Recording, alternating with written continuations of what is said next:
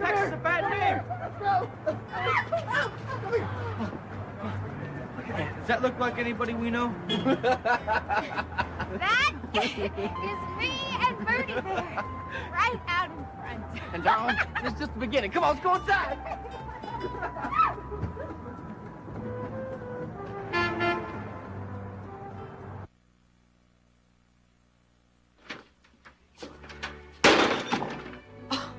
Sounds like you talked to old man Harper. Yeah, and a lot of good it did me. That greedy old man doesn't care. What happens to this land? Oh, Max. He had the nerve to tell me to my face that the prettiest sight in the whole world is an oil rig right out there in his front yard. He's rolling out the red carpet for World Oil Company. Well, he's got it right. It's his land. Harper knows there isn't a drop of oil in his land. If there was, he'd have been drilling years ago. Max, if there's no oil, all this commotion will be over with in no time at all. World Oil will pull out, and they'll take down their rig, so you don't have anything to worry about. Yeah, except for the fact that every morning when I walk out that front door, the first thing I'm going to see is an ugly rig ruining Max, the land. It's done. You have to accept it. For a little while, anyway. You can't control what Mr. Harper does with his land. Yeah, well, I'm going to try.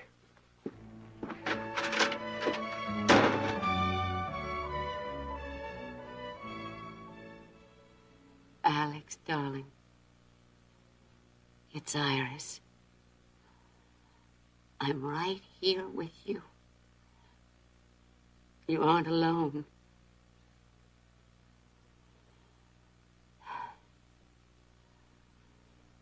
I love you, Alex.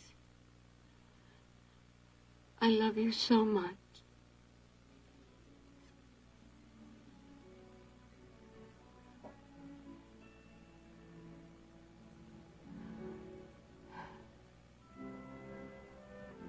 Please. Please, my darling. Don't die. I've lost Dennis. I can't lose you, too. I need you, Alex. I need you. Your tea. Thank you, Angie. How much longer will the doctors be with my husband? Dr. Douglas should be out shortly to talk to you. Here.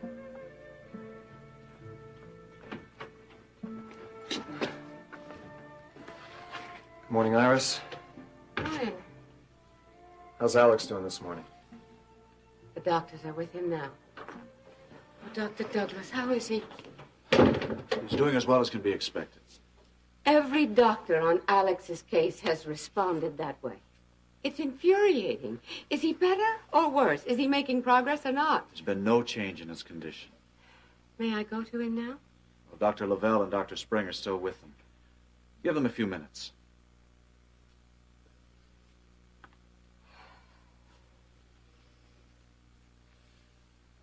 Listen, Doctor, I'm Mr. Wheeler's nephew, Ryan Connor. Oh, Mr. Connor? Did my uncle have a stroke? Yes, the arteriogram confirmed an embolism in the right middle cerebral artery. In other words, a blood clot broke loose, probably from the heart, lodged itself in a major artery in the brain. Is he conscious? No, not at the moment. What are his chances of recovery? It's early to tell. He's still in danger, but we're monitoring his condition very closely. Early this morning,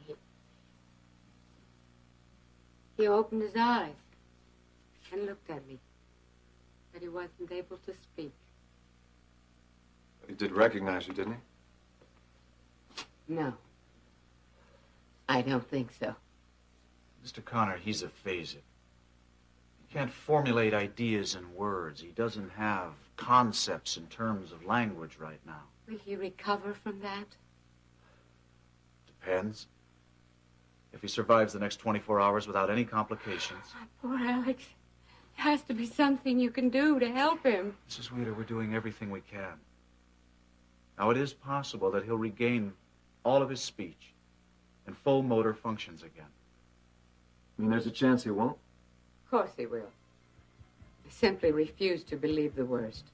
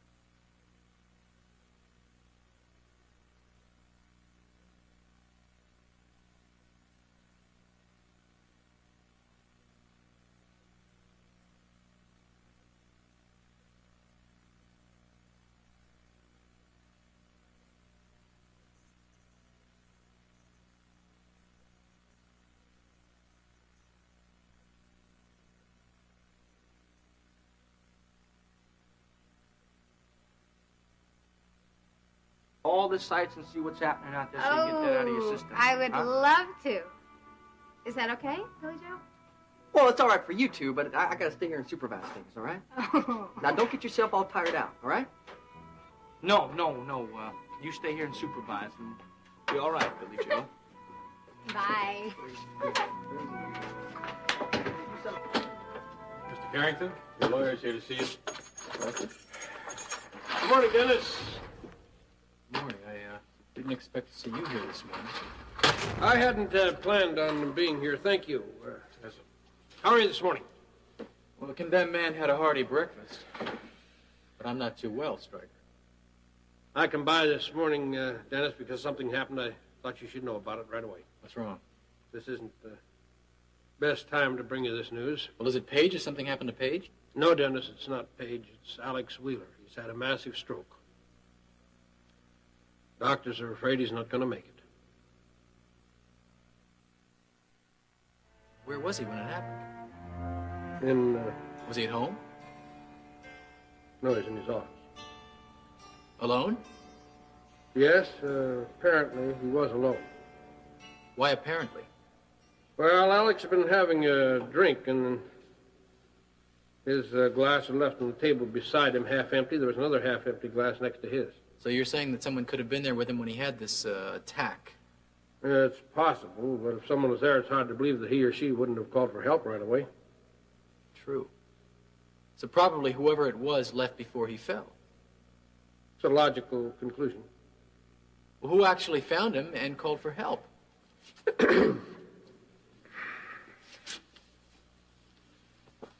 It was Paige. Paige. She'd been calling the Wheeler house all day, and Vivian told her that Alex wasn't home yet, so she thought he must still be at the office. So she went there to see. That must have been awful for her. Is she all right now? She's still upset. She's not alone, is she? No. Elliot went to see her, and I called her brother, Barrett. Oh, good. Thanks, Stryker. I just can't stand the thought of thinking of Paige alone at a time like this, that's all. Your mother seems to be bearing up under the strain quite well. Oh, is she with Alex now? Yes, has been all night. As a matter of fact, she's moved into a suite and is going to stay there with him all the time.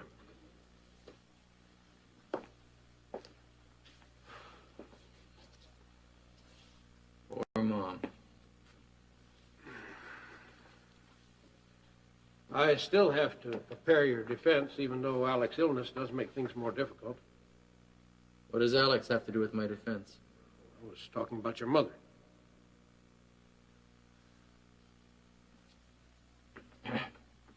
Mom. Alex's illness makes it more difficult to question her. Well, why do you have to question her at all? She's involved. She was being blackmailed by Shaw, and you drove to her house after you killed Shaw. Or so you said. That's true. I did. Well, I have to question her. Especially if she didn't call me or the police after you arrived at her home. Look, Stryker, she was trying to protect me. She's my mother. I know your mother very well. I also know she's going to be one of the most important witnesses in this case. I'll order some more tea. No, I don't really want it. Just something to do. Well, Dr. Douglas certainly didn't waste any time bringing in the top men in neurology now, did he?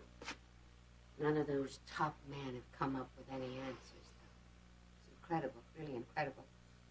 So's Alex. What? It's in her strength and fight. It's incredible. Look how well he pulled through the last time he was hospitalized. Everybody thought he wouldn't, but he did. It was a fantastic recovery. Alex hadn't fully recovered from that hospitalization, and you know it.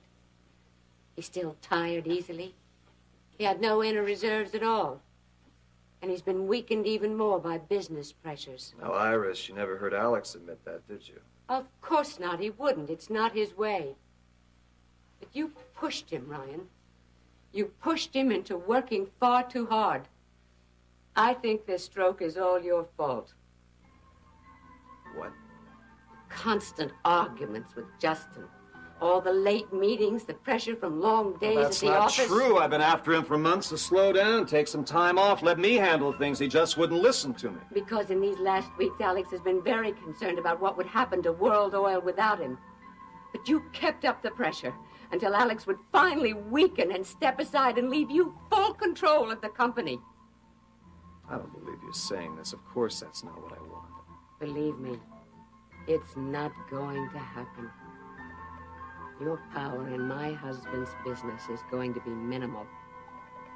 I intend to see to that personally. So, what do you want to do first, little lady? I want to do everything. Everything? Well, that makes it real. Let's see. Now, we're here at 5th Avenue. You know, we could go down there, or we could jump a cab and go down to the Battery and ride on the Staten Island ferry. I don't think I've ever been on a ferry. No, I haven't. I'm sure of it. Well, that's a definite possibility, then. Oh. What else? You decide, Jeb. You've been here before. I've never been to New York. Look, you lead. I'll follow. All right, I like that. Come on.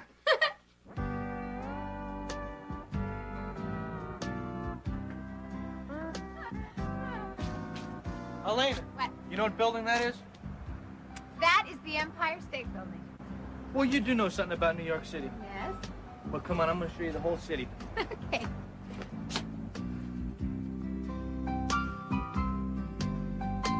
Oh, Jeb, Central Park is beautiful. Well, the next stop's the Empire State Building. And right up 5th Avenue, Rockefeller Center. What is that church across the street? Well, that's St. Patrick's Cathedral. And the arch at Washington Square. And you see all these students, they're all playing, you know, and stuff. Jeb, I have to catch my breath. No, we got one more stop after this one. This is the World Trade Center.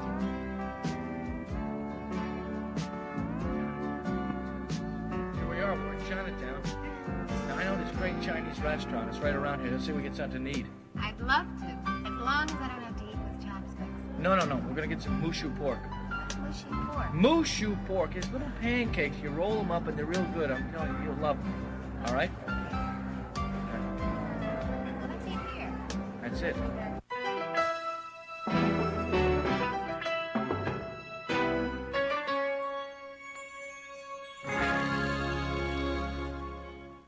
Listen, Vivian, come here. You've got to get a message through to my mom for me. Sure, what? And listen, I didn't tell the police or Stryker the whole truth about what happened the night Chris Shaw was murdered. No one knows that you and Mom came to Chris's place and dragged me out of there and took me home. I know you didn't tell. I read the papers, but what did you say to the police? Well, I told them that I drove my own car back there, Vivian, drunk as I was. I see. And you've got to make sure Mom doesn't contradict me. Why do you want anybody to know the truth? Because it doesn't make any sense having you and Mom involved in this. Don't you see? It was my problem to begin with. You should have never been involved. But if Mrs. Wheeler and I can help you... You can't. Now, Mom could even be tried as an accomplice to the crime. Don't you see, Vivian? Me too? That's right. Now, you've got to stop Mom before she talks to Stryker. And you've got to do it right away. Stryker said as soon as he was leaving here, he was going to the hospital. Oh, no. All right, now get to Mom before it's too late, all right?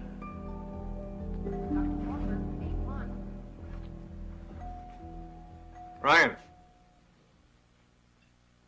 Hello, Justin. I expected you to be in with Iris. What are you doing out here? Alex is still critical. No one can see him except family. I came by to offer my assistance to Iris. She's in there with him now. However, I suggest you don't disturb her. Oh, I wouldn't dream of it. I'll wait for her in Alex's sitting room. Better still, why don't I just tell you drop by? That way you won't have to wait around. You're trying to get rid of me? I wouldn't put it that way. I know you've had a rough time of it, Ryan, but don't take it out on me. I'm not responsible for Alex's stroke. I'm just here to be of help. Well, thank you, Justin, but I don't need it. But you may, now that you're the new head of World Oil. And I'm here to tell you I'll be of any assistance that I can be. Oh, great, but I'm only in charge temporarily until Alex recovers. Yes, I realize that. But I'll tell you what, Justin. If you really do want to be of assistance, you could put a hold on that oil exploration project of yours, you know, the one out at the Harper Ranch. I'm sorry. I'm very sorry. That's too late. Bubba, is starting the geological survey this afternoon. No, it could wait until Alex recovers. I bet you old Bubba wouldn't mind postponing under the circumstances, right? I hope that by the time Alex recovers, that World Oil has discovered a new source of oil and is well into production. Under your supervision, right? Well, yes, I do have Alex's blessing, taking charge of this new department. And I hope that I can work very closely with you if you'll allow me. You do, huh? Oh, absolutely. Still, I intend to see that this project is developed my way. It's my baby. Now, if you can accept those facts, I think we'll get along just fine. Dr. Walker, 3-2. Excuse me. Dr. Walker,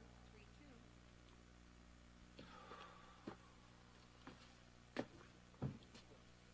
You're the only person who's seen Alex other than family. Thank you for letting me go in. I don't like leaving him long. I won't take much of your time, and I'm sorry to bother you at all at this time. Oh, you must know that I will do anything I can to help Dennis. Anything at all. I know that, Iris. What is it you want to know? I have to know every detail of what happened the night that Dennis says that he killed Chris Shaw. Dennis did not kill Chris Shaw. My son is not capable of such a thing. Iris, we're all capable of murder. I'm telling you, he didn't do it. It's another question altogether. Question? How can you act as Dennis's lawyer if you have any question at all about his innocence?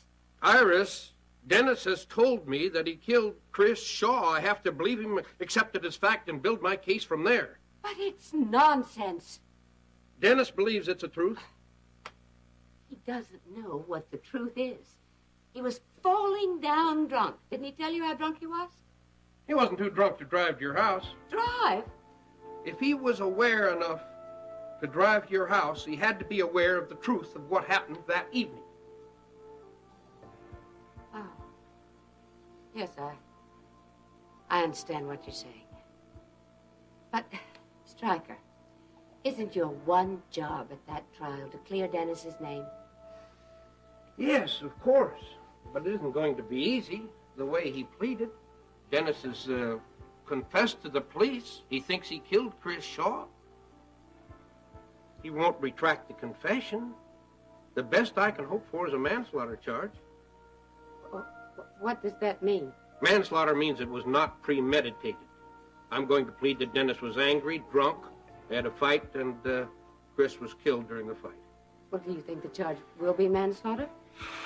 I don't know. The DA tells me he's going to go for a first-degree murder indictment. Hi, Max. Back so soon? Yeah, I wanted to come home early to say that I'm sorry for the way I was carrying on before about old man Harper. It's okay. Where you been? Out riding. I've been so upset about Alex and Iris and Dennis. I know, honey. Finally, I just had to get out of here, and I thought maybe a nice long ride might do me some good. Rena, when you decide that you want to go see Iris, I'll drive you into Gulf Coast, because I know what a close friend she's been to you and how worried you are about her. Thank you, Max. That's sweet. Are you finished work for the day? No. As a matter of fact, I haven't been able to get much of anything done. I was over at Barrett and Kate's talking about old man Harper. I'll bet Kate's all set to grab her shotgun and settle things with Mr. Harper like they used to do in the frontier days. Well, that's not exactly her style, but Barrett and I might get to thinking like that. What? Peace-loving man like you with a shotgun? Barrett, he told me that Elena went up to New York City to sing in some big, fancy country and western place. That's wonderful. Max, why don't we find out where she is, fly up there and hear her sing? Oh, I would love to be in New York with you. I don't think so, honey. I'll tell you what, though. As soon as she comes back to Houston, we'll go hear her sing at that coop place. And I'll take you to someplace fancy first for dinner. Do you mean that? Well, sure. Look, If my sister is determined to go after this singing career, least I can do is give her some family support. I'm so proud of you. I'm glad she's not alone up there, too. Billy Joe's with her. So's Jeb. Jeb? What do you know? Yeah, well, he's got more sense than the whole group put together. No telling what kind of trouble Billy Joe and Elaine would get into on their own in New York City.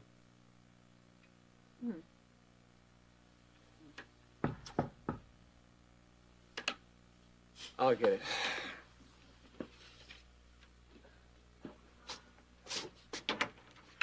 Hello, Max. Rena. Oh, come on in, Ryan. Thank you. What are you doing way out here? If you're here on World Oil business, you can just go right back out the door you came in now. So look, this is my room. What do you think? Well, it's bigger than mine. Oh, boy, just like a woman, they're always complaining.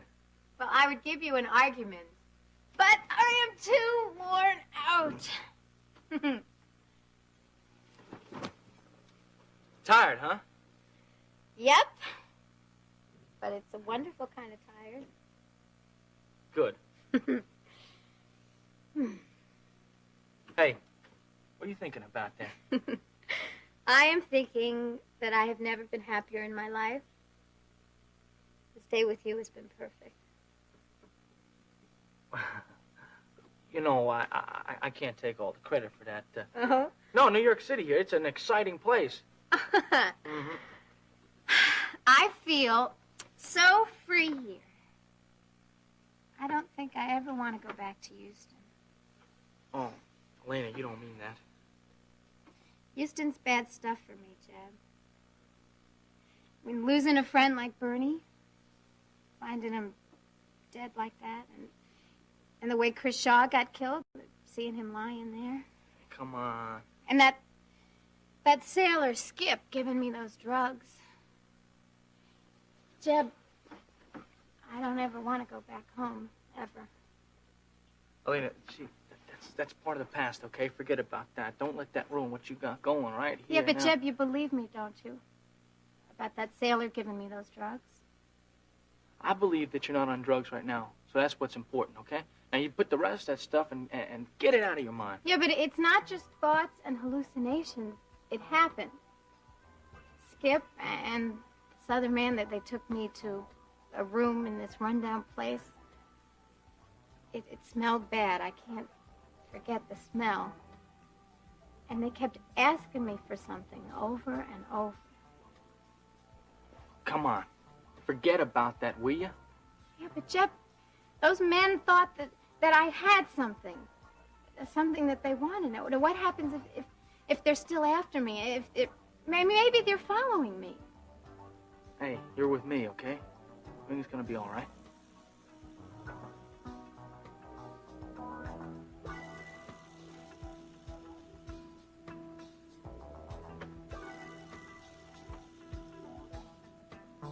We shouldn't even be talking about sentencing, because Dennis should not be charged with anything, let alone first-degree murder. Huh? Why on earth would the DA even consider first-degree murder? Because evidence had been tampered with at the scene of the crime. What? Now, the charge would have most certainly been manslaughter, except for the fact that Dennis wiped his fingerprints off the paperweight that was used to kill Chris Shaw. I don't understand. That's the reason the DA is going for a first-degree murder charge, because Dennis tried to conceal the evidence.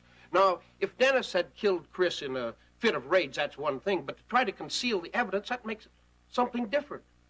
It looks like the murder's premeditated.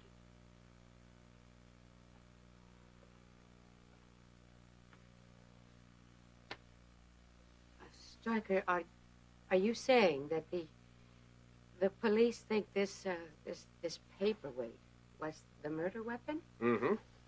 How can they know that for sure? Well, for one thing, it was beside the body, but the most convincing thing, there wasn't any prints on it. An object like that would have prints all over it. It'd been wiped clean. I see. What, something wrong? No. Do you feel up to answering a few questions? Yeah. I have to know everything Dennis said or did the night he came to your house. Because he's drunk, Dennis's descriptions are rather vague. I'll try. Mrs. Wheeler, we just saw Dennis. Hi, Vivian, you were saying something about Dennis? Listen, Max, I'm as much against oil drilling out here as you are. But don't confuse me with Justin Marshall just because we're both with World Oil, okay? If you're so concerned about drilling out here, how did Justin and Bubba Wadsworth get the go-ahead? That was directly from Alex. This is Justin's project with Alex. That's why. Listen, you could stop this whole thing right now, couldn't you? I mean, you're the head of World Oil since Alex got ill. Max. Yes, I am, temporarily. But I'm not going to reverse any decision that Alex has already approved. The whole project's a fake. Everyone out here knows there's not a drop of oil on Harper's place. Now, Justin, he just figures that if he can get some oil rigs set up on Harper's land, that I'll just give in and agree to set some rigs up on my place. But I'm not going to do it. Now, the whole thing is a con, can't you see? And it's got to be stopped. Look, Alex is a tough man to con. But if you have some real proof that Justin's faking, then take it to Alex just as soon as he recovers. I can't wait for that. I'll take care of myself. Now, if you excuse me, I got some work to do. I'm sorry. Max is like a different man when it comes to the oil business. No, no need to apologize. I understand how he feels about the land. If you want to talk to him some other time, maybe I No, can... I didn't come here to see Max. I came to talk to you about Ginny. Vivian, you were saying something about having seen Dennis? Mr. Bellman was just asking me, Vivian, to tell him everything that happened the night that Chris Shaw was murdered. When Dennis drove over to the house. Oh. Of course, Vivian really doesn't know much. You see, she was asleep when Dennis arrived. You're awake. Yes, I don't sleep well when Alex isn't home, and he was in Dallas that night. Well, Vivian, you didn't see Dennis at all that night? Well, of course she saw him. The minute he arrived, I woke Vivian and asked her to make some strong coffee. He was very drunk, you know. He certainly was. You, remember anything you said about where he'd been, anything at all? He muttered a lot. Yes. I didn't understand anything he said. I didn't either. Did he say anything about Chris Shaw? Yes. But it wasn't until the next morning that I found out what he'd been saying was true, that Chris Shaw had been murdered by somebody. By somebody? Or did he say that he had murdered Chris Shaw? Dennis is absolutely not the person who killed Chris Shaw. Who do you think did kill Chris Shaw, Iris, if you're so convinced that Dennis didn't? That seems perfectly obvious to me. Who had the most to gain from his death? Paige Marshall, of course. Jeb's going to New York for a few days with Elena. Yes, I know that. He asked me to keep an eye on Ginny, but I can't do that without making things worse, so I was wondering if you could do it for me. I don't understand why Jeb is so worried. Ginny and Barrett seem to be getting along just fine now. Jeb thinks that Barrett's unstable. I know his mood swings. I've seen how it's affected Steve and Ginny as well, but I thought that was over now. Ryan, there's something more to this, and you're not sure you ought to tell me. That's right, there is. Look, whatever you tell me, I'll keep confidential. I won't even mention it to Max if you don't want me to, but I'd like to help. Okay, Jeb doesn't think that Barrett really went on that cattle buying trip. Where does Jeb think he went? He thinks that Barrett was right here on the ranch waiting to catch me and Ginny together, that's what. I know that Barrett followed Ginny into town and saw the two of you together at the top of the world. That's right, look, Jeb's done some checking. He found out that Barrett really didn't stay at that motel that he told Kate about. Of course not. Kate had the wrong name of the motel. Did she? Or did Barrett deliberately give her the wrong name so that she couldn't call him? Brian, don't you think that if Barrett was here when Ginny was locked up in the cellar, that he would have joined the people in searching for her? Everyone on the ranch was looking for her, so what could Barrett do? I mean, if he stayed here, everybody would have known that he was spying on her. Do you and Jeb feel that Ginny is in danger? It's hard for me to believe that Barrett would ever hurt Ginny, no matter how jealous he is. But you see, the problem is he just loves Ginny too much. He's afraid he's going to lose her. He really does need professional help, doesn't he? That's right, but Ginny's tried to convince him to see someone. He just won't. Yeah, I know that. Look, Rena, could you keep an eye on her for me and not tell anybody? Of course. Thanks. Will you call me and let me know how things are going? Yes, I will. I'll keep in touch. Page Marsh. It seems so obvious. Vivian, do sit down, please. Paige had the film hidden. The police even caught her trying to sneak it out of her suite at World Oil. Now, what more proof do they need that she's the murderer? Harris, they arrested Page for exactly the evidence you just mentioned, but they can't hold Page for a crime that Dennis has already confessed to. But that's why he confessed. Can't anyone see that? Dennis is sacrificing himself for that woman. Perhaps, Harris. Do you think it's possible that Dennis didn't even go to Shaw's office that night? Or do you think that he arrived at the office and found Page and Shaw? Or do you think that he was there when Page walked into the office? I don't know. All I know is that my son is not capable of murdering anyone. Even while drunk, angry, by accident? Under no circumstances. Vivian, you anything to add about what happened that night? Well, I told you everything, Stryker. The question is for Vivian. No, I don't have anything else to add about what happened that night. I see. Anyone would think you didn't believe us. Frankly, Iris, I don't. But why? I mean, surely you know I would not hold back any evidence that might help Dennis. I don't believe you would, but all my years as a lawyer tell me that I'm not being told the whole story and that something's being kept from me.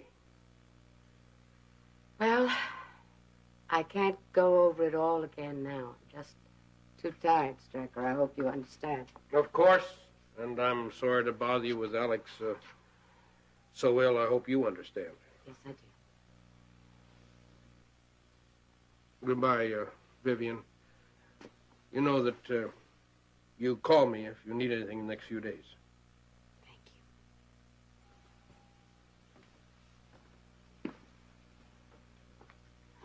you. What are we going to do? I have no idea. I don't even know what's going on.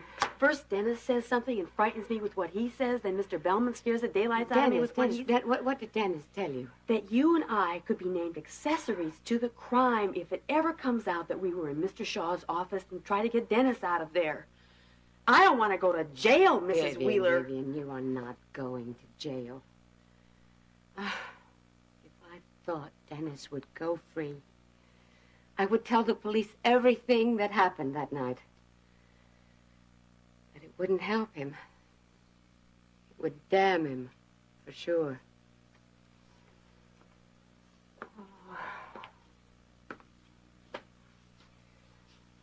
Why couldn't I have let well enough alone that night?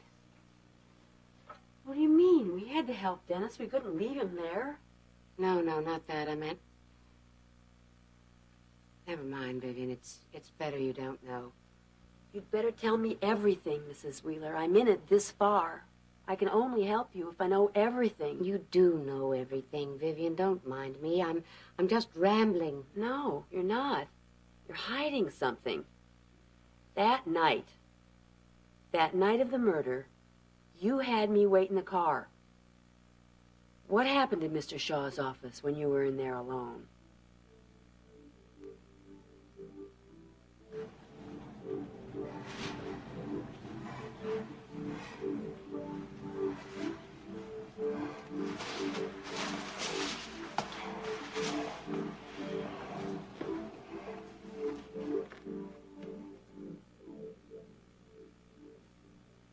I can't tell you, Vivian. But why? If it would help Dennis? It wouldn't help him. Believe me. It wouldn't help him.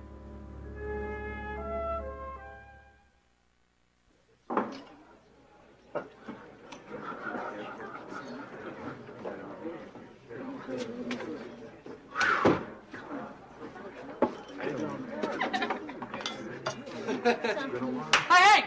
Hank there, buddy. Everything's just fine there, buddy. Gonna be just fine, okay? Thank you. Woo! Hey, Jeb, where are you? Jeb!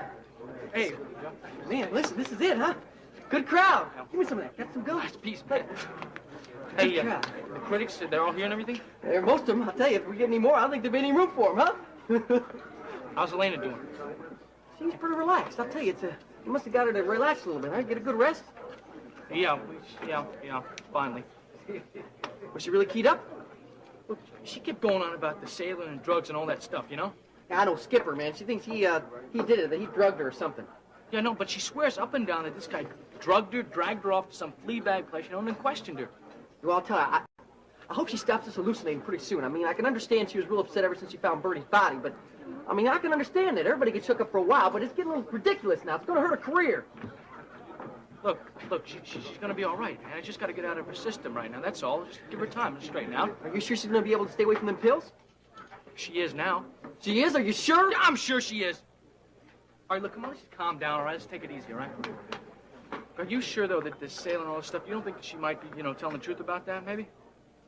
No, Bobby says she met this guy, and he's real nice. No. No. Did you see the guy? I would like to see what the guy looks like. Did you see him? No, Benita saw him once. She said he looked all right. He was just real anxious to date Elena. As a matter of fact, Benita saw him once over at Elena's apartment. Said he was just hanging around there. Guess he must be a real lonely guy. Hey, it must be. Hey, here she comes now. Woo! Darling! There she is! Woo! Come on, darling! Come on! Yeah! Woo! That's it, darling! Woo! All right.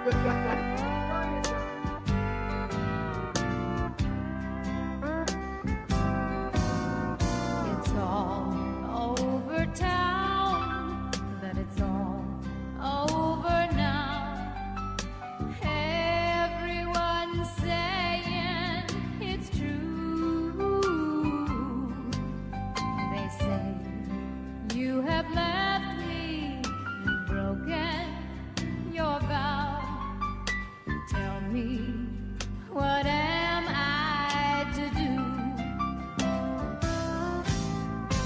Right from the start, you took my heart. All of the love I could give. Why should it be you turned on me and took all my reason to live? It's all over town, but it's all over now. Everyone's saying it's true. They say you have left me and broken your vow. Oh, tell me, what am I to do?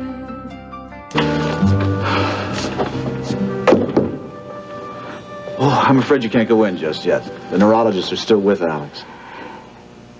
Hey, why don't you try to eat something? Oh, I'm not hungry. Did you get any sleep last night? Off and on.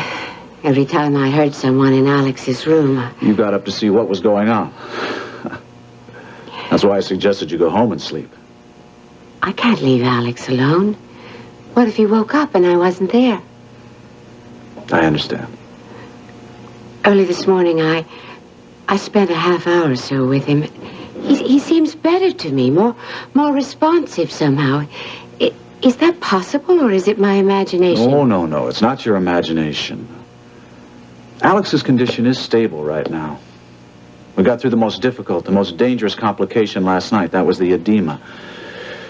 If the tissues in his body had become built up with excess fluid, well, to tell you the truth, I don't know if he'd look as good as he does right now.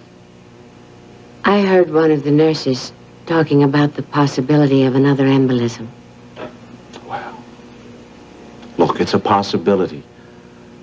But complications are always possible. But if it happens, he'll die, won't he? Good morning. Hi, Rena. I thought for sure you'd be up at the Harper place, supervising the geological survey. Gee, that's a pretty suit. Is it new? I understand that you've become quite a champion of the oil industry. Now, why would you do that?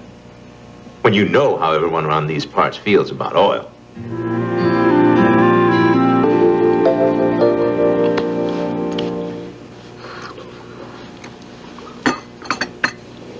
Hey, honey, what's the matter here? I mean, you haven't even eaten a thing on that plate. You know, we still got to pay for this even if you don't eat it. Well, here, then you eat it, Billy Joe. I'm too nervous to eat. I wish Jeb would get back here with the newspapers. Well, he's just left a few minutes ago. I mean, he hasn't even had time to get out of the elevator yet. What happens if they hated me, Billy Joe? What if they think I was terrible? I can't go back to Houston if I fall on my face here. Darling, get those ideas out of your head, all right? That's just negative thinking. Ain't you know about that? Well, sure. I mean, you're just doing a number on yourself, so just cool it, huh? Well, wait a minute. How can I when my whole future, and yours too, depends on the outcome of these reviews? Now, don't go getting dramatic on me now, and you didn't fall flat on your face either. You heard the way everybody was clapping and hollering for you when you were through? And as far as I know, you were the only one up there except maybe the band. Yeah, but most of that cheering came from you and Jeb. But it wasn't only a...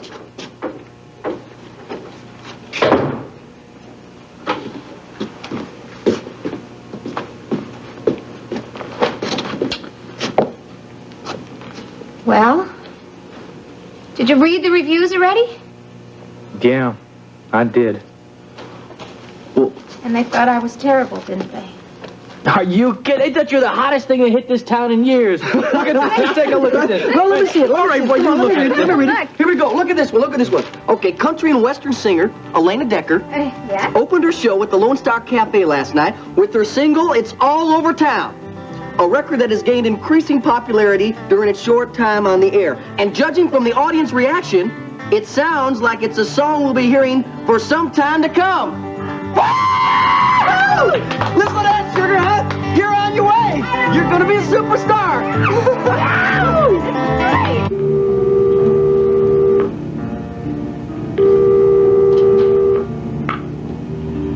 Hello? Pete, it's Joe. Where are you? New York City, where I'm supposed to be. I expected you to call last night. Where were you? I was occupied, taking care of our business. Have you forgotten? Is everything going on okay? Yeah, fine. Decker girl doesn't know you're there, does she? What do you think, I'm stupid? Of course she doesn't. Look, everything's set. Gonna make my... Look at this one here. Here's another one right here. The sweet and clear voice of country and western singer Elena Decker at the Lone Star Cafe should be heard by all. Her single, It's All Over Town, will be burning up the charts and soon, if last night was any indication. I don't believe it. I told you, superstar. I told you, didn't I? I gotta get going here. We're going where? Where are you going? Going? I gotta go take these roaring reviews here to the booking agents, and, well, somebody's gotta do it, huh? They gotta see some of this stuff. Wait, not to Mr. Schwartz, I hope. Oh, sure, darling. Mr. Schwartz and every other booking agent in the whole business is going to come crawling to your door now. Now, you just rest here, and I'll see you later on at the Lone Star, okay? Okay. Oh, and don't forget to check later on at the hotel and see if I left you any messages, because you never know how these agents are, you know? I mean, they just might call you up clear out of the skies right away, you know? You mean I won't have to wait 4 hours like I had to last time? No. As a matter of fact, it might be better if we set up a special appointment, you know? Because that's the way you kind of look more important. Oh. No, like one of them superstars. A superstar, that's right, that's right. Listen, I'll see you later, okay? Woo! I tell you, Lena, we're gonna do it. We're gonna do it.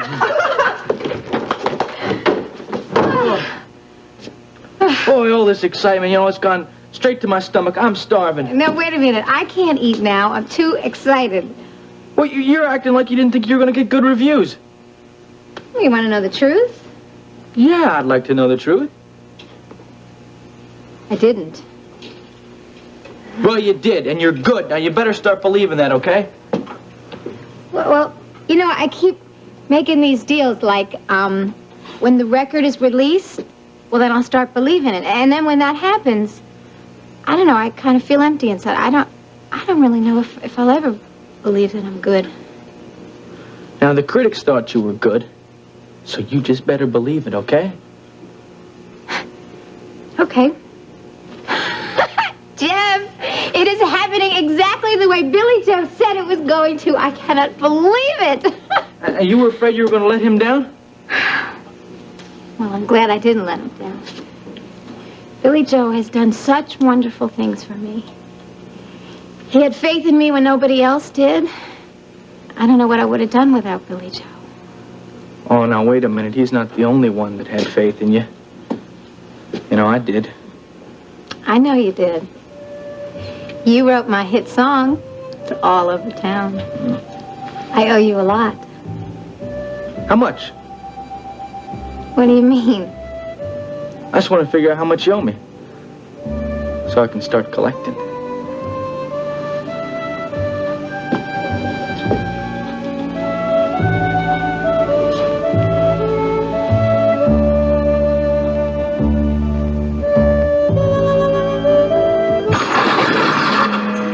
Hello, Paige. How you feeling? Fine. Stryker came by earlier. He told me about Alex. I'm sorry. It must have been very upsetting for you. I just felt so helpless, Dennis. Stupid, really. I couldn't remember the first thing that I'd learned in first aid. After I'd called the ambulance, I just sat there staring at him, remembering all the wonderful things he's done for me, allowing me to stay in the suite at the top of the world building since we've been having troubles. Yeah. Must have been awful. I know it isn't my place to tell you this, Dennis, but I really think that you should reconsider your feelings about Alex. Paige, I don't dislike Alex. You seem to. I never did, really. I mean, that was Mom, mostly. She kept insisting that I accept his offer to be an assistant at World Oil. I know, I remember. And because he married my mother, he just felt that I should act like his son. Mom didn't help. She kept encouraging him. Mom's always in there trying. You know, the trouble with Mom is she doesn't realize she's her own worst enemy. Just won't accept it. Dennis, I have to ask you a question. Sure? What is it?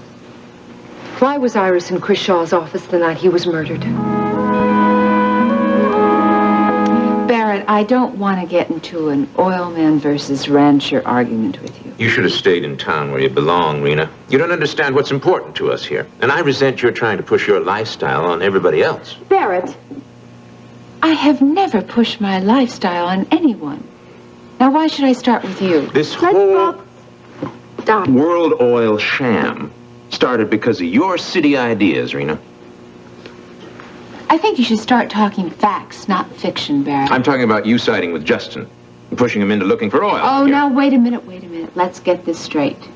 Justin came to me, and it was his idea about drilling for oil, not mine. All I agreed to do was talk to Max. You tried to sweet-talk Max into going into the oil business, didn't you? Barrett, that is none of our business. When their property borders mine, it's my business, yes. You can stop worrying, Barrett.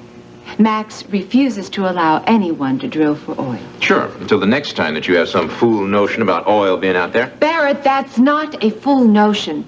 The survey that Mike Marshall did indicates there are several wells of oil out there.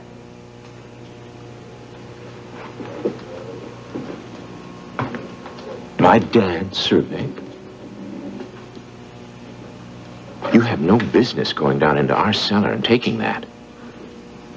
Barrett, Rena's not the one I took that survey because I wanted to show it to Max.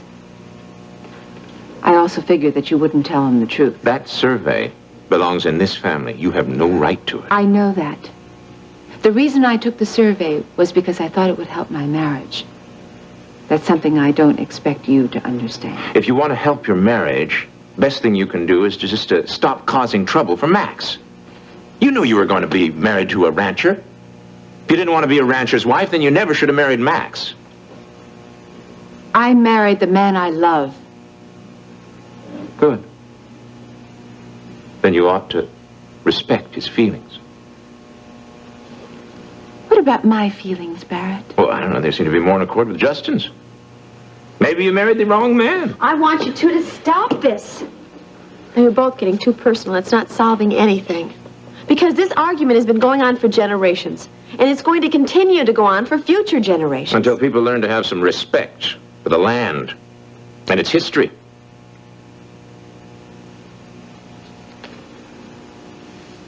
I'm sorry, Jenny.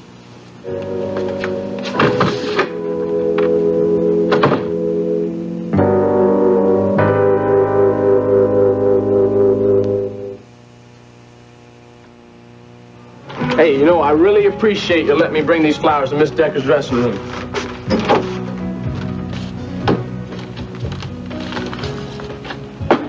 Say, you got pencil and paper I could write a little note on? Sure. Thank you.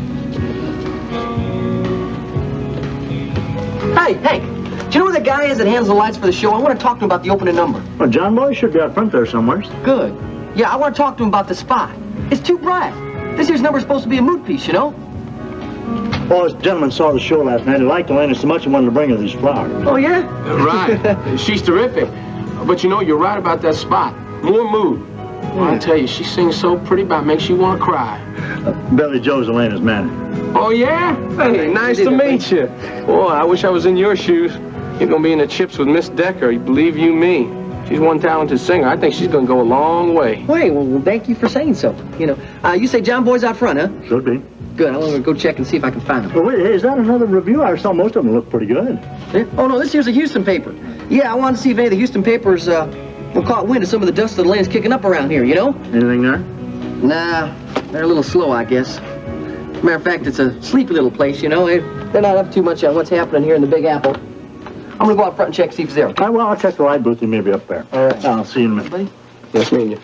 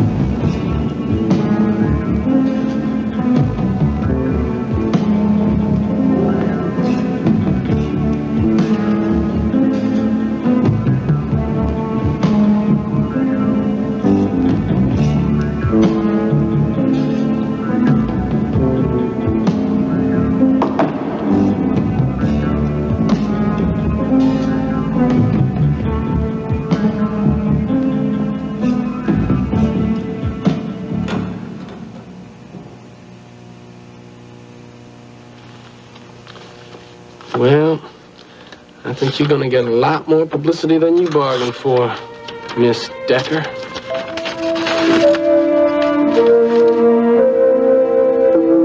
Why do you say that, Paige? What makes you think that Mom was in Chris Shaw's office the night he was murdered? Because I saw her driving out of the parking lot, Dennis. And I saw you slumped in the front seat next to her. Well, why didn't you tell me that before? Couldn't. Even when you were arrested? You could have cleared your name right away. You don't seem to understand, Dennis. What's that? I love you. Enough to go to jail for me? Why not? That's what the papers think that you're doing for me. Anyway, there was no point in clearing my own name if I knew that you were going to be arrested. I just couldn't do that. You couldn't? No. But you haven't answered my question. Why was Iris there? Paige, why are you asking me this now? Because I want to know what Iris is trying to cover up. Rena, I'm so glad to see you. Oh, darling. I'm so glad to see you. You know, you're very fortunate to have Evan on the case. Kevin always thought that he was one of the best. Yes, I know how fortunate I am. And Alex, too. Evan's been wonderful to us. How are you doing? I'll be all right. Look, if you ladies will excuse me, I've got to get back on my rounds. I'll stop by later, all right? Thank you. Bye, Evan. Can I get you some coffee or tea? No. Let's just sit and talk for a minute. Iris. Darling, there's something I want to talk to you about, and I'm sure you're not going to want to hear it. What is it? The Chris Shaw murder case. You know, of course I don't want to discuss that. I'm too worried about Alex. I certainly understand how you feel about Alex, but I also think that you're covering up something. And I just want to know about it. Are you, Rena? You know that Daddy figured out that I was helping you with the blackmail money. When he asked me about it, I couldn't deny it. I understand. Did you ever pay Chris Shaw any money? No. Where's the film? What happened to it? The police have it. It's funny, it wasn't in the papers. I would think that that would make headlines. The DA took custody of it. He suppressed the evidence. How did Dennis find out about the film? Rita, will you stop interrogating me? You're beginning to sound like your father. I know you're on edge. Well, is it any wonder? My son is in jail for murder, and my husband's had a stroke. How would you feel? I know, honey. I'm sorry. I just want to help you. I know. So, how did Dennis find out? Well, what does it matter? He found out, that's all. And he went to confront Chris Shaw and killed him. Dennis did not kill that man. He confessed to the police. I don't care what he told them. He was drunk and he fought with the man. That's all. I mean, he thinks that because he was in the office, he must have killed him. Why did the police arrest Paige? Because she had the film in her possession. Did Dennis give it to her? No. She went to Chris's office and took it. So then you think that Paige killed Chris Shaw and not Dennis? Yes. I don't hear much conviction in your voice, Iris. You know, I'm tired. Iris, you agree to Chris Shaw's blackmailing because you were trying to protect Dennis. That turned out to be a big mistake. If you're holding anything back now, you've got to tell Stryker before it's too late.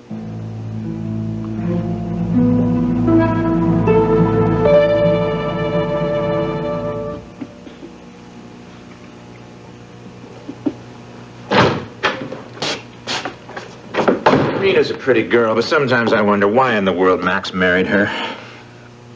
Max loves Rena. As simple as that. I remember Rena being headstrong when she was younger. I thought as she got older, maybe she'd start learning about compromise. I think Rena has compromised a lot. I haven't seen much evidence of it. All right. How did you know that geological survey was in the cellar with your father's papers? I don't remember mentioning it to you.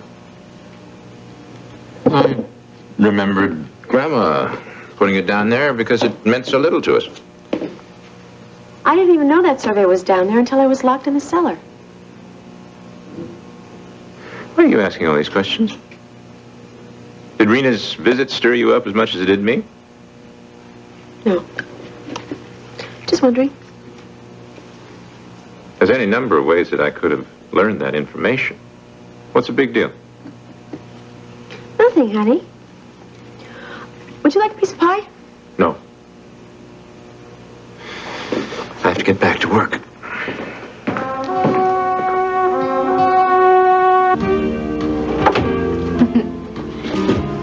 Hey, aren't we here kind of early? Well, I like to rest in my dressing room for a few hours before going on. Get yourself into the feeling, vibrations and everything, huh? Sort of. Hey, looks like you got yourself an admirer. Well, these aren't from you? Oh, they would have been. They really would have been, except, you know, I was out chasing down reviews of this hotshot singer that just blew into town. Oh. Well, maybe they're from Billy Joe. Maybe. Wait, there's a note. From an admirer to Elena Decker, who holds the key to success. See there? Got an admirer.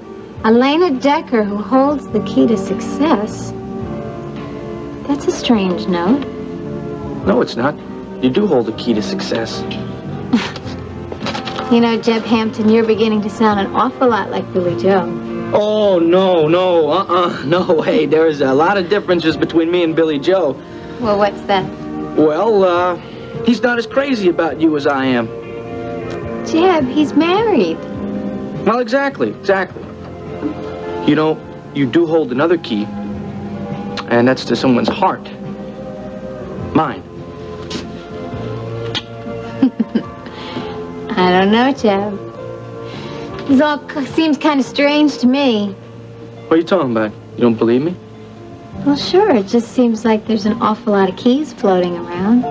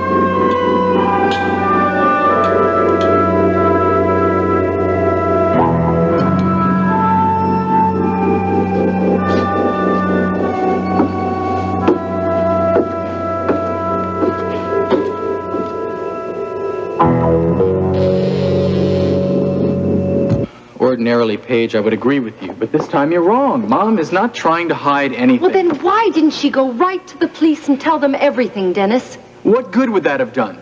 It would only have dragged Mom and Vivian into this thing, and this is complicated enough mess as it is. Why are you protecting Iris? Because this is a criminal case. Mom and Vivian could be dragged into this as accessories to the crime, and I don't want that. What would be the point, Paige? I'm going to prison as it is. It wouldn't make sense. Dennis, I have to know what happened that night.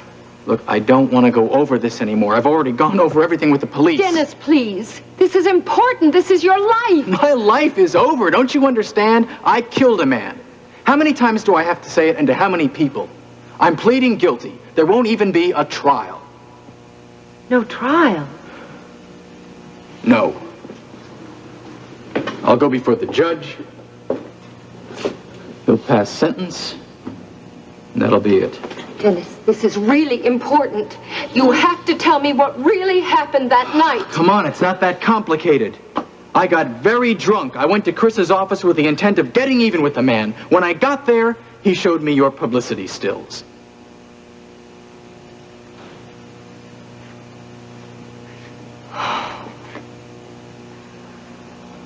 Oh, the things he must have said to you. Oh, my God, what you must have felt. What did you expect? And then he showed me where he was keeping the film in his safe. We fought, and I killed the man. Do you remember killing him? Paige? Do you? When Mom got there, there was just Chris and me. We were the only two there. What does that prove, Dennis? You remember seeing the film, you remember seeing the stills, but you don't remember actually killing Chris. Don't you see? When Mom got there, there was just Chris and me. I must have killed him. Don't you understand, Look, Dennis? Paige, what you're doing is very valiant. But it doesn't take an Einstein to figure out that I killed Chris. If you remembered anything of the murder, then I would... Look, will you just forget it, please? Do you remember what you said to me, darling? Please heed your own advice. Don't keep anything from the police, please.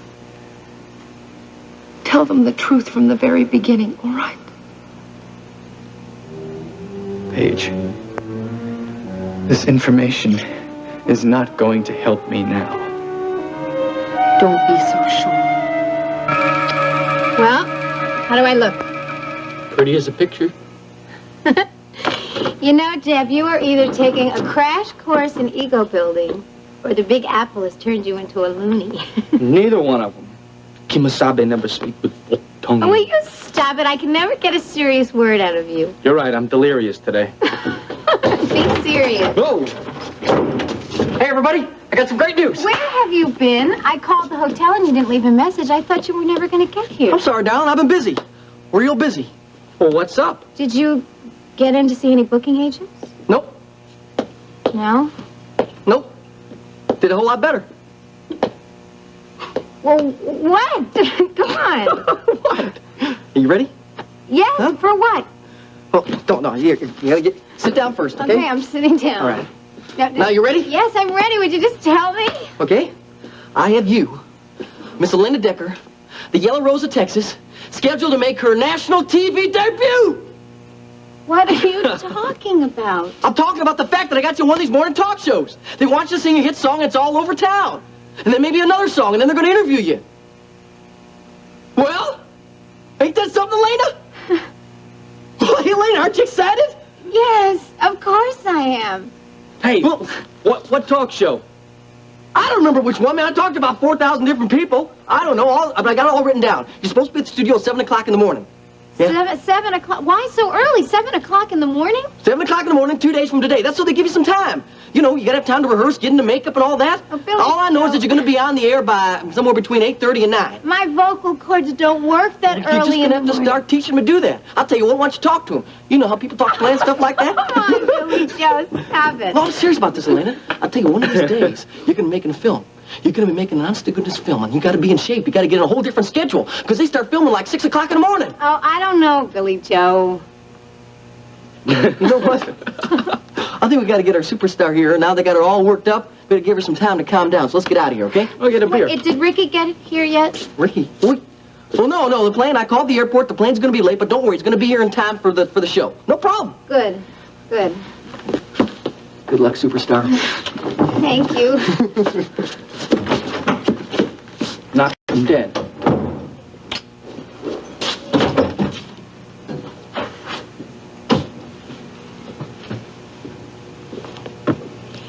Did you hear that, Bernie Bear? I am going to be on national television. I'm going to be a superstar.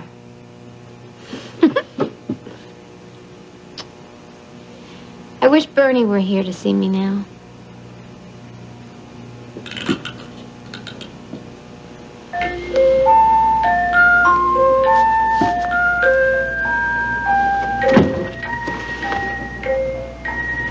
Skip. Hi, Elena. Surprised to see me?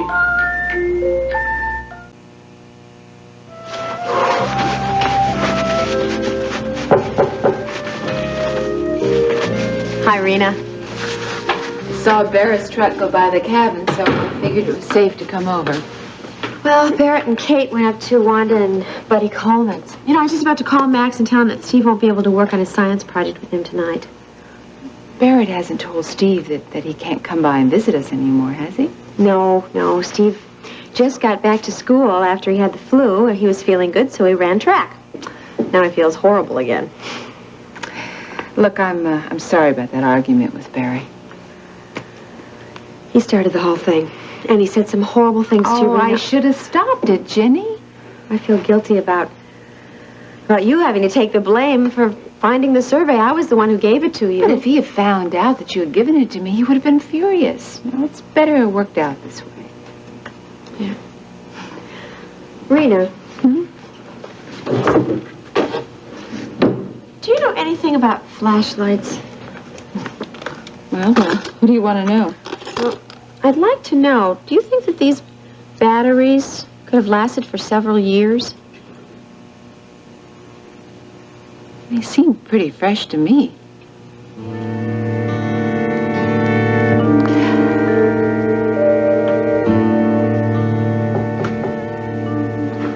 Come in.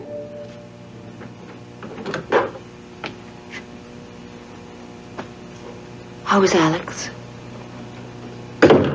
Dr. Douglas is with him now. He's consulting with several attending neurologists. Is he conscious? No, he isn't. Well, I've been praying for him, Iris.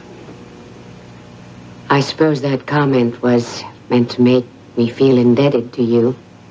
What do you mean? I mean, I suppose I should thank you for having found Alex in time.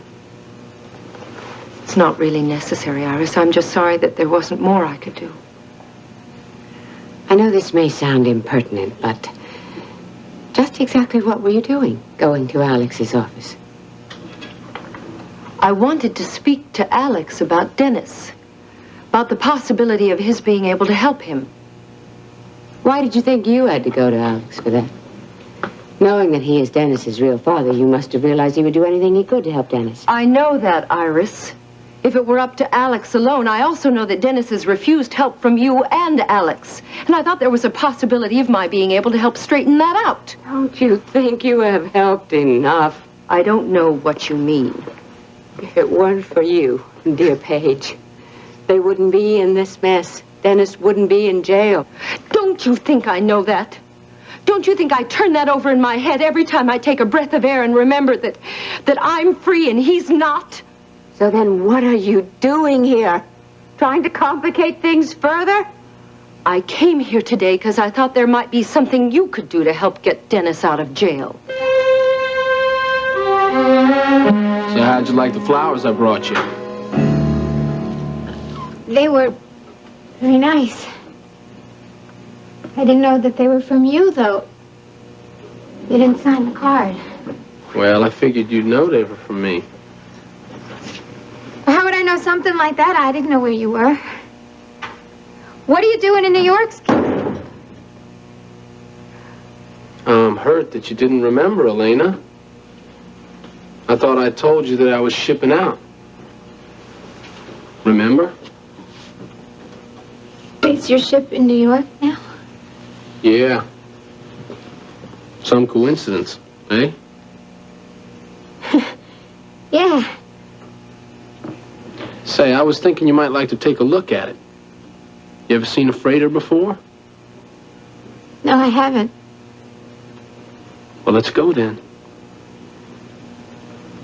No, I can't go now. I have to do a show in a little while. It's really not a good time. Maybe we could go tomorrow. We would have more time to spend in it. We're going now, Elena. Jenny, why are you so interested in that flashlight? Oh, I just wanted to check out the batteries, make sure they were working. Well, they seem fine. Okay, thanks. What's happening between you and Barrett? Well, when Steve had the flu, it seemed that Barrett and Steve grew closer. But what about you and Barrett?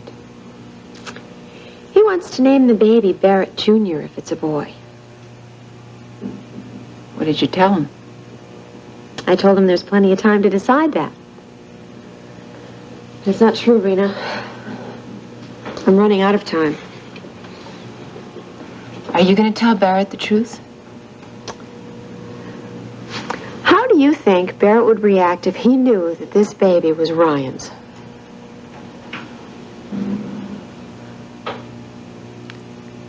Don't tell him, Ginny. I know you were in Chris Shaw's office the night he was murdered, Iris. I don't know what you're talking about. No point in playing innocent with me. I saw you driving out of the parking lot. If this is your idea of a joke, let me remind you that Alex is lying in that room near death. Let me see. It was raining, and I wasn't in the best of emotional states. But it's difficult to miss that white car of yours, especially with Dennis slumped over in the front seat. And just what do you intend to do with this information? That depends on you, Iris. Oh, let me warn you, Paige. Not to play your cards too quickly. Dennis told me that he was unconscious when you arrived. And? And I don't believe that Dennis is capable of killing any man, no matter what kind of state he was in. But you think I am, is that it? Yes. Yes, I do. I think you killed Chris Shaw, and Dennis is covering for you. That's preposterous. The most preposterous accusation I have ever heard. Is it? Well, you didn't think it was preposterous when the police thought that I'd killed Chris. And you certainly had as much or more to gain by Chris's death as I did. And you're very ruthless, Iris. I don't know what you think you have to gain from All this. I want to gain is seeing Dennis set free. Well, if you want Dennis set free, you will not mention what you have just said to anyone, particularly the police. Oh, you can drop the bullying act, Iris. It won't work. You don't know the whole story, Paige. Well, then why don't you tell it to me? That's why I came here. I can't. Well, then maybe the police can convince you, Iris. I'm sure that they'll be very interested in this information. I'm telling you, Paige. If you want Dennis set free, you will not repeat what you have just said to anyone. I can't leave now. I've got a show to do tonight. I don't see you got any choice. Someone will see me when we leave. Yeah, I know. That's why you got to be extra cooperative, so you don't get hurt in the shuffle, so to speak. I'm not dressed. Get dressed. I can't just get dressed in front of you like that. Never let it be said that I'm not a gentleman. Now go ahead and get dressed.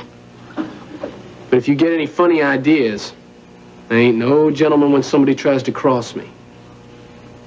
Yeah.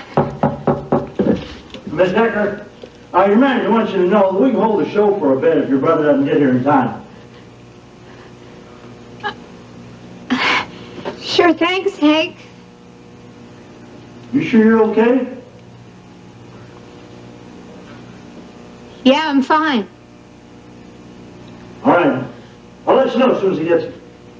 Thanks, Hank. That's a good girl. Now finish getting dressed.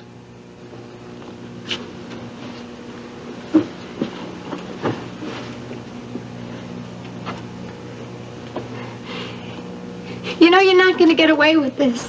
Well, we're just gonna have to see about that now, ain't we? I remember what you and that man did to me. Oh?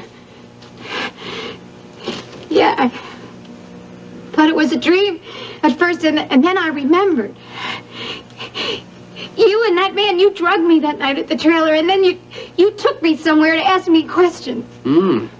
I'm surprised you remembered all that. Yeah, well, I have a good memory, you know, kind of photographic. I was always winning spelling bees in grade school and stuff. Terrific. Hey, if you're stalling until that creep brother of yours gets here, forget it. He's not a creep. He's an ex-cop. Yeah, like I said, the guy's a creep. I'm not stalling. I'm trying to put on my bracelet, that's all. Well, forget about it. Where we're going, you won't need no jewelry.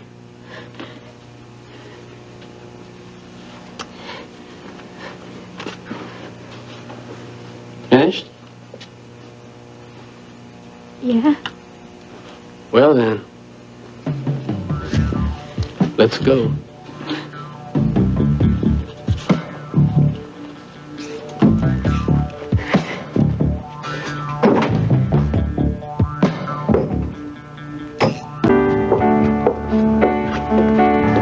Well, I tell you, I sure hope Ricky gets here soon. You know, I can't hold the show forever. Oh, well, you know, he's probably at the airport now. He's probably got, his bag's probably got goofed up, you know? I hope so. Don't worry, he'll be here. I hope so. Here, Billy Joe. You know, I'll tell you, it's very important for Elena that he is here tonight. Yeah, it's more important that I don't keep these people waiting like a couple hours. You know, it's one sure way of losing an audience.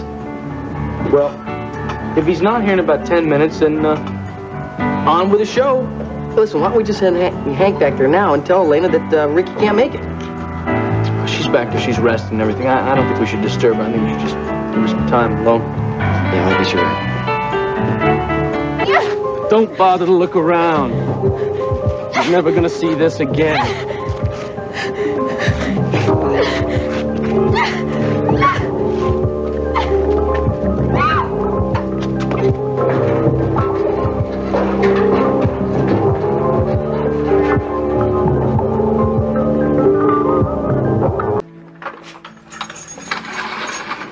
5 minutes.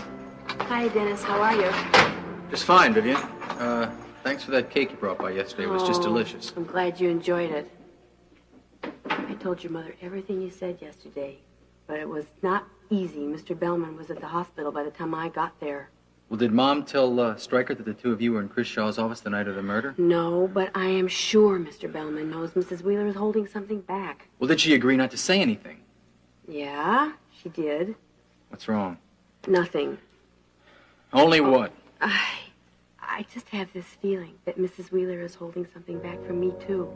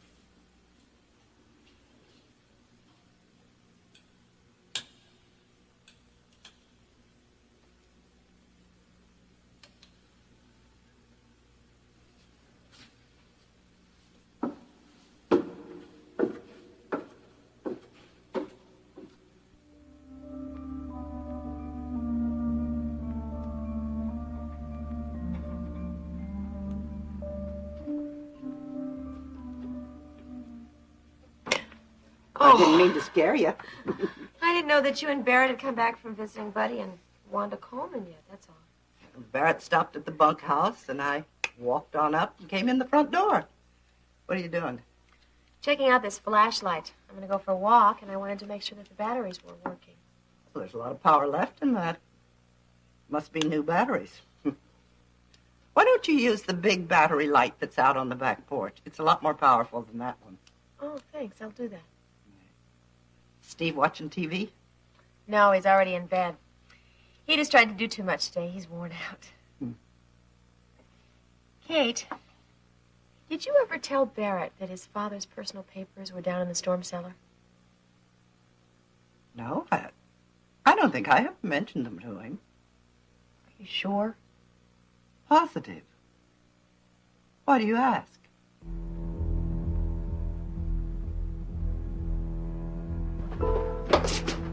Elaine didn't tell me she was going outside. Didn't say anything to me She's either. taking off. But this don't make any sense. Where could she have gone? I'll check with the guys in the band. Maybe one of them seen it. Come back as soon as you find out anything, okay? Billy Joe, calm down, okay? Now, she's probably just out getting some air. You know how jumpy she gets before a show. Jeb, she hasn't been jumpy since she came to New York. In fact, she's been feeling great. Where could she go? Don't bother to look around. You're never gonna see this again.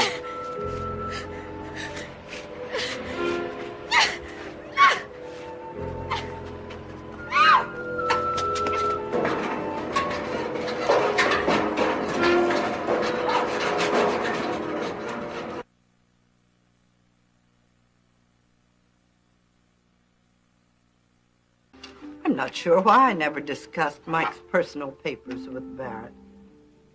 I guess perhaps it was because I wasn't sure how he'd be affected by it.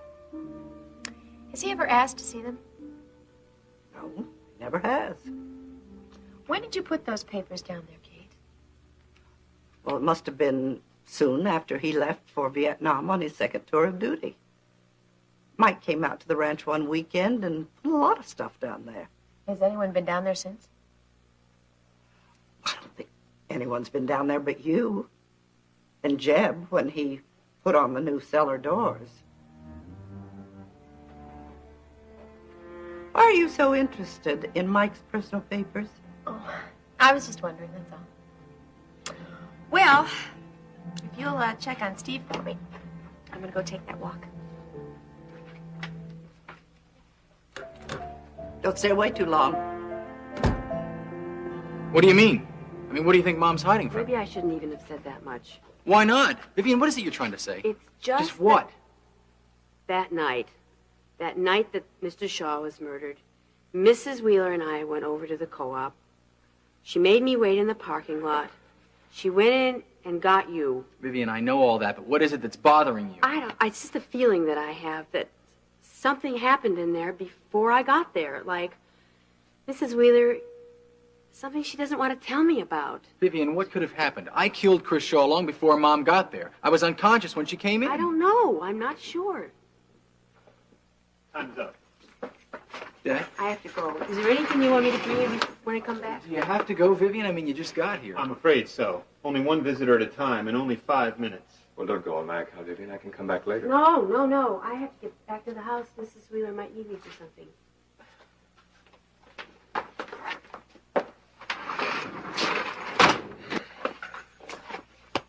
It's good to see you, son. Vivian certainly seemed jumpy.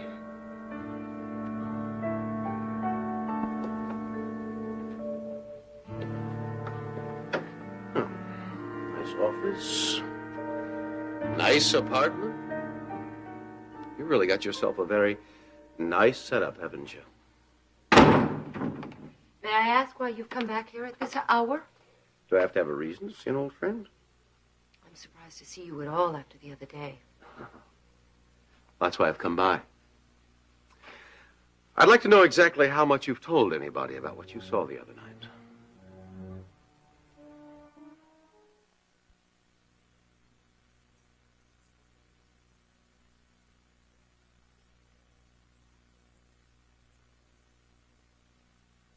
I did.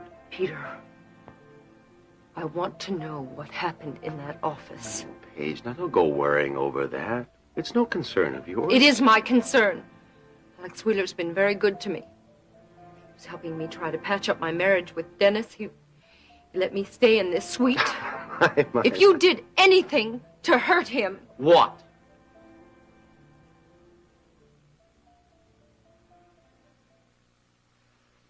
That sounded like a threat, Paige. You don't want to threaten me after everything we've shared, do you?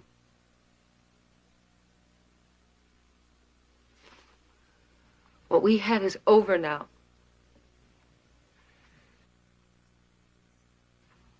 After what you did to me, you must be joking. You're very pretty when you're upset. You always were. The only feeling I have for you now, Peter, is loathing. I think I could change that.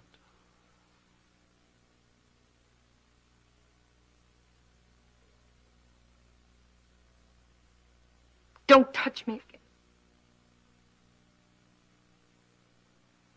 Or what?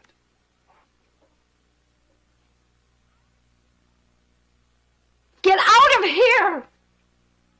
I'll leave when I'm ready. Why did you come here? Why did you come back to Houston? Business. Oh, great. If it has anything to do with Jim Lawrence, it's probably dangerous. It's my favorite kind. Peter, did you do anything to cause Alex's stroke? Nothing. Oh, Peter, I don't believe you. Paige, you're being silly. People don't cause strokes. If you don't believe me, it's your problem. I could make it yours. No, I wouldn't advise that. As a matter of fact, I'd advise you to forget that you ever saw me here. I'd be much happier if I could forget you altogether.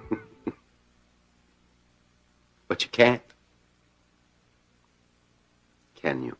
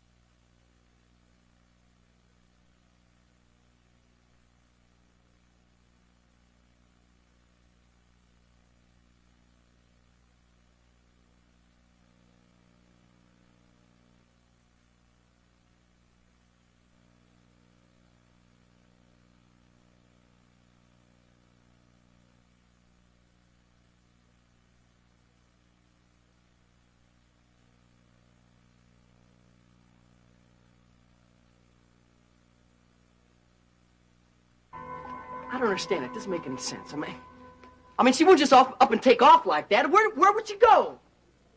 Are you keeping something from me? What are you talking about?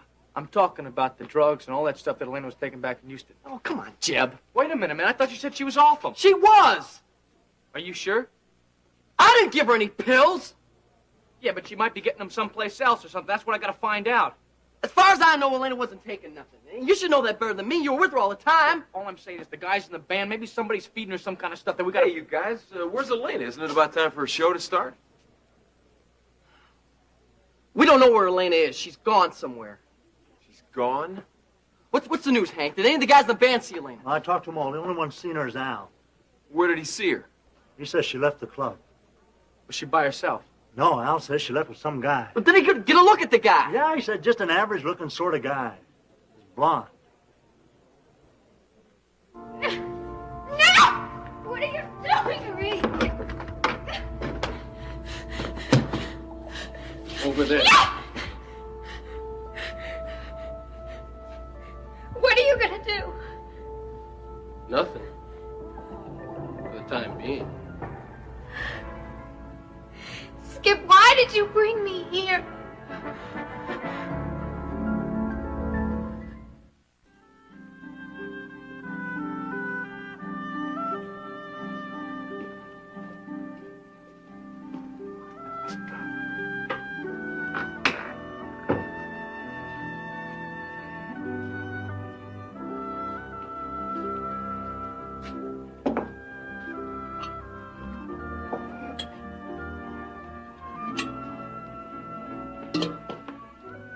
Oh, I finally got the books balanced. Want a cup of tea? No, thanks. I think I'll go to bed soon. I'm tired. How's Steve? Oh, he's sound asleep. Jenny upstairs with him? No, she went for a walk. At this time of night? She was restless. I can understand. I don't understand it at all. Why should she be restless? She's been cooped up in this house for days, taking care of Steve.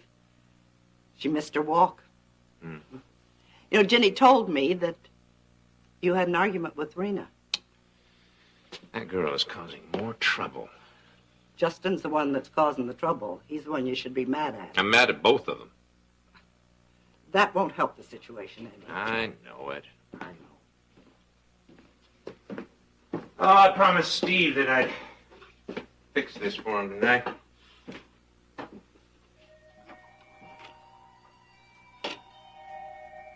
What the devil is this doing here? Well, Jenny left it there. She was going to take it with her, but I talked her into taking the big battery light out on the back porch.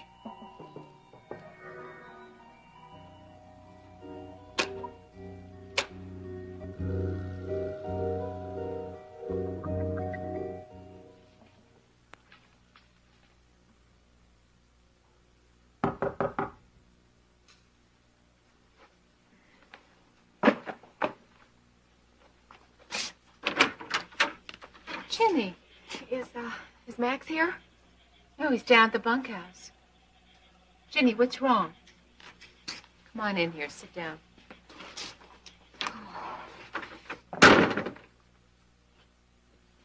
Jenny, what's wrong? I'm not sure. I have this strange feeling, and you're the only one I can talk to about it. What kind of feeling? You and Barrett had that argument, and you mentioned about the geological survey. Oh, Jenny, I'm sorry about that. No. But Rena, do you remember what he said to you? He asked you what you were doing in the cellar going through his father's personal papers. Yes, I do remember him saying that. Why, Jenny? Because there's no way that Barrett could know that those papers were down there. Well, he might have seen them years ago. No, Kate told me that Mike put the papers down after Barrett had left for Vietnam. And no one's told him that they were down there. What are you trying to say? Remember the flashlight I found? I went down to the cellar tonight and I found it there. I'm not the only one who's been down in that cellar recently. I think that Barrett's been down there, too.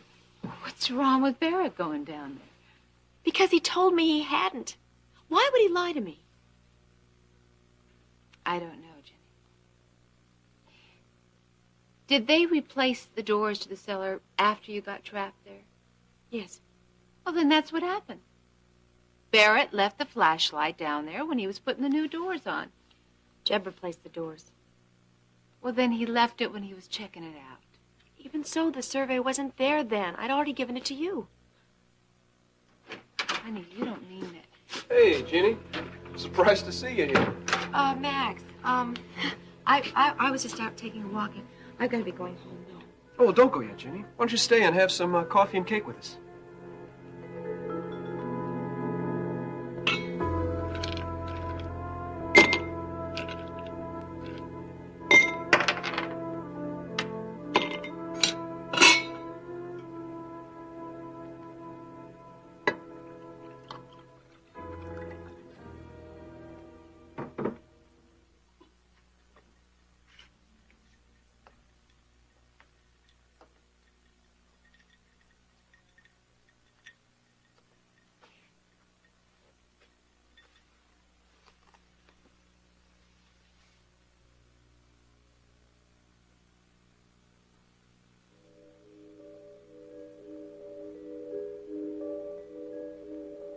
I know you were in Chris Shaw's office the night he was murdered, Iris. I don't know what you're talking about. No point in playing innocent with me. I saw you driving out of the parking lot. If this is your idea of a joke, let me remind you that Alex is lying in that room near death. Let me see. It was raining, and I wasn't in the best of emotional states. But it's difficult to miss that white car of yours, especially with Dennis slumped over in the front seat. Just what do you intend to do with this information? That depends on you, Iris. Oh, let me warn you, Paige. Not to play your cards too quickly. Dennis told me that he was unconscious when you arrived. And? And I don't believe that Dennis is capable of killing any man, no matter what kind of state he was in. But you think I am, is that it? Yes. Yes, I do. I think you killed Chris Shaw, and Dennis is covering for you. That's preposterous. The most preposterous accusation I have ever heard. Is it? Well, you didn't think it was preposterous when the police thought that I'd killed Chris. And you certainly had as much or more to gain by Chris's death as I did. And you're very ruthless, Iris. I don't know what you think you have to gain from All this. I want to gain is seeing Dennis set free. Well, if you want Dennis set free, you will not mention what you have just said to anyone, particularly the police. Oh, you can drop the bullying act, Iris. It won't work. You don't know the whole story, Paige. Well, then why don't you tell it to me? That's why I came here. I can't. Well, then maybe the police can convince you, Iris. I'm sure that they'll be very interested in this information. I'm telling you, Paige. If you want Dennis set free, you will not repeat what you have just said to anyone.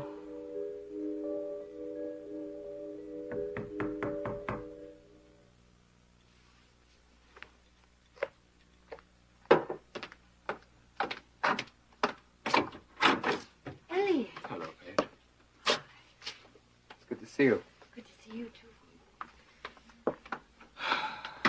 Oh, I've just come from visiting with Dennis. Oh, how is he? Well, he's holding up. I saw him today earlier myself. I'm afraid I upset him a little bit. Upset him? Elliot, there's something I have to tell you. What?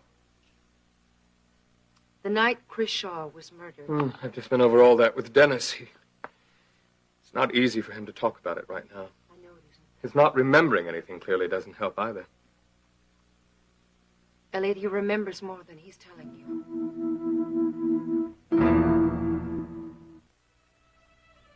Don't know if I should be telling you this, Elliot. Telling me what? Well, Dennis doesn't want anyone to know. Know what, for heaven's sake, Paige? What are you talking about? I'm talking about the fact that Iris was there. Iris was where? In Chris Shaw's office. The night that he was murdered. When I went to get the film, I saw her car pulling out of the parking lot. That can't be. I saw it very clearly, Elliot. There's no mistaking that white car of hers. And even though it was raining, I could distinctly see Dennis in the front seat unconscious. Dennis was with her? Yes. That's what I told him today that I knew. Dennis admitted that Iris was there that night. Yes, he did. And why hasn't he told this to anyone before? Why didn't he tell the police? He doesn't want her involved in the case. Well, why not? If she can shed some light on the subject. Well, I guess he was afraid that she could be tried as an accessory to murder. Anything that could clear Dennis should be told to the police right away. I agree, Elliot. That's why I went to see Iris immediately after I left him. What did she say to you? She told me that I shouldn't repeat anything I said to anyone, not even Stryker, that it would only make things worse for Dennis. How could anything be worse for Dennis? He's pleading guilty to a crime I'm certain he didn't commit. Dennis isn't capable of murdering anyone, Elliot. Stryker Bellman tells me that the district attorney is pressing for a charge of first-degree murder. Oh, my God, Elliot. Elliot, I know Iris is trying to hide something, but I don't know how to find out what it is. It just doesn't make any sense. My sister wouldn't walk off just like that with some strange guy. Well, Hank says she did. I know what Hank said. It doesn't make sense. She wouldn't do it. I talked to the guys in the band again, just make sure no one else had seen her. What'd they say? Only one who seen her was Al. And he said that she left with some blonde guy. Right, an average guy. Oh, Al says he thought the guy had a tattoo on his wrist. Hey, wait a minute. Whoa, what did you say? Al says the guy had a tattoo right here. What kind of tattoo? Was sort of a sea serpent, sort of green. Was this a young guy about our age? Al didn't say why. Hey, Ricky, you think you know this guy? There was this guy that Elena met at the coop, a sailor. He had a tattoo like that on his right hand. Wait, that's the guy that was giving her the drugs. What drugs? While you were out of town, Elena got herself in some trouble. What kind of trouble? Her nerves. And she met this guy, this Skip guy, this sailor guy. She met him at the coop, and he gave her some drugs to calm her. Oh, man. Well, I don't know why I didn't stay with her. I should have been with her. I should pay attention to what she was talking about. What's the matter, Jeb? She told me that this guy had the sailor and some of his friends took her one day and drugged her and dragged her off and asked her some questions. I thought she was making it up because we caught her on the drugs and stuff, you know. Where'd this happen? This happened in Houston. This guy's got her. Somewhere, someplace around here.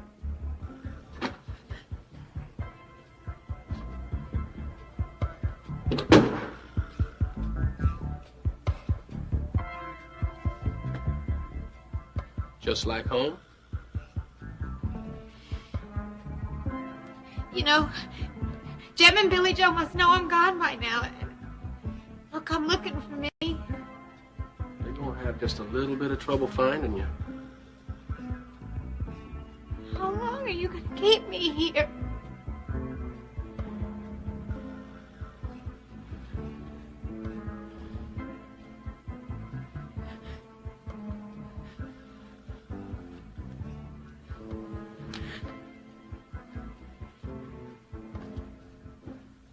Just as long as it takes for me to get what I want.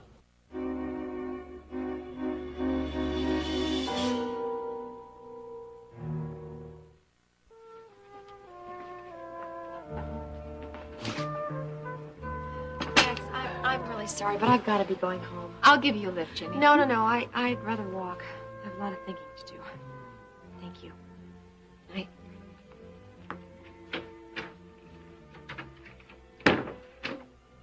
Well, what's the matter with Ginny? Ginny and Barrett are having a few problems.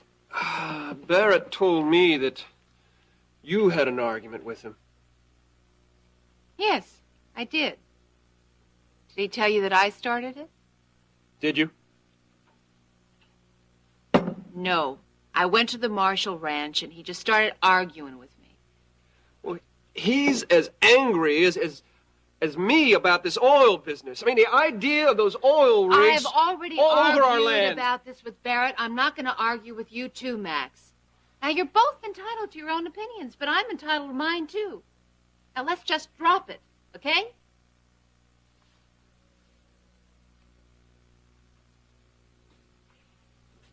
When you were saying our land, you were talking about you and Barrett, weren't you? Yes, I suppose so.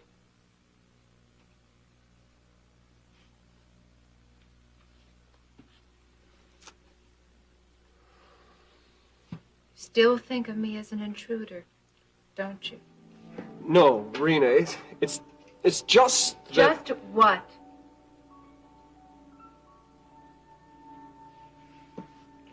It's just that you don't understand what this ranch land means to us.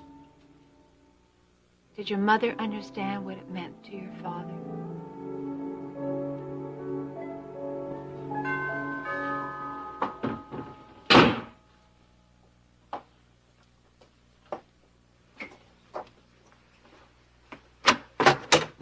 Hello, Mr. Carrington. How are you? Hello, Vivian. You planning a trip? No, I'm just getting some of Mrs. Wheeler's things together. Take the dry cleaners tomorrow. Come on in. Thank you. Can I fix you something to drink? No, thank you. Oh, I'm just so glad you came over. Please sit down. It's so lonesome here without Mr. and Mrs. Wheeler. You know, after people are gone, you never know how much you're going to miss them. You're very fond of Iris, aren't you? I am. There isn't much I wouldn't do for Mrs. Wheeler, and you know, I think she'd do just about anything for me, too. I can believe that. Iris can be very loyal. She sure can. It's admirable the way she sticks by her friends, especially when they're in trouble. Yes, sir. Of course, there are times when that kind of loyalty can get you into trouble. Gets Mrs. Wheeler into trouble from time to time. Oh, I don't know about that. Iris will be very upset if Dennis is sent to prison, won't she? Yeah, she sure would be, Mr. Carrington. I'm not sure even you can imagine how upset she'd be. I don't even think I'd want to be around if that happened.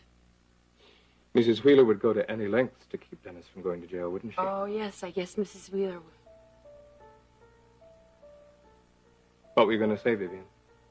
I was just going to say Mrs. Wheeler would do a lot. You were going to say that she would stop at nothing, weren't you? I don't think we should be having this conversation, Mr. Carrington. Vivian? I want you to tell me what Mrs. Wheeler is hiding.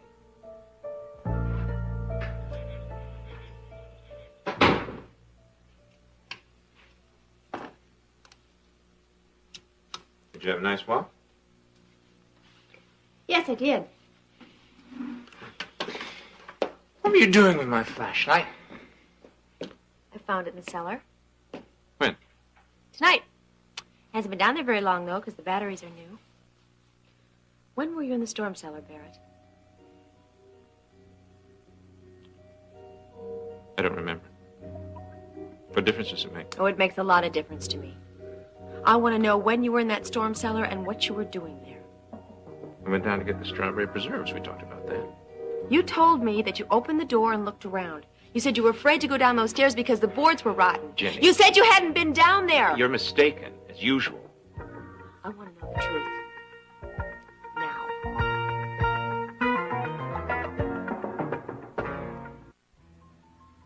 Mrs. Wheeler isn't hiding anything, Mr. Carrington. Maybe not from you, Vivian. But I happen to know that Iris was in Chris Shaw's office the night he was murdered. Who told you that? Doesn't matter who told me. The point is, I know it's true. It is true, isn't it, Vivian? Yes, sir. We drove over there because Mrs. Wheeler was worried sick about Dennis. You were there, too. But I didn't go in the office. She had me wait in the car. Why did Iris go in there? I mean, how did she know Dennis was there? Because Dennis had been carrying on earlier that afternoon about Mr. Shaw, and then when she tried to get a hold of him at his apartment later that night, he didn't answer his phone, and she got really worried, so she figured he might be at the co-op. So she went into the office alone. Why did she make you wait outside in the car? I don't know. Did Iris ever tell you what happened when she went into the office? No, she didn't. Was Chris Shaw already dead by the time you got there? I don't know. Was Dennis unconscious? I'm not sure. Vivian, I'm sorry to have to put you through this, but I have to ask you these questions. I know that you feel that you're betraying Mrs. Wheeler in some way, but believe me, it's the only way we can help Dennis. Now, I have to know what Iris found when she went in that office? I told you, Mr. Carrington, I don't know. You ought to ask Mrs. Wheeler. Well, I've spoken to her already. She didn't tell me the truth then, so I doubt she would now. Why didn't Iris tell the police that the two of you were there? Because Dennis asked her not to. He didn't want her to get involved in it. Doesn't Dennis understand that she is involved? You both are. If Iris knows anything I know, that can help Mrs. Dennis... Wheeler, and if she thought she could help Dennis by going to the police, she would have gone to the police immediately. Well, I hope you're right, Vivian. Because Dennis has no recollection of killing that man. And if Iris had any idea why, any idea at all, then it would have been criminal of her not to tell the police. What are you going to do? I'm going to try and clear Dennis. That's what I'm going to do.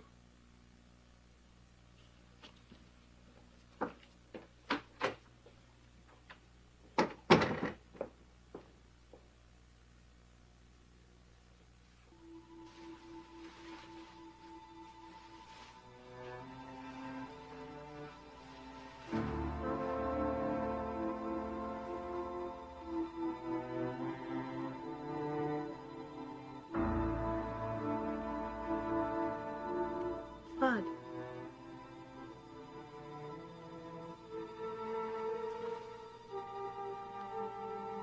This is the raincoat Mrs. Wheeler was wearing that night. Oh, Mrs. Wheeler, what have you done?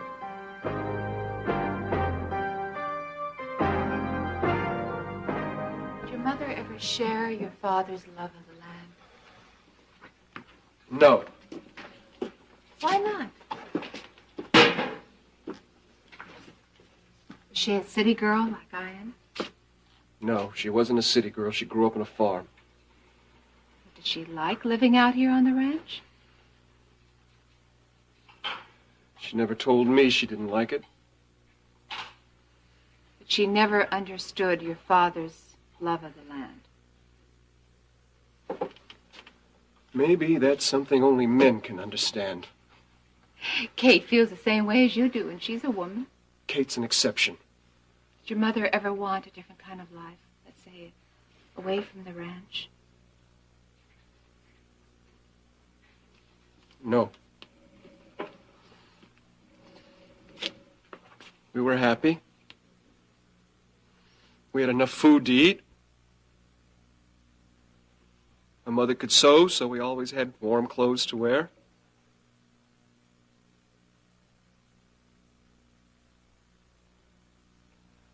I remember once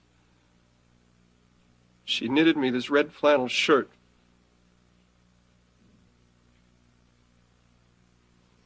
I loved that shirt. I wore it till it all but fell apart. You really did love your mother, didn't you?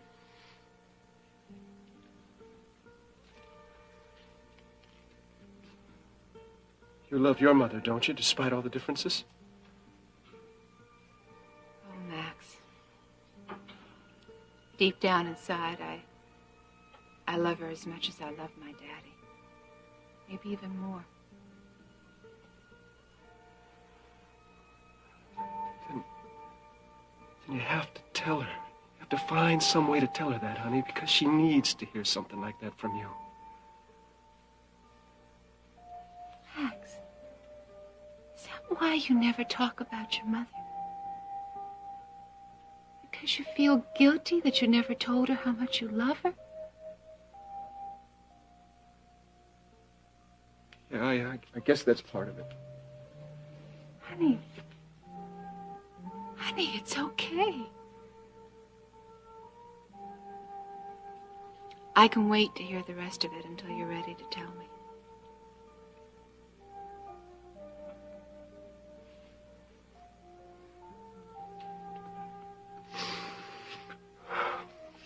It's getting kind of late. Maybe we better turn in. You know, I wonder if I should call the house to see if Jenny got back all right. Nah, if she hadn't been home by now, they'd have been on the phone already. Yeah, I suppose you're right. Listen, Don't worry about Ginny and Barrett. They'll be just fine.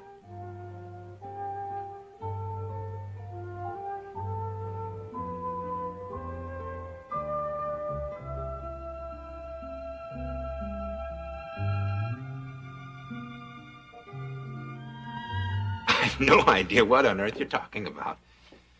I'm talking about when you took that flashlight down to the cellar. I want to know when you saw that geological survey. After I got back from my trip, I went down to check things out. That survey was not there after you got back from your trip. You must have gone down before you left. Well, you're wrong. Oh, no, Barrett. I am not wrong.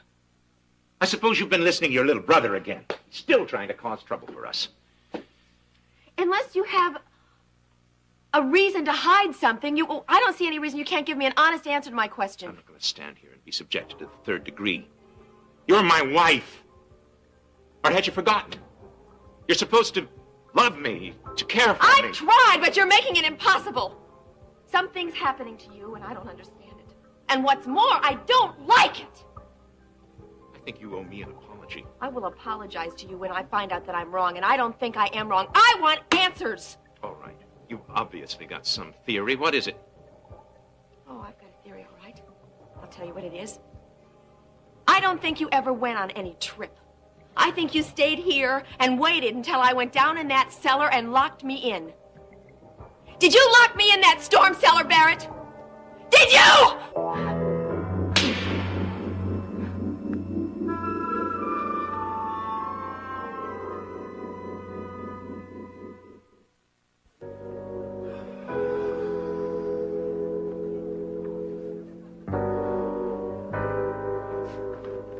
I just called the hotel. They didn't go back there. I didn't think they would, but we gotta follow every hunch. Hey, did you talk to that musician, Al? Yeah, I did, but it didn't do any good. Why? Old Al's as high as a kite right now. Oh, great. Well, he did see Elena and this Skip guy leave the place, didn't he? Yeah, he did. But all he remembers is him going out the door and disappearing around the corner. So I went out and I tried to talk to a few people on the street. Any luck? Nothing. Did Al notice anything about Elena? Was she scared? No, the only thing he noticed was this tattoo. Hey, Ricky. Isn't this a good luck bracelet you gave Elena for good luck just before she did the demo tape? Huh? Yeah, that's it. What about it? Well, I may be wrong or something, but it looks like either Elena or somebody put it in the shape of an S. Wait a minute, that's for Skip. What? That's what Elena's trying to leave us a message, telling us what happened to her. This guy Skip has got her somewhere. Where are you going? It's late. I'm turning in. I think you should do the same. You got a big day ahead of you. My brother Ricky was coming to the show. I'm afraid that's one performance he's just gonna have to miss. He was a policeman, you know. He'll find me. I don't think so. He knows your name. Oh, didn't I tell you? My name's not Skip. It's Joe Foster.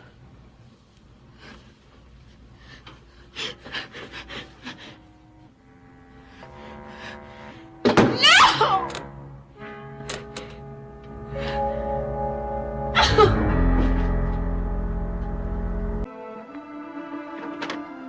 Mom?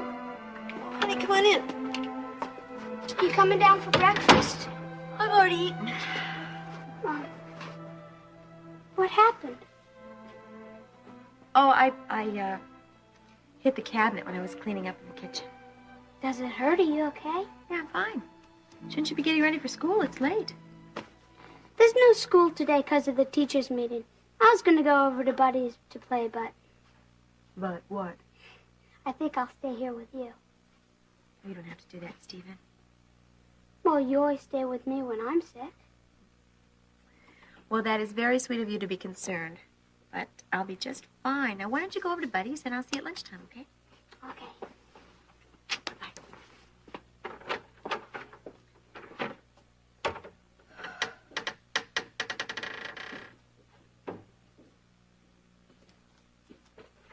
How you feeling?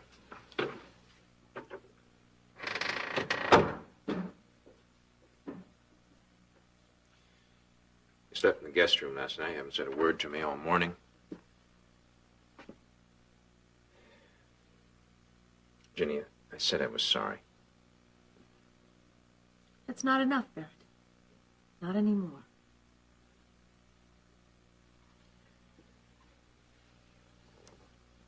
I didn't mean to hit you. Don't you touch me. I only want to comfort you, to try and help you. You're the one who needs help. And if you don't get help soon, I swear I'll leave you. I can't live like this anymore. Morning, sunshine.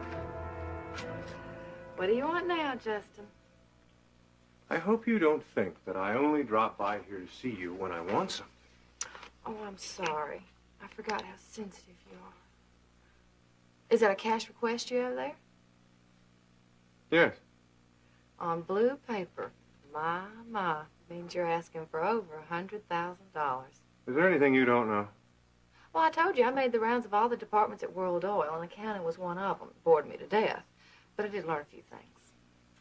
Well, then you know that I need Ryan Connor's signature on this request, or otherwise accounting will not issue me a check.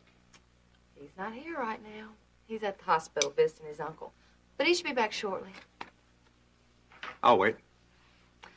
I hope you have a good reason for asking for all that money, Justin, or Ryan Connor will never sign for it. Don't worry, honey. I know how to handle Ryan.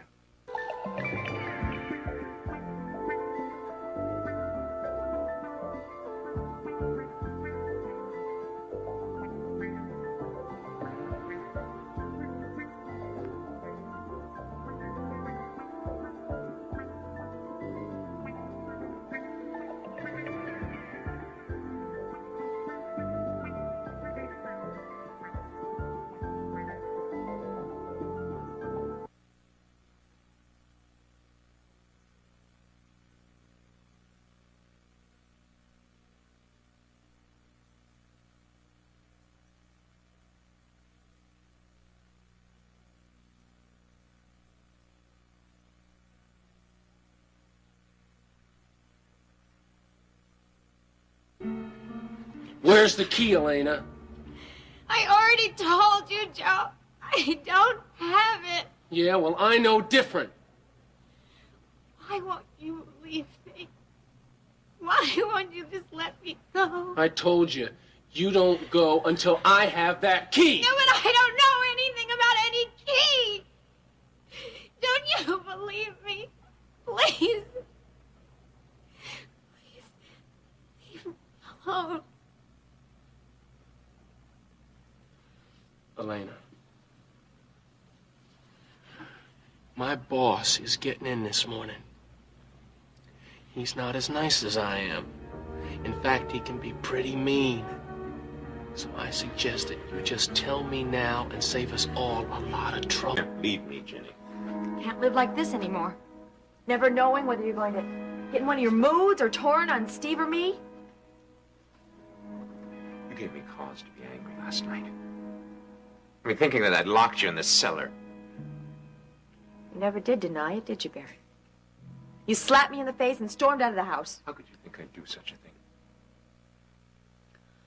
At first, I was ashamed of thinking that to myself.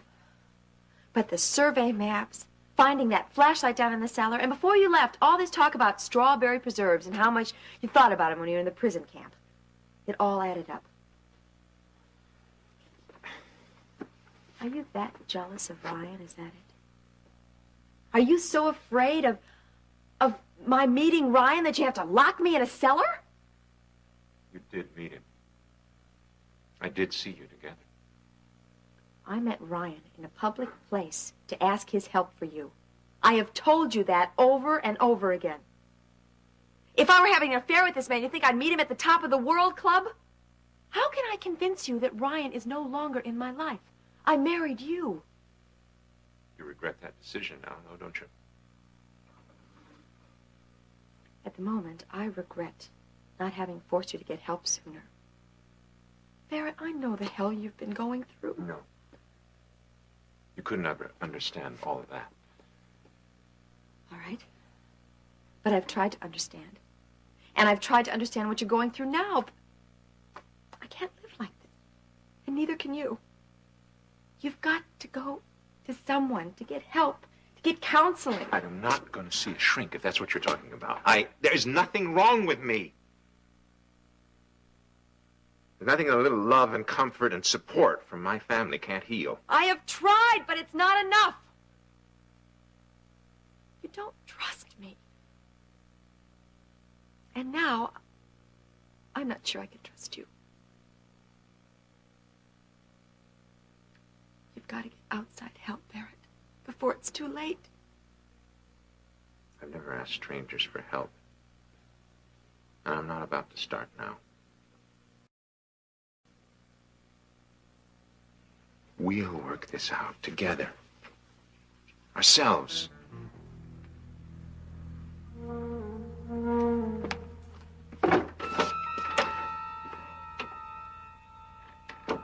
You're just making it harder on yourself. We're gonna find out sooner or later. No, there is nothing to find out. Not from me. I don't believe you, Elena. No, where's the key? I don't know. I told you. I don't know anything about a key. Please. Please. Let me go.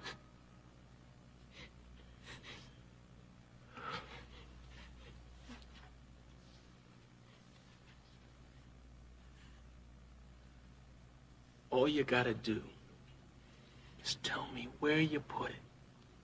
Then you can go.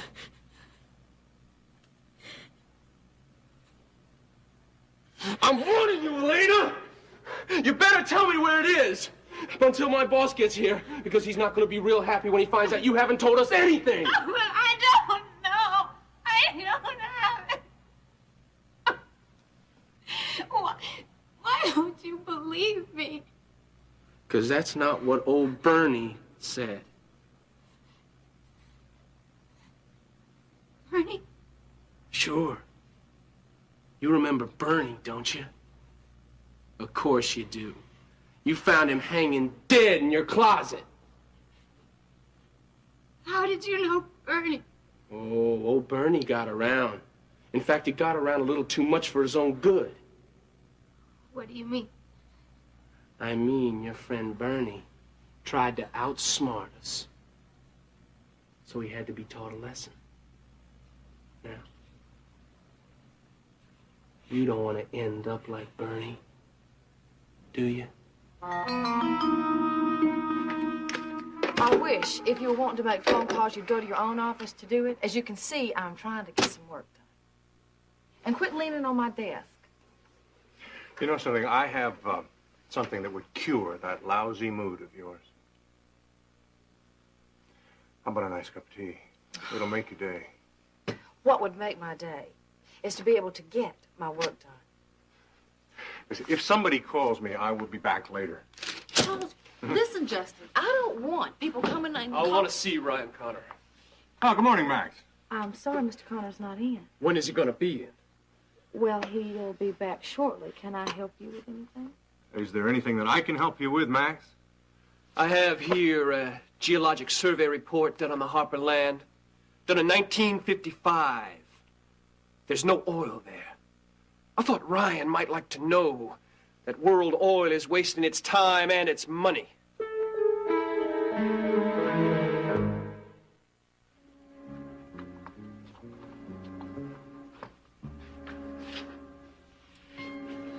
Well? The survey doesn't prove a thing. What the survey proves is you got a better chance of finding ice water in hell than you do finding oil on the Harper land. If you'll excuse me. All their survey indicates is that there may not be any oil out there. Well, that's why you take surveys. To make sure you're not wasting your time and your money. Bubba Wadsworth has a survey which indicates that there is oil on the land. Yeah, I bet he did. The same way someone makes a house that's fallen down look real good. They paint up the outside real pretty, so nobody will notice that there's a rotten foundation. On surveys, it's a matter of opinion. Only Bubba Wadsworth's opinion's gonna get you some money, right? The only way anybody's going to find out for sure, Max, is if they go out there and take a chance and drill. Alex Wheeler has committed $250,000 to this project, and it's going full steam ahead. Whether you like it or not. Hi, Grandma. Oh, join me for a cup of coffee? No, thanks. I've had my fill for the morning. Is Ginny upstairs? No, she went out for a walk. Did she eat any breakfast? Little.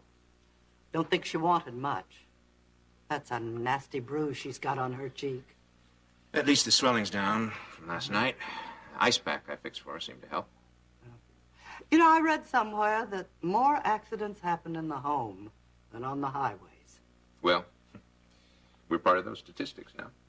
Yeah, I guess we are. Grandma, what was the name of that island that we used to go to in the summer when we were kids? Fisher Island. I was thinking, it might be nice to take Ginny and Steve there for a couple of weeks when school's out and before the baby comes. What do you think? I think that'd be fine. Vacation would do all of you a lot of good. That's the way I feel. Fresh outlook. And you don't need to worry about the place. Max and I'll take care of the ranch. Speaking of Max, I'm getting a little worried about him. He can't talk about anything but Justin putting up oil rigs on the Harper property. Well, if a forest of oil rigs was going to ruin my view of the range, I'd get upset too. Wish there was some way that I could help him. Well, the only man that can help him is Alex Wheeler, and he's in the hospital, struggling for his life. Ryan Connor running the company now? Yeah. Same way he did when Alex was in the hospital before. I wonder if he'd listen to reason. That is, unless he's got some stake in Justin's project. Why, Ryan doesn't agree with this whole thing any more than Max does. Are you sure of that, Grandma? Yes, I am. Somehow Justin got hold of Alex Wheeler and talked him into going along with him. Poor man was probably already sick by then. Anyway, Ryan's hands are tied. I wonder if, being a good company man, Ryan intends to supervise the whole project, come out and oversee the equipment installation, the drilling. No, I think Justin and Bubba Wadsworth will take care of that. That'll give Justin a perfect excuse to see Rena from time to time. Does that bother Max? Well, I suppose it must. I wouldn't want any old boyfriend hanging around with Ginny. Now, Max has no more cause to worry about Rena than you do about Ginny. I'm not worried about Ginny. But I do resent my brother destroying the land out this way. Supposing it doesn't stop at the Harper place. Supposing in a couple of years we're surrounded by oil rigs. I doubt if it'll go that far. Maybe I'll give Ryan a call. See if there isn't some way I can persuade him to put a stop to it.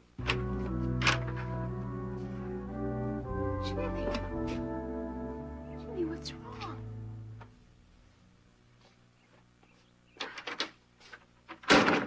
Ginny, tell me what's wrong.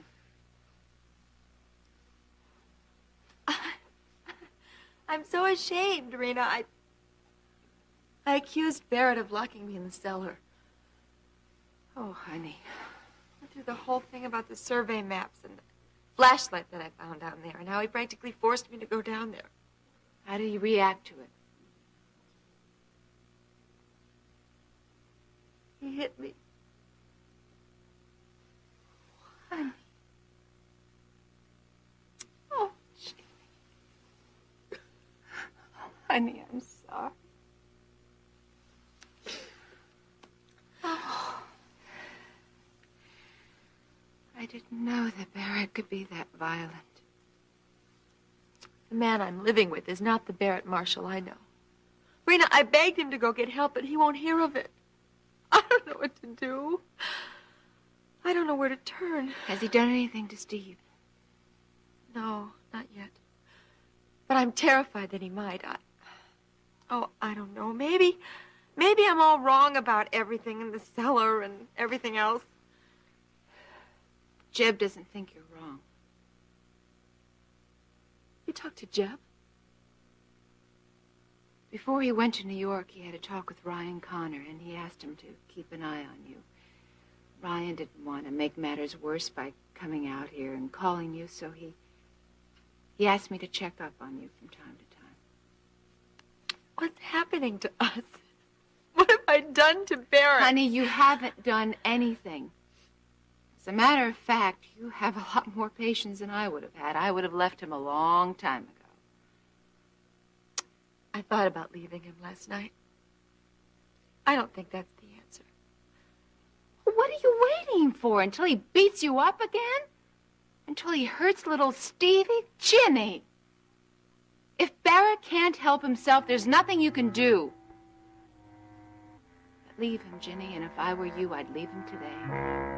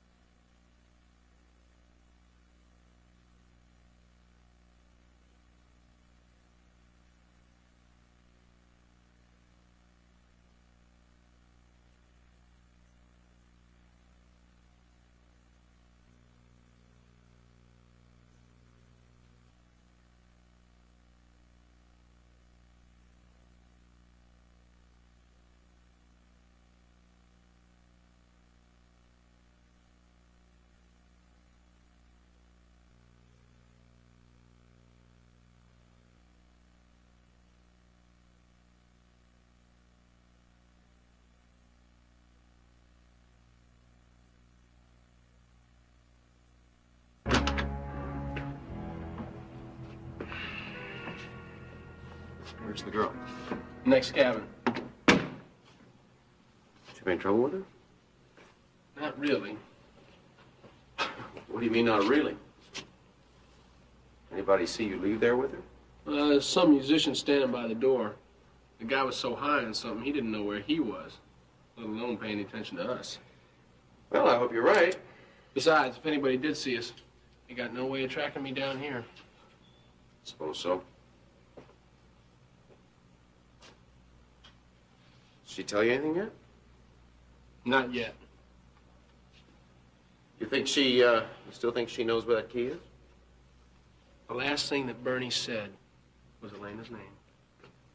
Well, just because he said her name doesn't mean he told her where the key is. Look, I went through that trailer from top to bottom. It wasn't there.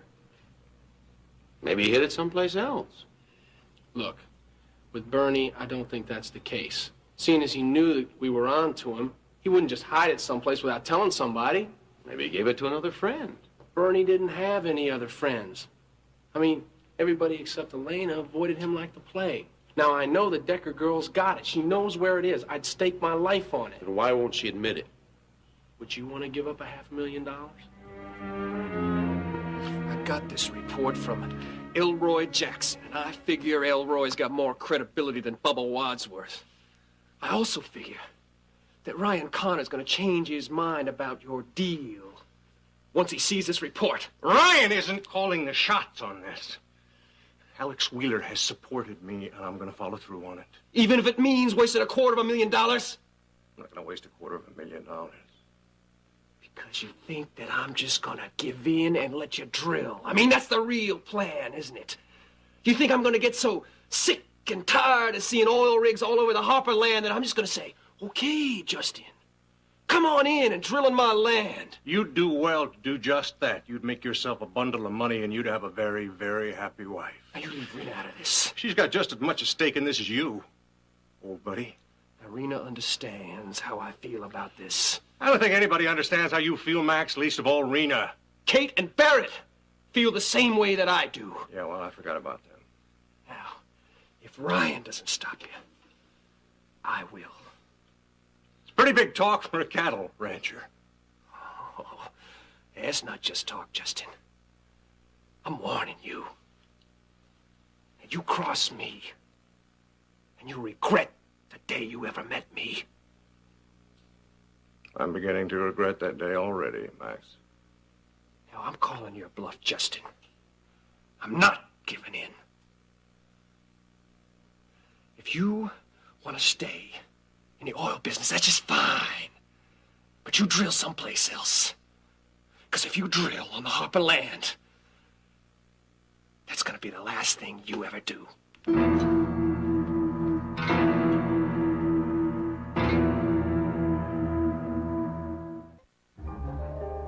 Ginny, does Kate know how violent Barrett can be? I haven't said anything to her. I wonder if she's figured it out herself, but just hasn't said anything to anybody. I don't know. Why don't you tell her about it? She may be the one who can get him to a doctor faster than anybody. He's her grandson. She's a tough lady. She won't take no for an answer. Kate is more against outsiders' help than Barrett is. Ginny, if he had a heart problem or a broken leg, wouldn't you take him to a doctor? Rita, we're talking about mental problems. But that's still a problem that can be treated. Oh, honey, there's nothing to be ashamed of. Oh, I've got a ton of friends who go to shrinks twice a week and talk about it openly. Well, Kate and Barrett never would. Do you think that maybe Courtney might be able to help them? I can give that a try. I'll talk to Courtney. You know, if you left him, that might be the quickest way of getting him to a doctor. I brought this whole thing on myself, Rena, by not being honest with Barrett.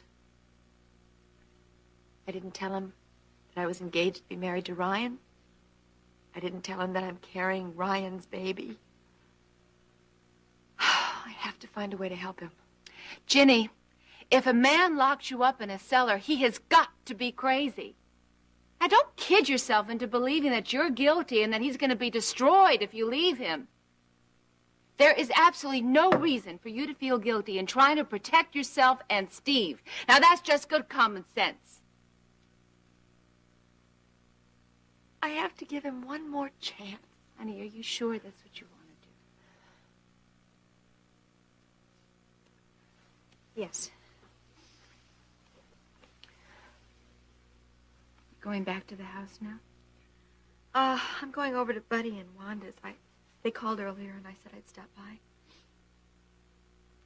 Okay. Let me know if there's anything I can do, okay? I will, Rita. You know, if you want Max and I to take Steve for a while, we'd be happy to do that. Thank you. Oh, honey. We'll be okay.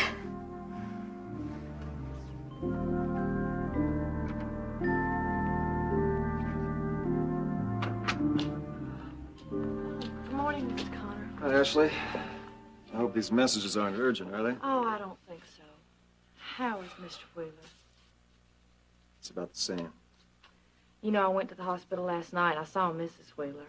Yes, Iris told me. I was very happy to see you. I just wish she would go home and get some rest. You know, staying at that hospital night after night is really wearing her out. Well, she's not going to leave until Alex shows some improvement. Did you see Mr. Wheeler? Yeah, he didn't recognize me.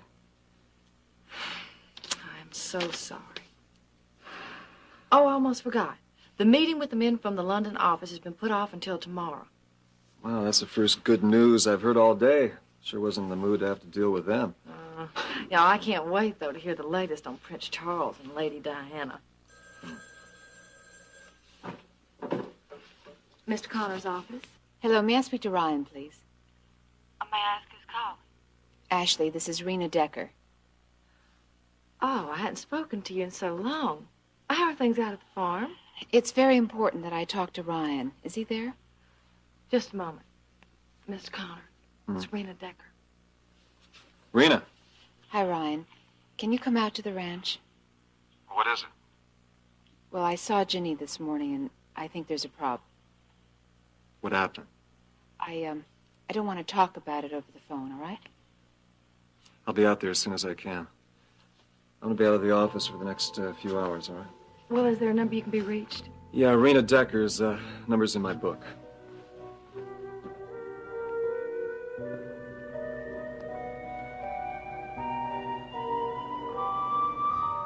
What are you going to do with that?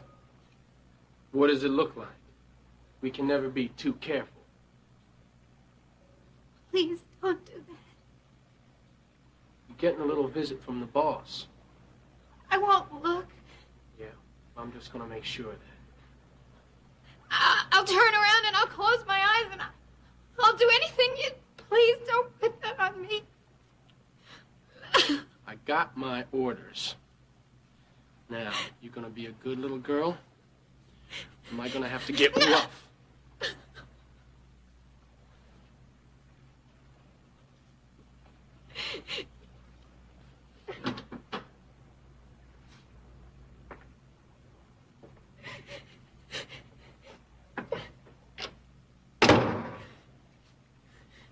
Hello, Elena. Understand you're being rather uncooperative. Who are you? It doesn't matter who I am. All that matters is that you tell me what I want to know. Please, I already told Joe. I don't know anything about any key. Bernie never said anything to me about any key. He never gave me a key. Old Joe here doesn't think you're telling the truth. And as a matter of fact, neither do I. But I am. I am. You've got to believe me. If I knew where that key was, I would tell you. I would. That's the same line she keeps giving me. Oh, please. Please let me take off the blindfold. It scares me.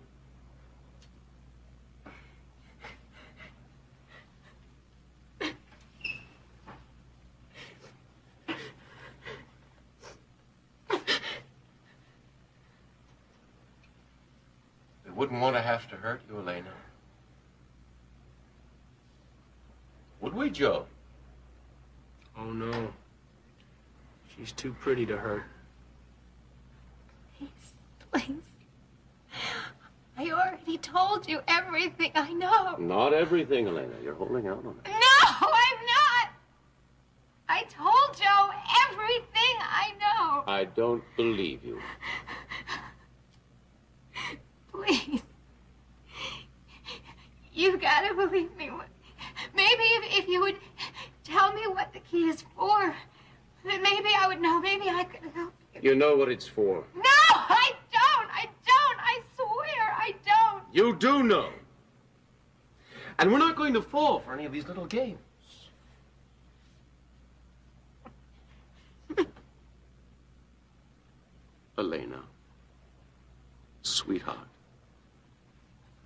We have ways of making you talk. Hello. Jeb!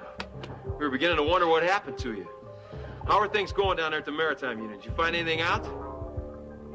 Yeah, I was afraid of that. Look, this guy, he's not registered with him?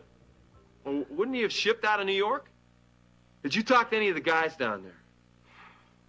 Yeah. Well, it's worth a try. It's the only lead we got. Okay, where in Chinatown? All right, let me get a paper and a pencil. Okay, hang on.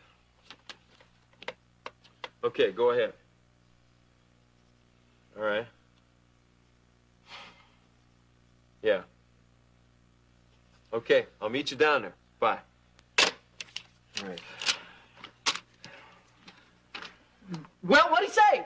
Well, he checked the register for Skip Michaels. There was nobody registered by that name, so then he talked to some of the guys down there. Yeah? And there was this one guy who remembered a Skip. Now, he used to live in Chinatown. The guy couldn't remember his last name, but he remembered the tattoo from the description that Jeb gave him. Is that where you're going now? Yeah, I'm going to meet him at a restaurant down in Chinatown. Okay, let's go. Oh, wait, I think you should stay here. Man, I'm gonna go crazy if I gotta stay here another minute by myself doing Look, nothing. If somebody doesn't stay here, how's Elena going to call? What if she wants to come back? And we don't even know if this lead in Chinatown is going to pan out. Okay, I'll stay, but keep in touch, okay? All right, I will. And call me just as soon as you find out anything. All right, took the blindfold off. Yeah, she's a lot calmer now. But, well, we don't want to frighten her too much. No, if we do, she might clam up for good. Well, she hasn't been much good to us so far. What do you think? I don't know. She's a lot tougher than I thought she'd be, but it's the only thing we have. But she's gotta break sooner or later. Want to have another go at it? No, no. Let's let her think about it for a while, and then I have a few ideas. You know, what's the problem? Where's Jenny? She's up at the Colemans. Brian, I think Barrett is getting out of hand. What happened? He slapped Ginny last night. Is she all right? She has a little bruise on her cheek. Why did he slap her? He got upset. He lost his temper. Well, that's no reason. I know that, and you know that. Look. Did Ginny say what she was going to do about it? I tried talking to her. I tried to get her to leave Barrett, but she wants to give him another chance. Another Maybe you can talk some sense into her. No, I can't go down to the ranch. So no telling how Barrett might react. You don't have to go to the ranch. I asked Ginny to stop here on her way home.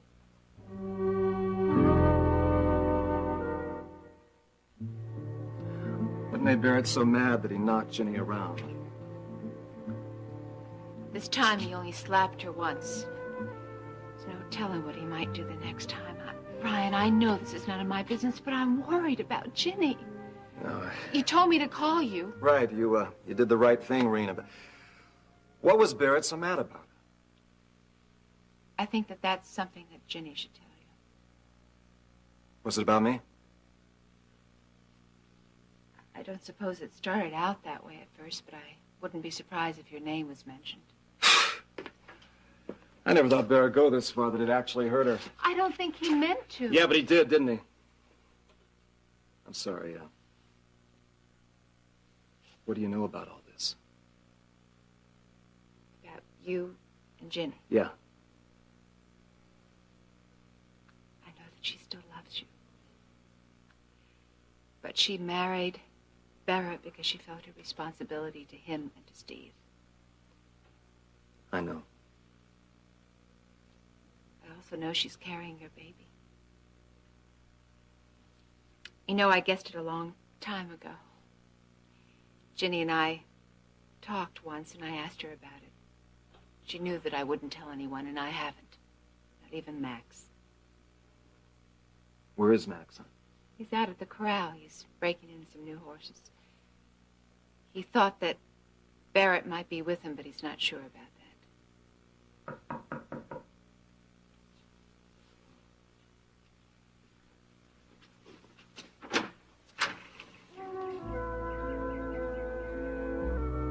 Hello, Ginny.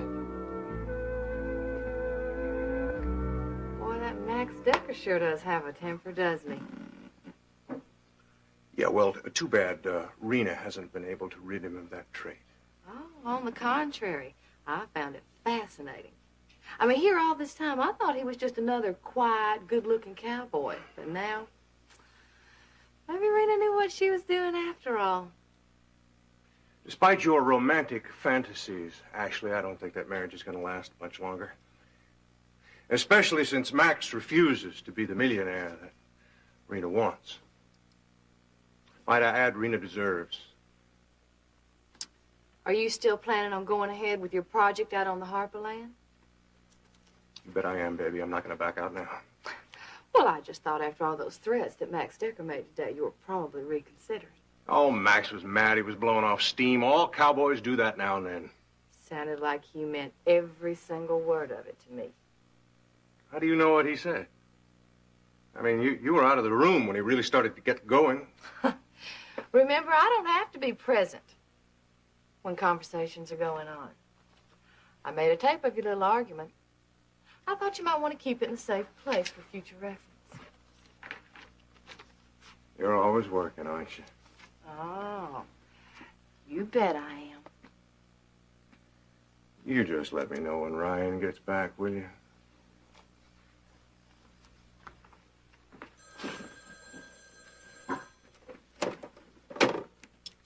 Mr. Connor's office. I'd like to speak to Ryan Connor, please. I'm sorry, he's not in. May I ask who's calling? It's Barrett Marshall. Oh, well, may I take a message, Mr. Marshall? It's rather important. Can he be reached anywhere? Well, you know, as a matter of fact, he's out your way right now at Rena Decker's. Now, you might give him a call there. Thank you. Oh, hi, Dad. Where are you rushing off to, son? Oh, I have to pack my pajamas and my toothbrush, because Mom said I could sleep over at Buddy's. Is that all right? Sure. When you get up to the Colemans, tell your mother... Rena called Mom, and she went up to the cabin.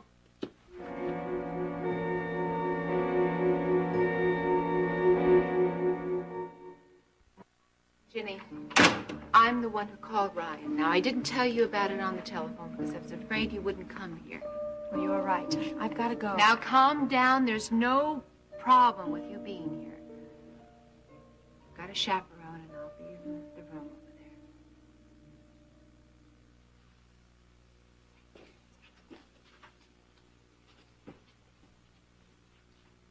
Rena's your friend, just trying to help you. I know that. Just afraid she'll make matters worse. From what I understand, things are pretty bad right now, aren't they?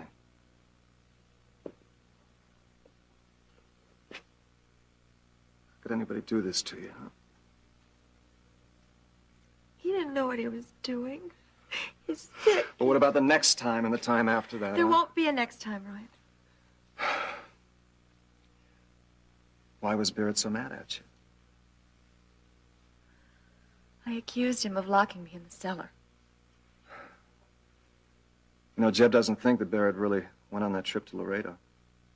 Ryan, I don't know that. Yes, for you sure. do. You do. But what was Barrett trying to prove? I mean, that he could hold on to you forever, even if he just locked you in a cellar? I don't know. Look, I want you to tell Barrett that you're carrying my baby, not his, and I want you to tell him that you're leaving. Don't worry. I'll stand by you and Steve, and I'll protect you, and I'm going to love you. Shh. Please. Please listen to me. I can't leave Barrett now. You have to, because he's really going to hurt you. I called Courtney, and I'm going over tomorrow to have a long talk with her when I have a checkup. Because I think that Courtney might be able to help Barrett get some professional help. Yeah, well, I really don't think Barrett's going to agree to that. Well, maybe not. But I've got to try. I've come this far, Ryan. I can't give up now. Jenny, he's bullied you. He's followed you around town. Now he's abused you. He's How much? sick! Ryan, please. Please let me handle this my own way without any interference. And then if it doesn't... I'm so worried about you. I'm afraid for you. promise I'll take care of myself and Steve. I won't let anything happen.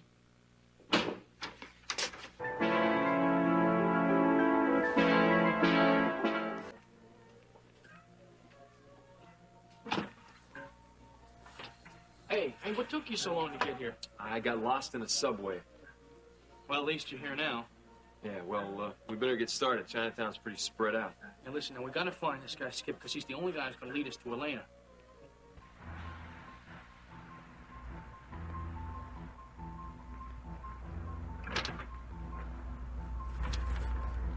So, how's the little passenger doing? Other than being a bit frightened, I guess she's okay. Anything about the key? Nothing. So I've got an idea. What's that? Don't you have some things to take care of ashore? Well, yeah, I guess I should go back to Chinatown and clean out that apartment if we're going to Houston tomorrow. Yeah, good. Why don't you do that? Let me try my charms on the sticker for a while. Thanks for coming over, Elliot. Appreciate it. Well, you seemed upset on the phone, Stryker. What's happened? I just came from the coroner's office. I see. They think they've found enough information to support the DA's claim that the paperweight was a murder weapon. Could they be wrong? I doubt it. Well, no wonder you seemed upset. What I want to talk to you about is I believe Dennis is withholding information from me. Now we don't have much time, and since the murder weapon has been wiped clean, my case is blown to kingdom come. Elliot, your son could face a sentence of life imprisonment.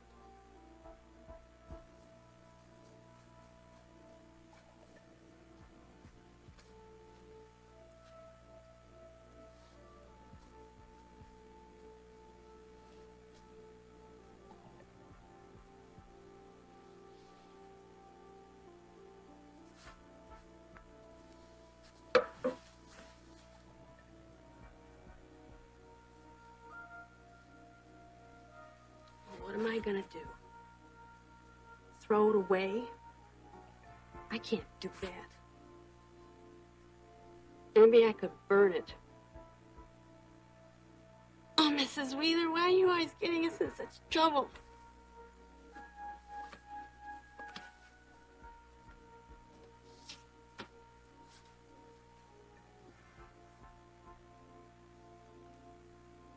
Now Mr. Carrington knows you were in Mr. Shaw's office that night. Why couldn't you have told me what you were doing in there alone? I would have covered for you. Why couldn't you have told me you were the one who murdered Chris Shaw? Ryan, please listen to me. I can't leave Barrett now. You have to before he really hurts you. I called Courtney. I'm going to see her tomorrow. I have a long talk with her when I go in for my checkup. Maybe she'd know someone who could give Barrett professional help. Look, I just don't think Barrett's going to cooperate. Maybe not, but at least I have to try. I've come this far. I can't give up now. Jenny, he's bullied you. He's followed you around town. He's abused you. He's sick, Ryan. He's out of his mind with jealousy. Don't you see that? Don't keep blaming his Cambodian experiences for his behavior. He's jealous. He's dangerous. Please let me handle this my own way without any interference. If it doesn't work... I'm so worried about you. I'm afraid for you. Don't you understand? I promise. I'll take care of myself and Steve. I wouldn't let anything... Oh, I understand about last night. You knew you'd be seeing your lover today. Barrett, please. Oh, I might have known you'd be behind this, you tramp. Calm down, Barrett. Connor. Listen to me!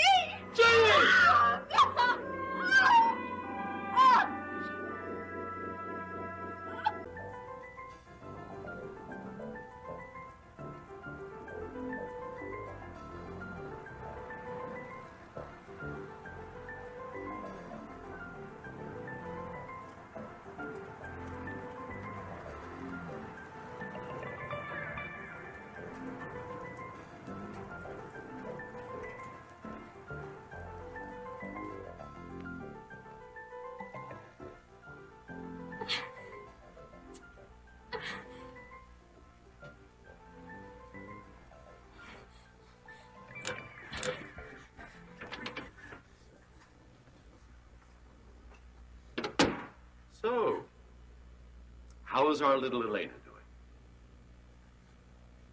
I want to go back to my hotel. And I want you to go back to your hotel. I'm trying to make this just as easy as possible for all of us. I want to go now. And you may. All you have to do is cooperate. Please, let me go. Jeb and Billy Joe, they're going to be worried about me. You can go anytime. Anytime you decide to tell me where that key is. But I don't have it. How many times do I have to tell you that? Why won't you believe me? Because your friend Bernie told us something different. Given the circumstances, I believe that the grand jury will hand down an indictment of voluntary manslaughter. That means that Dennis was provoked and that he killed Shaw in the heat of passion. Well, are the facts really in favor of Dennis receiving such an indictment? As they stand now, yes. Shaw was making a pornographic film starring Dennis's wife. Shaw was blackmailing Dennis's wife and mother. Shaw was taunting Dennis with publicity stills from the film. So you'll argue that... In a drunken rage, they fought, and Shaw was killed accidentally. Any reasonable man would have done the same in same conditions. But what? The paperweight had been wiped clean. Well, that changes everything. Makes it look like a cover-up. Well, maybe Dennis panicked when he realized that Shaw was dead. Maybe he wasn't as drunk as he said he was. Oh, Stryker, he was so drunk he can hardly remember anything that happened that night. I don't know if the jury will believe that. Why not? Well, if he had the presence of mind to destroy evidence of the office, maybe the jury will think that he came to the office with intent to kill Shaw. Oh, I don't believe that. I know my son. What the grand jury believes is what's important. The DA's case is getting stronger every day, but what bothers me more is this conspiracy of silence. Iris, Dennis, even Vivian, they're hiding something. And I want to know what it is. You all right? Hey, I'm just stunned. Are you sure, Ginny? Ginny, I didn't mean to hit you. You got in the way. Please forgive me. It's a little late for apologies, Barrett. Now, why don't you just get out of here? You've done enough damage. for Mind one your own day. business. Stop it. I can't stand this anymore. I'm getting out of here. Ginny. Back off, Barrett.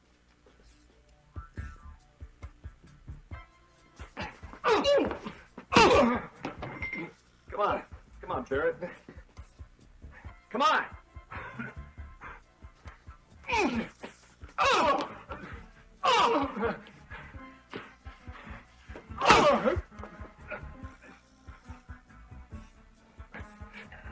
Now you know how your wife feels, don't you, Barrett? Okay, now tell me again what you found out at the Maritime Union. So, like I said, there's no Skip Michaels registered on their roster down there. Yeah, but didn't you say you talked to a guy who said he knew a Skip Michaels? No, he didn't know him. I described the tattoo to him, right? He remembered seeing it. Have you ever seen the tattoo? No, I just described the way you told me, right? It was a sea serpent that goes around the guy's wrist like that, right? Yeah, that's right, but I'll bet you there are 2,000 sailors in New York alone with a tattoo like that. Yeah, but he remembered seeing it, and he said it was right here in Chinatown. Did he say where? No, he didn't know where, but... Well, I guess we better start looking. It's our only hope.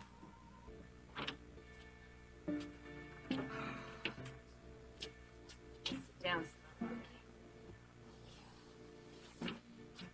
Here, let me help you. Thanks, Want to put your nightgown on? No, I think I'll just like to rest for a few minutes. Okay. You want me to call Courtney? No, I'm not hurt.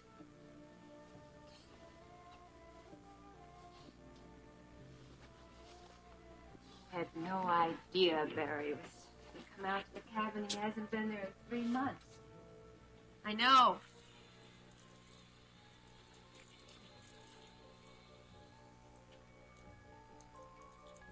I have no idea what on earth you're talking about. I'm talking about when you took that flashlight down to the cellar. I want to know when you saw that geological survey. After I got back from my trip, I went down to check things out. That survey was not there after you got back from your trip. You must have gone down before you left. Well, you're wrong. I am not wrong. I suppose you've been listening to your little brother again. Still trying to cause trouble for us. Unless you have a reason to hide something, I don't see any reason you can't give me an honest answer to my question. Stand here and be subjected to the third degree. You're my wife. Or had you forgotten? You're supposed to love me, to care for me. I've tried, but you're making it impossible. Something's happening to you, and I don't understand it. And what's more, I don't like it. I think you owe me an apology. I will apologize to you when I find out that I'm wrong, and I don't think I am wrong. I want answers. All right. You've obviously got some theory. What is it? Oh, I've got a theory, all right? I'll tell you what it is. I don't think you ever went on any trip. I think you stayed here and waited until I went down in that cellar and locked me in. Did you lock me in that storm cellar, Barrett? Did you?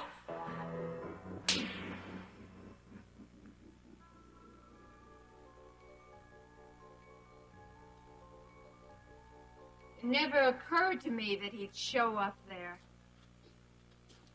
I think Barrett knew Ryan was there somehow. Even you didn't know that Ryan was going to be there. How would Barry find out? Oh, honey, it caused you so much trouble. Rena, it's not your fault. You're only trying to help. I wonder. It's my fault for accusing Barrett of locking me in that cellar. Maybe I shouldn't have said anything. It's not exactly something you can avoid. No. But I was stupid to think that he would admit it. Look, I'll make it clear to Barry that you had no idea that Ryan was going to be there. That it was me who called him, not you. Rena, I don't want you to get into another argument with Barrett. It's not worth it. He mustn't blame you. I don't want him to think that you're at fault. It doesn't matter. Just forget it.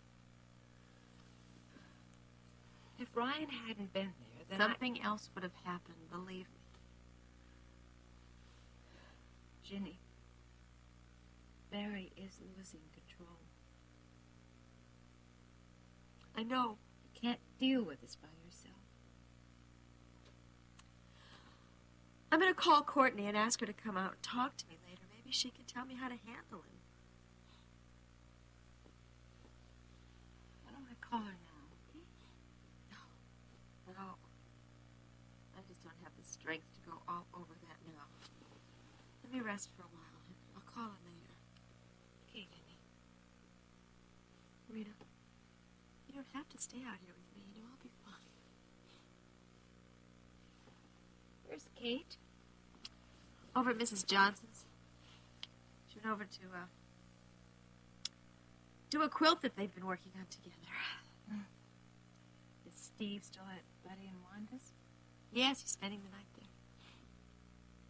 Barry isn't taking out his anger on Steve, is he? No. But I'm terrified he might, if he doesn't get some help.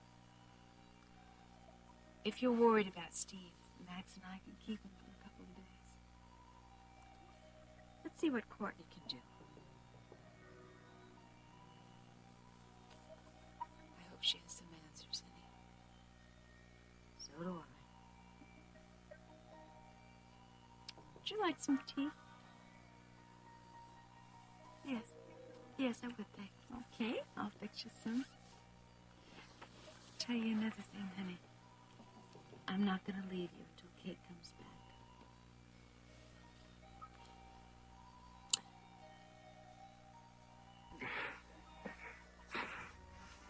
Get up. Get up and fight.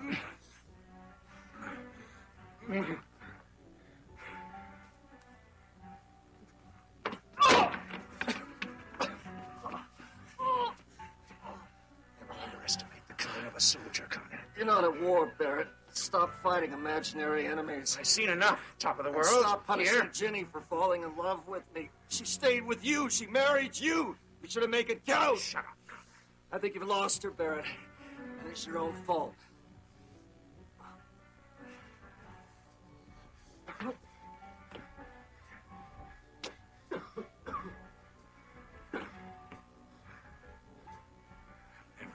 promise, Ginny. I will never let her go when the baby comes. I promise, Ginny. I'd stay away from her. Allow her to live her own life. But I'm not going to keep that promise anymore, Barrett. I'm telling you right now, and I'm going to tell Ginny, I'm going to fight you for her. Because you just don't deserve her. I'm going to fight you. I'm going to win. You go near her again, Connor, and I'll kill you. I've been operating under the assumption that Dennis is innocent of first-degree murder. As a matter of fact, I had my doubts that he was guilty of voluntary manslaughter. Do you believe now that he is guilty? Not saying that. Well, Stryker, you implied it. Stryker, are you reluctant to represent my son? Elliot, you know me better than that. I represented you under far more delicate conditions. I'm not going to give up on Dennis just because it's difficult. That's a relief to hear. But there is one thing I want. One thing I insist on. Being told all the facts about this case. Well, I understand that, Stryker. I have represented clients who have withheld information before and then been surprised in court when the DA presented that information. I don't like surprises, Elliot. Well, I can understand that, Stryker, but... So if you can find out what's going on, I want to know. All right, I'll do the best I can. Now, we don't have much time. I'll get back to you.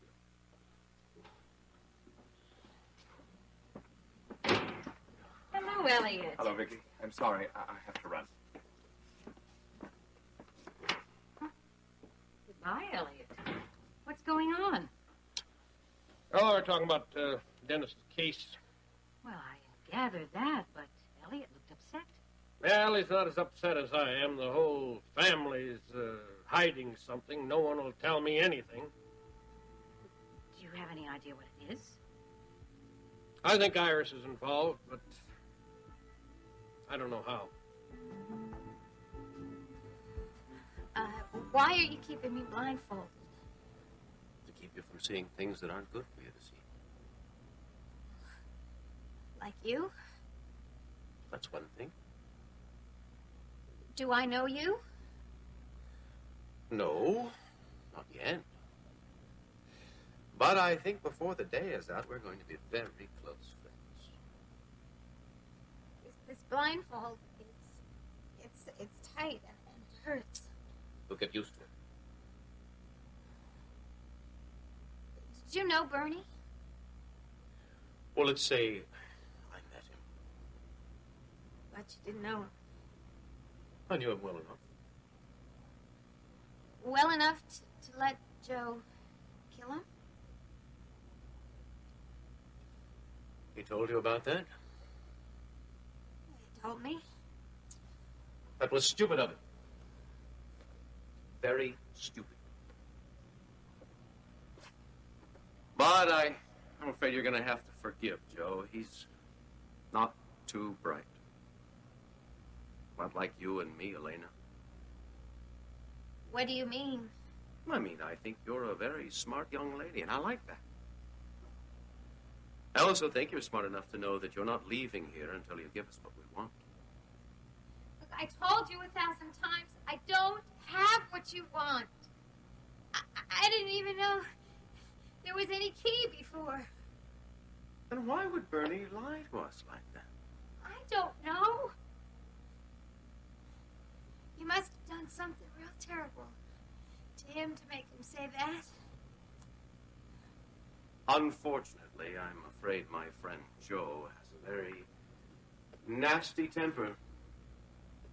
And when he feels that someone's giving him the runaround, he gets carried away.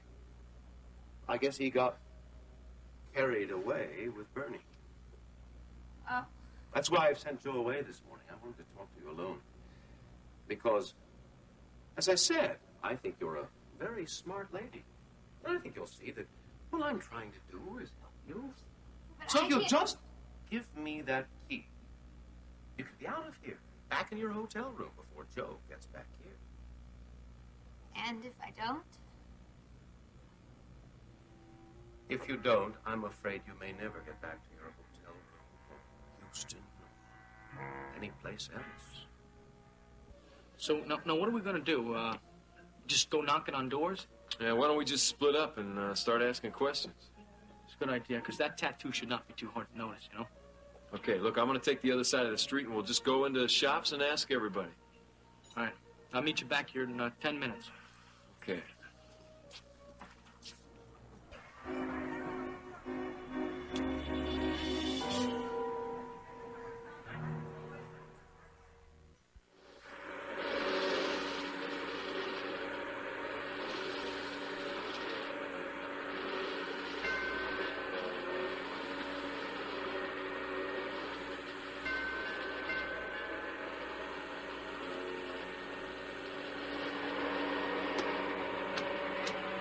Hello, Vivian. Mr. Carrington? I almost left. You took so long to answer the door, I thought you weren't at home. I'm sorry. I must have been thinking about something. Well, it must be lonely for you being here alone with Iris at the hospital looking after Alex. Yep. It's pretty difficult, especially when I think about Mr. Wheeler or Dennis. I was so upset this morning that I called Rudy twice just to calm myself down. Who's Rudy? Oh, it's a friend of mine in Bay City. Oh, is it supposed to rain? No. This is Mrs. Wheeler's raincoat. He's going to take it to the cleaners. Didn't you tell me the same thing about that same raincoat last night? Yeah. I've been so busy, I haven't been by there yet. Vivian, is everything all right? Yes, sir. I came by to continue our last night's conversation. I hope you didn't mention that to anyone. Well, as a matter of fact, I haven't, but I was tempted to when I saw Stryker Bellman this morning. Mr. Carrington, you mustn't do that. Well, why not? As Dennis's lawyer, Stryker must know the truth. He must be told everything. If Mr. Bellman knows that Mrs. Wheeler and I were in Chris Shaw's office that night, that he was murdered, that could be very bad. Bad for whom? It couldn't be much worse for Dennis. Well, have you talked to Iris? Yes, for all the good it did me. I know she's under a lot of strain with Alex in the hospital and Dennis in prison, but it's still no reason for her to withhold information from me. Oh, if she has information that will help Dennis, well, I can't imagine her keeping it from anyone, especially you. I swear she is. Maybe I'm wrong. I've been wrong before. Yes, but not very often. What brings you home? I called Iris at the hospital, and she asked me to stop by her house and pick up some things that she needed, and I thought maybe you'd like to go along. Got to be in court in an hour. Oh. Well, honey, do you have a moment to talk? Sure. I've heard some rather disturbing news. What? It seems that Justin Marshall is going to drill for oil on the property next to Max and Rena's. World Oil is trying to buy or lease the mineral rights to the Harper land. Oh. And do you also know that our darling daughter is pressuring Max to allow drilling on their property? Where'd you get that information?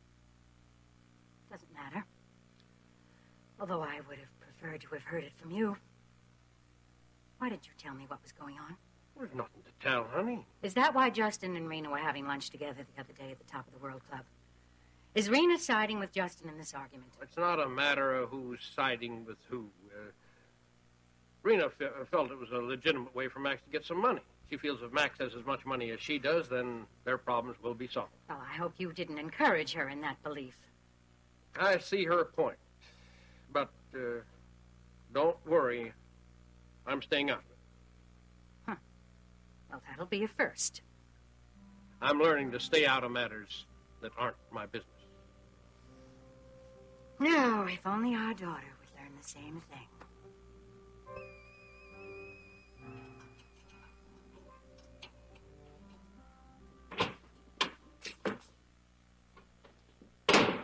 Where's Ginny? She's upstairs resting, fixing her some tea. Barry, please don't cause any more trouble. Ginny's upset enough as it is. I told you before to mind your own business, and I mean it. Don't you know that Ginny is my friend and her welfare is my business? All this trouble, it's your fault, Rena. problems didn't start just today. They've been coming on for a long time. Too long. Ginny and I were doing just fine until you decided to split us up. You've been trying for weeks now to turn her against me. Don't you think you've done a pretty good job of that yourself? I know what ideas you've been putting in her head. You're worse than Jeb. Agreeing to let her meet Ryan in your cabin. Believe me, Ginny had no idea that Ryan was coming out to my cabin this morning, so don't blame her. I'm not blaming her. I'm blaming you. You've been undermining me for weeks now, and I won't have it anymore. You want to beat me up? Is that what you want to do? Why don't you concentrate on making your husband happy? So that Ginny and I can work out our own problems. Is knocking Ginny around your idea of solving problems, Rena, Barrett? I did not mean to hurt Ginny. I'm sorry, I don't believe you. Well, it doesn't matter what you believe because this is none of your concern. Barry, I won't stand by easily and watch you destroy Ginny because of your insane jealousy. Don't you know that that woman has done everything in the world to prove to you how much she cares about you? She's trying to put Ryan in the past. Don't you understand that? But you won't let her. That's enough, Rena. Listen to me. Listen to me, Barry. You are driving Ginny away. And you trying to blame me or Ryan or anybody else, that's not going to solve the problem. If you'd stop undermining me and... Ginny is terrified of you. Do you know that? Ryan and I, we didn't cause that. You do. And if you won't deal with that, if you won't face your sickness, you're going to lose Ginny for sure. Sick. There's nothing sick about loving you're someone. You're sick. You need help, Barry. Get it before it's too late. You get out of my house. Don't ever set foot in here again. I don't want to see you. And I don't want you to see Ginny again. Ever.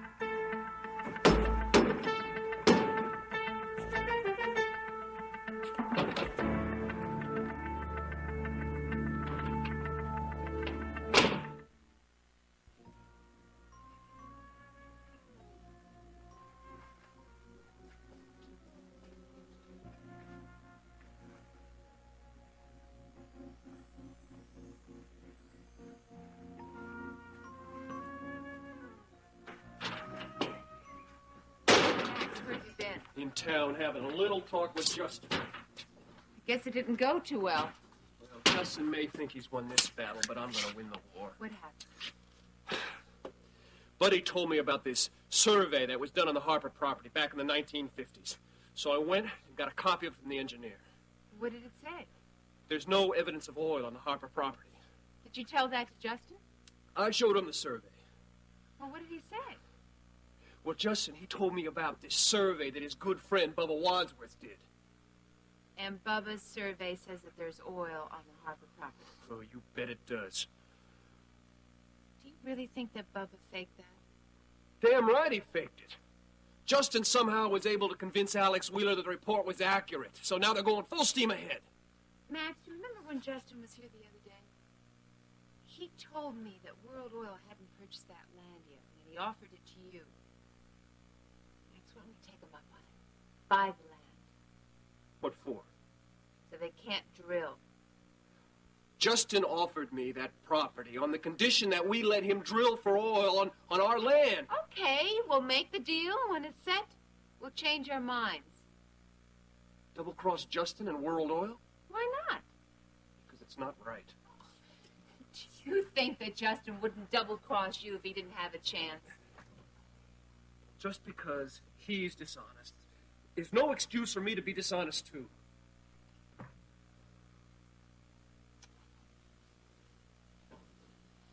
Suppose there's a legal way to do it. How? I don't know, but Daddy will. Honey, if you don't want oil rigs out here, I'm sure Daddy can draw up some kind of contract that has a loophole in it. That way, maybe we can stop both Justin and World Oil. You talk to Daddy about it. It's worth a chance, honey. thought you were unjust inside. Honey, I have always been on our side. Yours and mine. You've been so determined for me to become an oil man.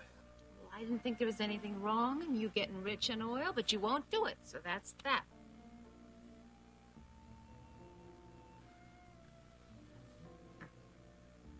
I never thought I'd hear you say that. I just thought, honey, that if you had your own money as much as I have, that would help our marriage. All this fighting, Max. I don't know if I can take it anymore. I can't. Well, let's stop it. Right here and now. You're willing to settle for me not being rich? Maybe you'll get rich on cattle, huh? I'd rather wait. It's better than seeing the way it's tearing you apart.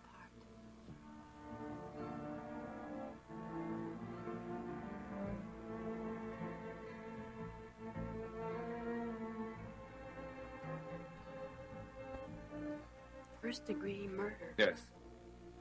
And that means Dennis could be sentenced to life imprisonment. Of course, with time off for good behavior, he could probably be cut down to 20 years. 20 years? Yes. And that would make Dennis, what, close to 50 when he was able to return to the real world and perhaps the semblance of a normal life again? I didn't... You didn't know that Dennis would be throwing his life away because Iris won't divulge whatever it is she's hiding? It was Dennis who didn't want anyone to know Mrs. Wheeler was there. Yes, I know. He didn't want to involve his mother. And it's true, she might be an accessory after the fact. Especially since she encouraged Dennis not to go to the police immediately. Mrs. Wheeler was just trying to help Dennis. I'm sure that's true, Vivian. And that fact will certainly be taken into consideration. She went to help her son. But more important, Vivian, is the fact that Stryker has to know the truth if he's going to be able to help Dennis at all. And I mean the whole truth. Mr. Carrington? Look, Stryker already believes that something is being withheld from him.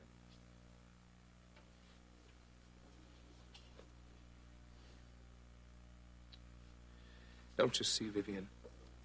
It's possible that Iris saw something in the office, something that could free Dennis. Now, as vile and loathsome as that man was, and as much reason as Dennis had to want to see him dead, I don't believe that Dennis murdered Chris Shaw.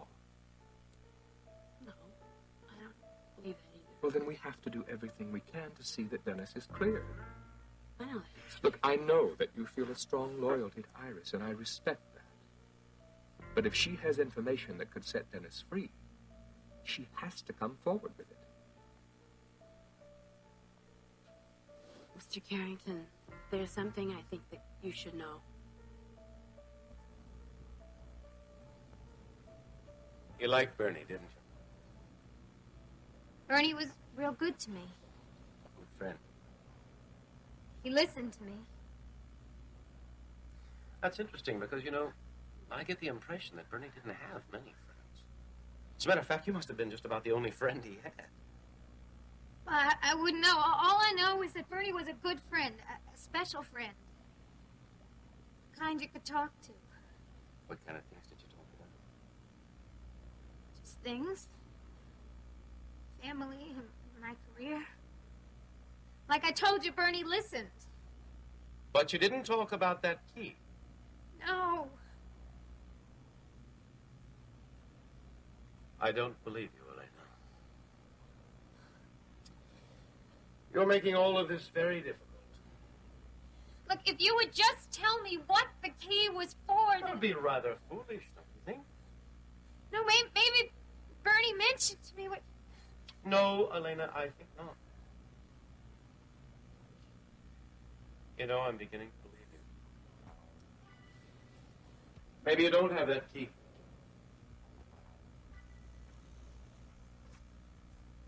But if that's so, then I'm afraid that would be very sad for you. Very sad indeed. Buddy? That's him!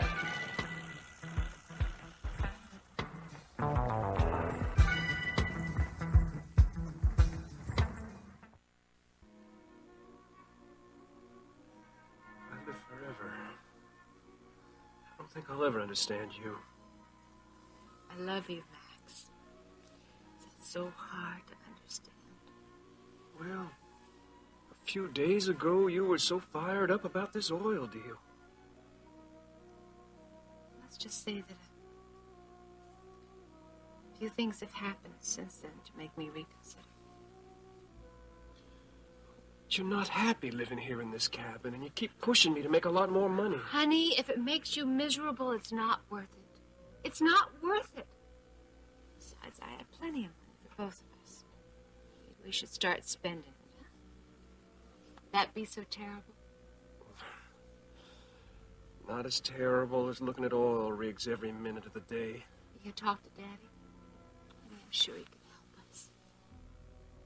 Stryker is the lawyer for World Oil, honey. So what? So he has to look out for their interests, not ours. Keeping Justin from spending their money or wasting it is in their interest, right? I swear, you have the strangest sense of logic. You talk to Daddy? I'll think about it, okay?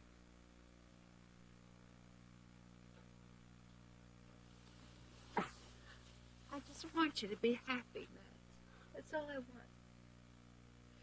After what's happened to Jenny and... Oh, I gotta call. I gotta check on you. You know, when I was driving back up to the cabin, I saw Barrett. He was walking down towards the stable with a bottle of whiskey in his hand. Did you talk to him? Well, no. I was just so upset about Justin. What the devil's going on now? I gotta make sure that Jenny's all right.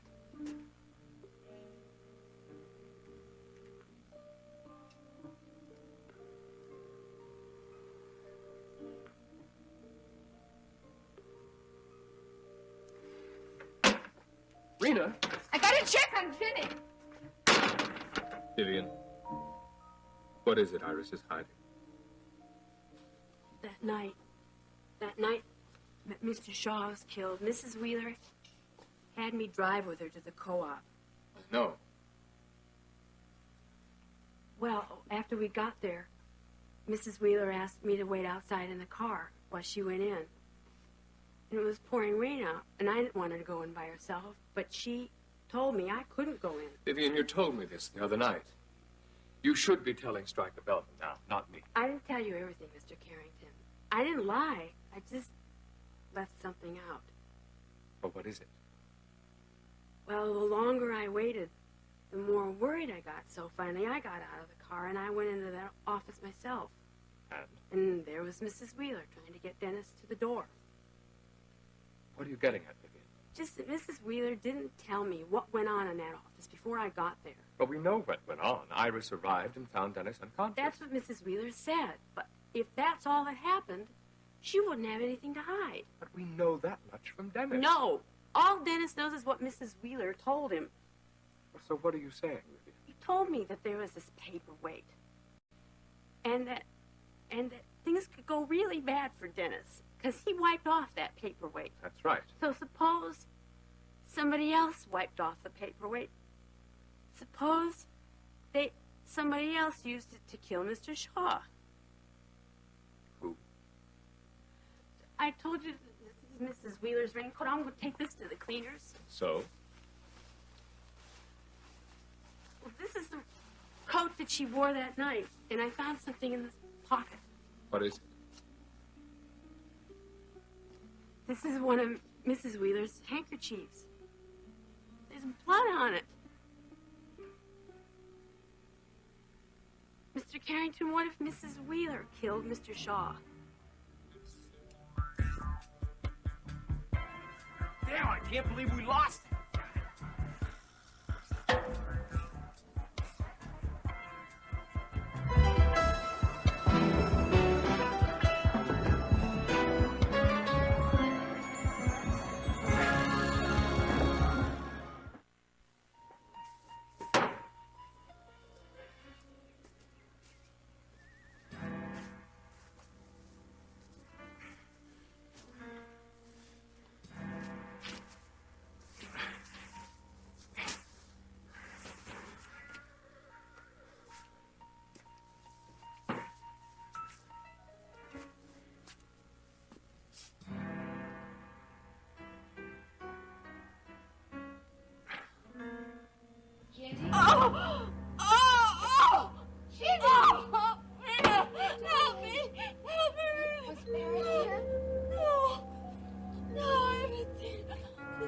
can't help it. Okay, now tell me what's wrong. I fell asleep. And then I woke up. And the phone rang. I was calling you, honey. Oh, I couldn't move. I couldn't get out of bed, Rita. All right, honey, it's okay. I'm here. Don't leave me. I won't leave you. Ginny, are you bleeding? No. But the pain. Oh. I'm going to call Courtney. I'm going to take you to the hospital.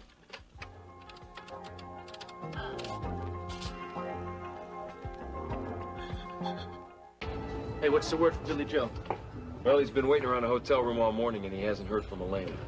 Yeah, well, I didn't think that he would. Man, we can't stand around here and do nothing. All right, look, what we got to do is we got to get out there. We got to find somebody out there on the street that's seen some kind of a sailor with a serpent tattoo on his hand.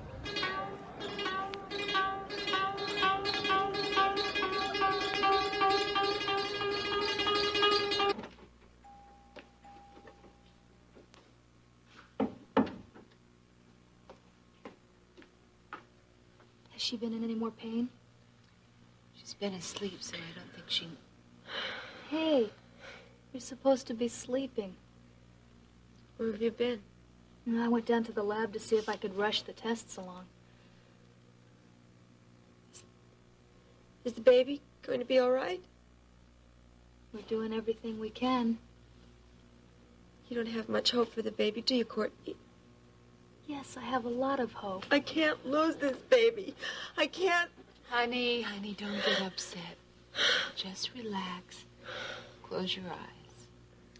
She's right, Jimmy. You need some sleep. You need a lot of sleep. So just try and relax.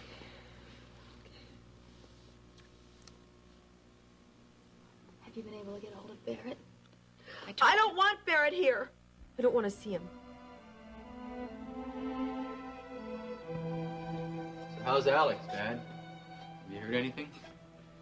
Well, I called the hospital earlier this morning and was told his condition is the same. Which means? Well, he's listed as stable, but there really hasn't been any improvement. Have you seen or spoken with Mom yet? No, not since Alex's stroke. I did drop by Iris's house yesterday to talk to Vivian. We had quite an interesting little visit. Oh?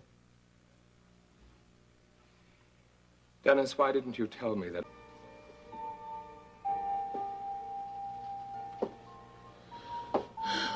Where's Courtney? She's down at the hole, honey. Do you know her? No, I was just wondering where she went. How are you feeling? Sleepy. I wish you hadn't said that. I'm getting so sleepy myself. You know, I got up at 5 o'clock this morning to fix breakfast for Max, and I haven't been back to bed since then. You could go home and get some rest. Not a chance, lady. I promised you I'd stay here with you, and I always keep my promises. Well, almost always. No. Thank you. Thank you for being there when I needed you. I was so frightened. You're gonna be okay, honey. No, you went downstairs to get me tea, and then you never came back. I know. Barry came into the kitchen and he asked me to leave. He screamed at me because I had arranged for Ryan to come out to the cabin. You were only trying to help me. Unfortunately, Barry doesn't see it that way. I didn't dare argue with him, honey, because I was afraid that he might take it out on you. If I knew that you were going to have this kind of trouble, I never would have left you. I'm sorry that you have to be in the middle of all this. I can handle Barry. It's okay. Did Barrett and Ryan argue when we left the cabin? I wasn't there, honey. I don't know. While Courtney was examining you, I called Max and I told him that I drove you to the hospital. He said that he would try to find Barrett and then tell me. Rena, If Barrett comes here, I don't want to see him. Okay, I don't want to... Okay, honey, don't get upset now. I'll do everything I can. I promise. Would you do something else for me? Mm-hmm. What is it? Will you, we call Max and ask him to tell Steve to reassure him that I'm okay? Of course I will. Rena? What did Courtney tell you about the baby? The same thing that she told you, honey. That you stand a 50-50 chance of keeping the baby. Oh, Jimmy. Honey, do you remember the last time when you were in the hospital? You thought you were going to lose the baby then. But you didn't. I know.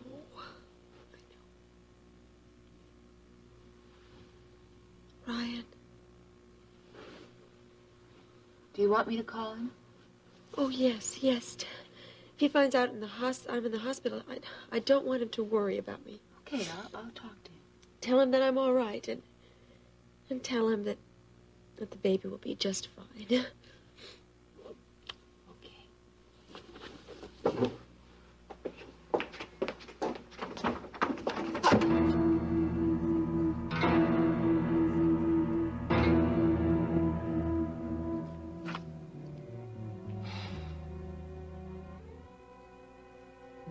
I'm surprised you're still here. Well, I was involved with one of the men in the accounting department. There seemed to be a little problem down there. Didn't realize it was so late. Well, I'd better get going before Iris sends the National Guard out to look for me. Well, what's wrong in accounting? Oh, it's all under control. Nothing.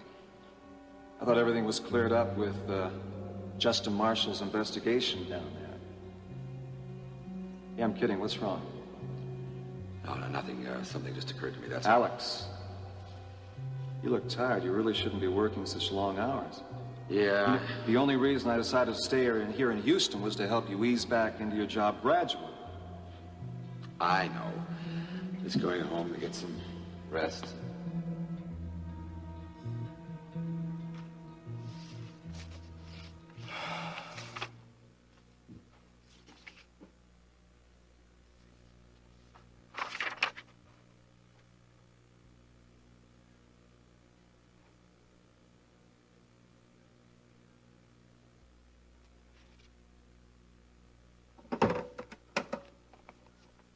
Ashley, it's Ryan.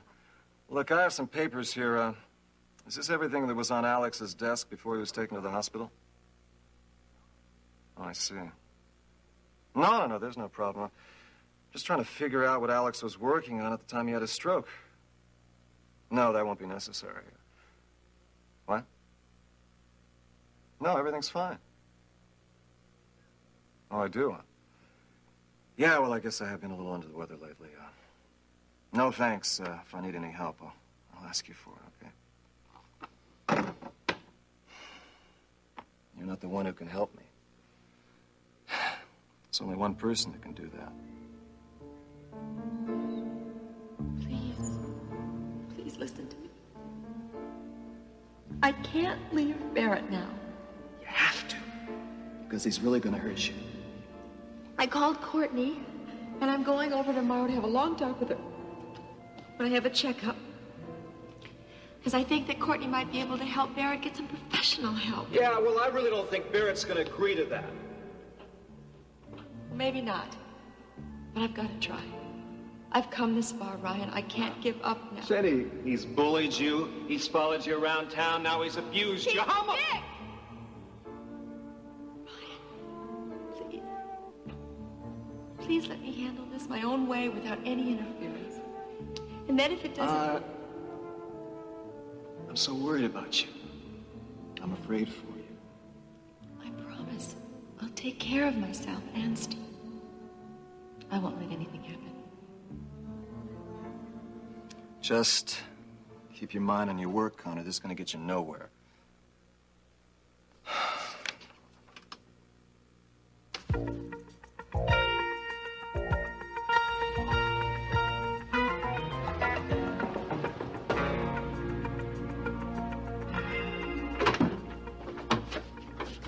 Where's Elena? Where's the girl? She's in her cabin. Where do you think she is? She told you anything yet? No, she hasn't. Not yet.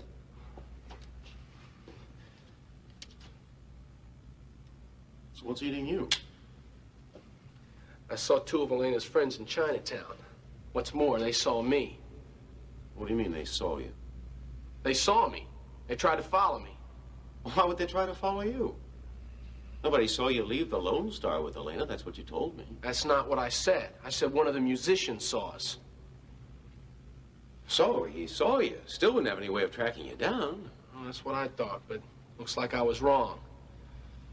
Anyway, just damn lucky I could give him the slip. Well, you'd better hope you gave him a slip.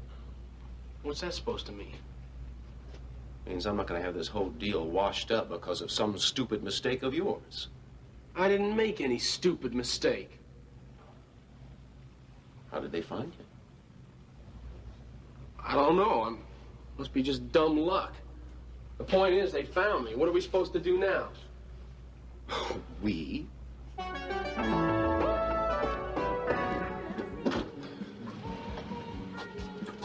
What'd you find out? The shopkeeper thinks he's seen a guy with a tattoo on his wrist. Oh, terrific. Where do we find this guy at? Well, he thinks that he comes into this bar a lot. Now, maybe the bartender can tell us something.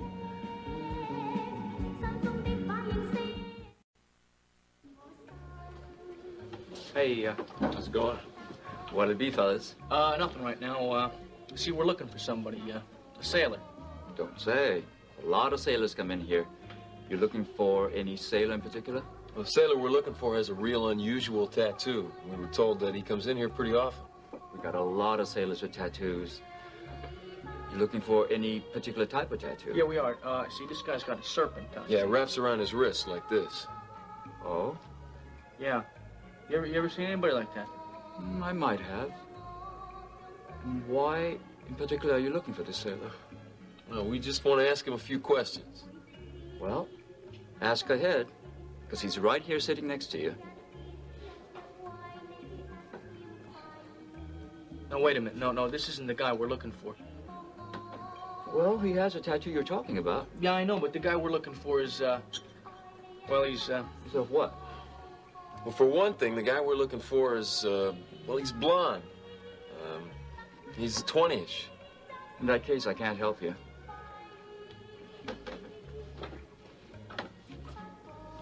Hey, man, how you doing? That's a real nice tattoo you got there. I bet you would have noticed if somebody else had a tattoo like that, huh? Oh, I know. Money talks, huh? Well, let's see. I'm listening. Where'd you get that tattoo anyway, Freddie? I think he got it right down the street at Foo's place. Foo's place? Sure, Foo's Tattoos. You might ask old Foo if he's done any tattoos like Freddie's. Yeah, tattoo. We should have thought about that. Yeah, where is this place, this Foo's Tattoos? It's on Doyle Street. Go out, take a right, till you get to Pell. Take a left. Doyle's is the first street on the right. Foo's is a couple of doors down. You can't miss it. Thanks a lot. Thank you.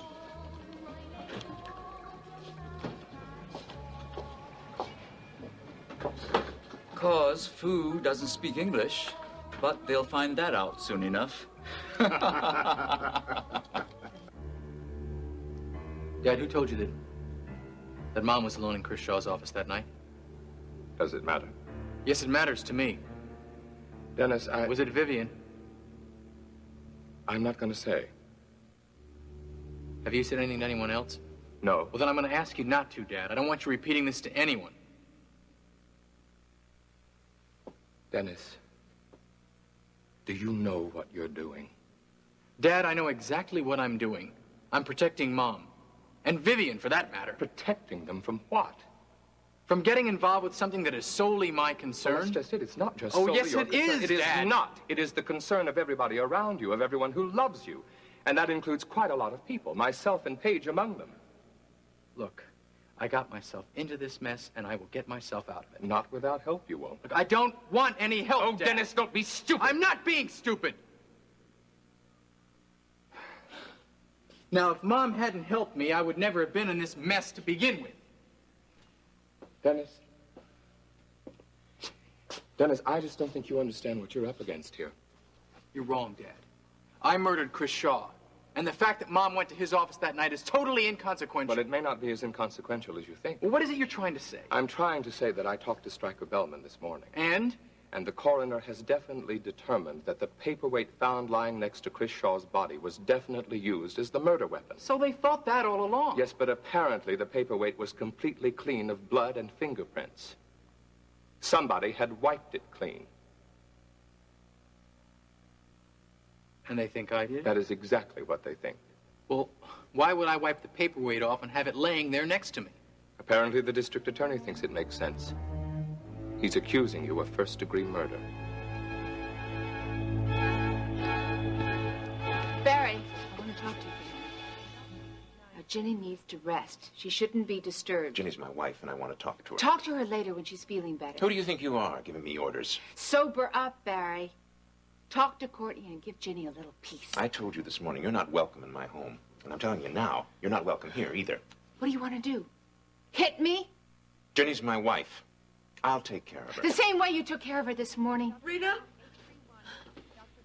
It's okay, Ginny. I'll stay with you. Everything's gonna be all right now. I don't want you here. Just leave me alone. Go away. Let me rest. You don't mean that. Been drinking. Yeah? I had a few drinks.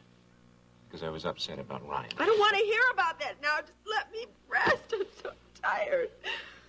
Barry, why don't you go to the coffee shop and have lunch or something? Mind your own business. Barrett, please. I'm tired. Leave me alone. Stay here while you sleep. I'll be with you. I'll get Courtney, honey.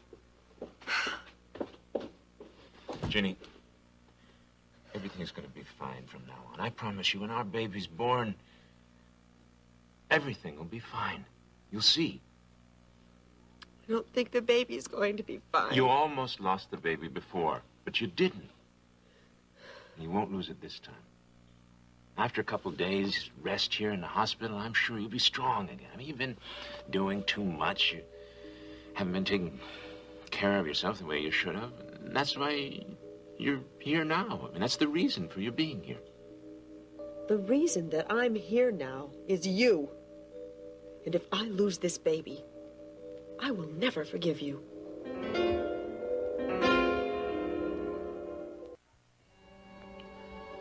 You're not going to lose the baby. I won't let that happen. There's nothing you can do about it. Just, please, leave me alone Ginny, and let me rest. When the baby's born, we'll go away together to Fisher Island, like I promised. Just the two of us.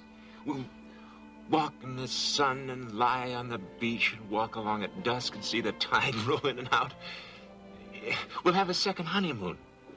We'll start all over again. I promise. Things are going to be better. You keep promising that, Barrett. And you break your promises. I can't believe you anymore. Don't you understand what's happening?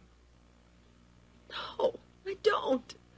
Every time things begin to go better for us, someone screws it up. Oh, Barrett! No, it's not my fault, Jenny. I'm trying. I swear I am. But all this outside interference is Ryan, Jeb, Rena. If Rena hadn't been there for me and taken me to the hospital, I don't know what might have happened. Nothing would have happened. I would have found you. Grandma would have found you. Barrett, I was in pain. I started hemorrhaging. It's okay, sweetheart. It's all right, my dearest. Everything is going to be just fine. You're going to be just fine. I don't think the baby's going to be just fine. You're going to carry it to full term. You'll see. Now, you've come this far. You can't give up I'm now. not giving up, Barrett! Barry, come on. It's time to go. Time to go. Ginny needs her rest. But I have a right to be here. I'm Ginny's husband. It's my baby. I'm not going to leave her alone. She's not going to be alone, Barry. I'm going to be here. Tell her the baby's all right. At least do that much.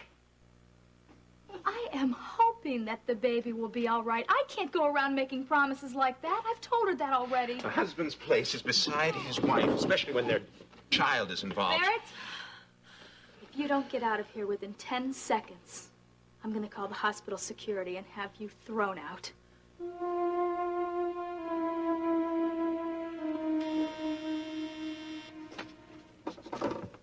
Ashley, hold my calls, huh? No, I'll take it. Rena. Ryan, I have some bad news. Ginny's in the hospital. What's wrong? How is she? She was in a great deal of pain. Is it the baby? I'm afraid so, Ryan. Courtney said that she stands a 50-50 chance of having the baby. Ginny wanted you to know that. What happened? I think she started bleeding. Were you with her? Part of the time, I thought that Barry was there, but when I called the house, there was no answer, so I went right over there immediately, and then I decided to call Courtney and drove her to the hospital. Okay, I'll be over there right away. No, don't come to the hospital. No, I have to be with Ginny. I don't want her to be there alone. I know how you... Don't argue with me. I'll be over there in 15 minutes. You got that? Ryan, listen to me. Barry is here, and he's been drinking. There's no telling what he'll do if you show up. Please. Ginny is so upset she can't stand anymore. Is Barry giving her a hard time? Courtney's here. She'll be all right. But she can't be there all the time. She has other patients. Well, I'm here, so don't worry. Okay, look, Rena, please just call me if Ginny's condition changes. I will. And will you call me when Barrett leaves? The second he walks out of the hospital. Rena! Yes. Will you, tell Ginny, I love her? Yes, I'll tell her, Ryan. Thanks.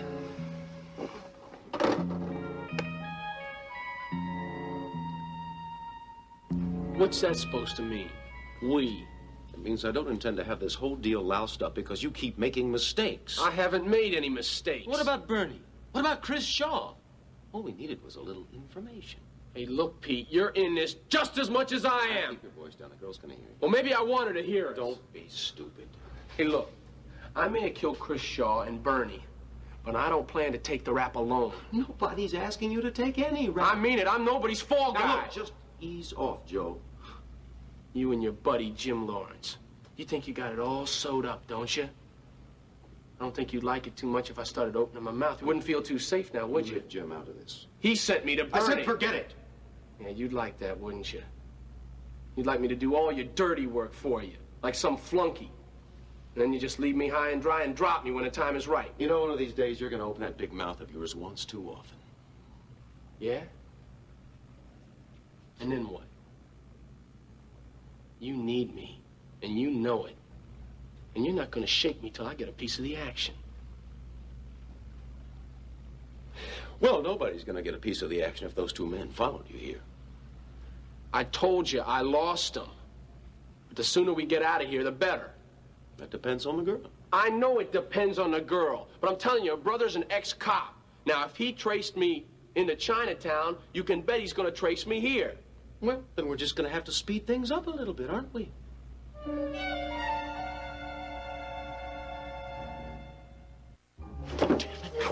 You're interfering where you don't belong, just like the others. I am Ginny's doctor, and she is my first concern. Now, you may be my brother, but you're upsetting my patient, and I won't have it. Who have you been talking to? Rena? Barrett, I know you're concerned about Ginny. Then why can't I stay here? Because you're drunk and you're upsetting her. I'm not drunk. I had a few drinks, but I'm in total control. Barrett, could we please go out in the corridor and talk about this? I'm not leaving this room. If you upset her any more, I'm going to have to give her a sedative. And I've been trying to avoid that. I'll make sure that she remains calm. Barrett, she doesn't want you here. That's because Rena has brainwashed her. Why don't you go for a walk or get something to eat? But please get out of here. I thought you'd be gone by now. He was just leaving. Just stay away from Barrett, my for wife.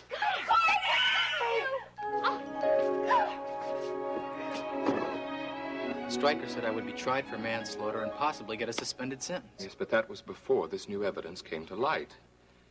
Don't you see, Dennis, that is why Stryker has to know everything. If you are accused of first-degree murder, you'll go to trial. Well, would that be so terrible? Dennis, there are a number of things that stand to work against you. Things which might influence the jury to make an example of you. I don't understand. Look, your mother and Alex Wheeler have a great deal of money and influence. The prosecution will do everything they can to use that against you. But why? They'll play on the jury's emotions. Rich boy tries to buy his way out. That is a lie, Well, of Dad. course it's a lie, but that doesn't make any difference. Everything you're saying doesn't make any sense. It doesn't have to make sense, Dennis. As a journalist, I've seen it happen again and again. And the press will help the prosecution. Together, they will nail you to the wall. Dennis, you're such an idealist. If only I'd raised you to be a bit more practical. Dad, I Look, can't be... Stryker is a wonderful lawyer, but there is just so much that he can do. But what about the facts? The facts. Dennis, the facts are that certain evidence was destroyed. Those are the facts. Son, you could spend the rest of your life in prison. No, that's not possible. Yes, it is possible. It is very possible. Stryker already suspects that you haven't told him everything. Even if you level with him now, he's going to have his work cut out for him. Dennis, you have got to level with him. You have got to tell him that Iris was alone in Chris Shaw's office the night he was murdered. And while you're at it, you'd better tell him about this. Well, we can't pull out until Elena tells us where the key is, Pete. I don't think that's going to happen. Well, then we just got to get a little rougher with it. Oh, good, good. That's right up your alley, isn't it, Joe? You tried that with Bernie and with Chris. Look where it got you. Well, You're too damn rough for your own good. You got any better ideas? We got to get our hands on that money. Yeah, I know. I agree with you. But I don't think the girl's going to lead us to it. Well, we can't just let her go, Pete. I mean, can you imagine what she'd do with $1 million? She'd just leave the country. We'd never see her again. She's not going to leave the country. Matter of fact, she's not even going to leave this ship. What are you talking about? Later tonight, I think our little friend Elena should take a swim in the New York harbor. By the time the police find the body, we'll be long gone. Oh, no, Now, Pete. you do what I say. Hey, Pete, look. I mean, killing a girl, I've never done that before. I don't think you have any choice. Well, what do you mean? What are you talking about? Oh, Joe. The girl's seen you. She knows your name. She even told me she knows that you killed Bernie. Now, you want her running around Houston with that kind of information? It's a bad idea. I'm telling you. Her brother's an ex-cop. I mean, kill her and you got the whole Houston police force down on our backs. Our backs? Oh, Joe, think about it. The girl's a liability. Now, you just got to get rid of her.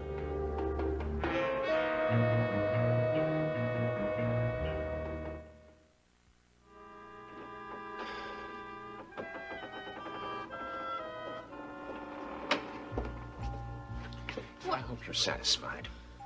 What are you talking about? Ginny's in surgery. I never had a chance to tell her how much I love her. It's your fault. You are hurting my arm, Barry. You know, if it weren't for you, she wouldn't even be in the hospital. If it weren't for me, Ginny probably would have died in her bedroom because she was waiting for her husband to check on her. I was planning to check on her. When? After you finished the bottle of whiskey that you brought to the stables? What are you doing? Spying on me? Oh, Barrett, Max saw you with a whiskey bottle. If I'd known you were going out to drink all morning instead of staying with your wife when she needed you the most, I never would have left her. Ginny and I were just fine until you started interfering. Why don't you go sober up, huh?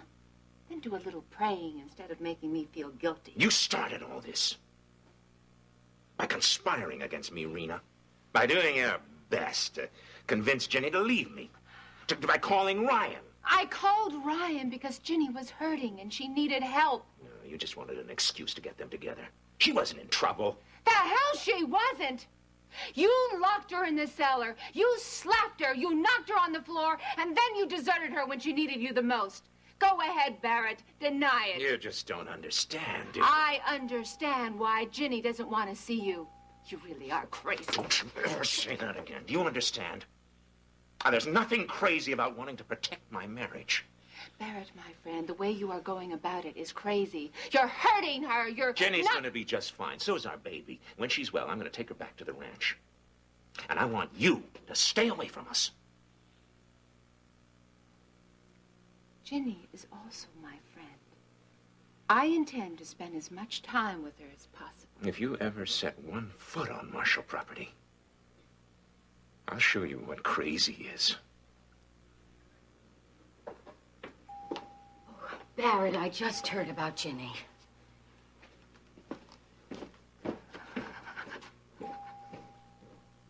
Now, what's wrong?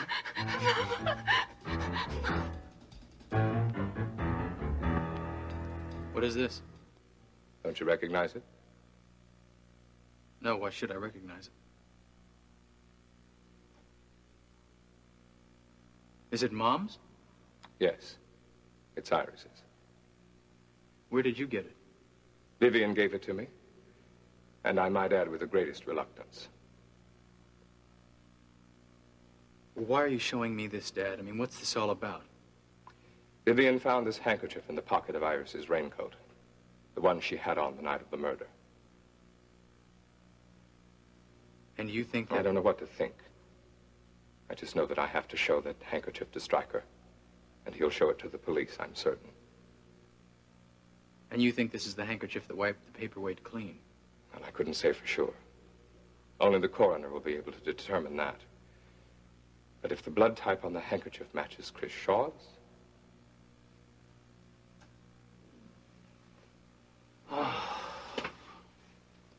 Why would Mom do that? Well, she might have done it for a number of reasons. One, to cover any trace of your having been there that night. And the other? To cover the fact that she murdered Chris Shaw. No, that's impossible, Dad. Is it? You don't remember having done it, do you? Look, I don't have to remember anything. I was drunk. I was mad when I went there. I could have done anything, Dad. Dennis, I've said it before, and I will say it again and again. You are not capable of murder under any circumstances. But you think Mom is capable?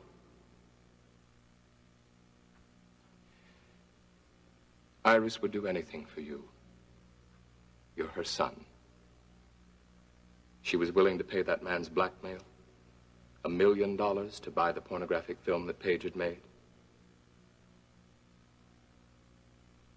What do you intend to do? Well, first I intend to speak to Iris. And then? The rest, I suppose, will be up to the police.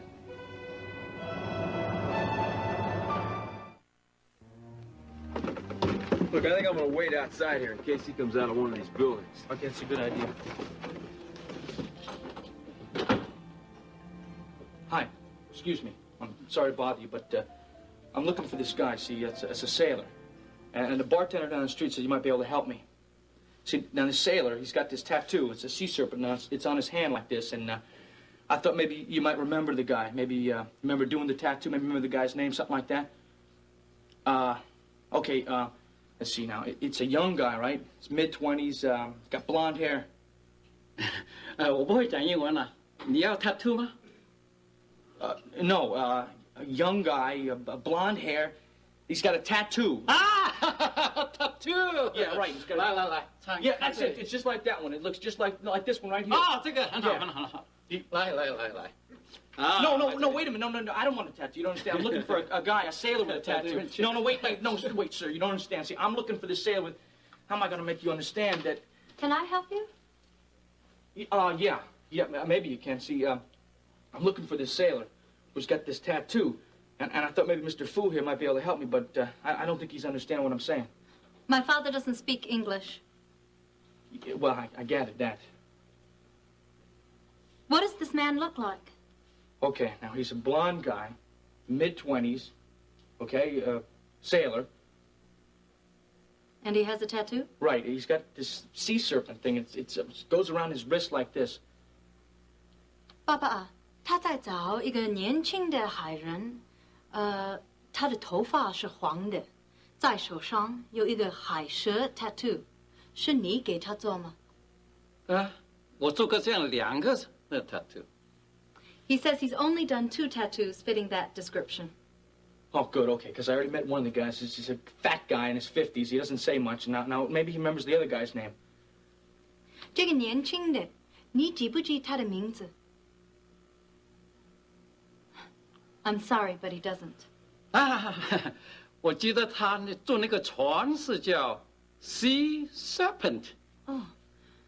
He says he remembers that the name of the man's ship is the Sea Serpent. Is he sure about that? 他问你准知道船的名字吗？对对，所以他要这样的 tattoo. My father is certain. He says that's why the man wanted that particular tattoo, the Sea Serpent.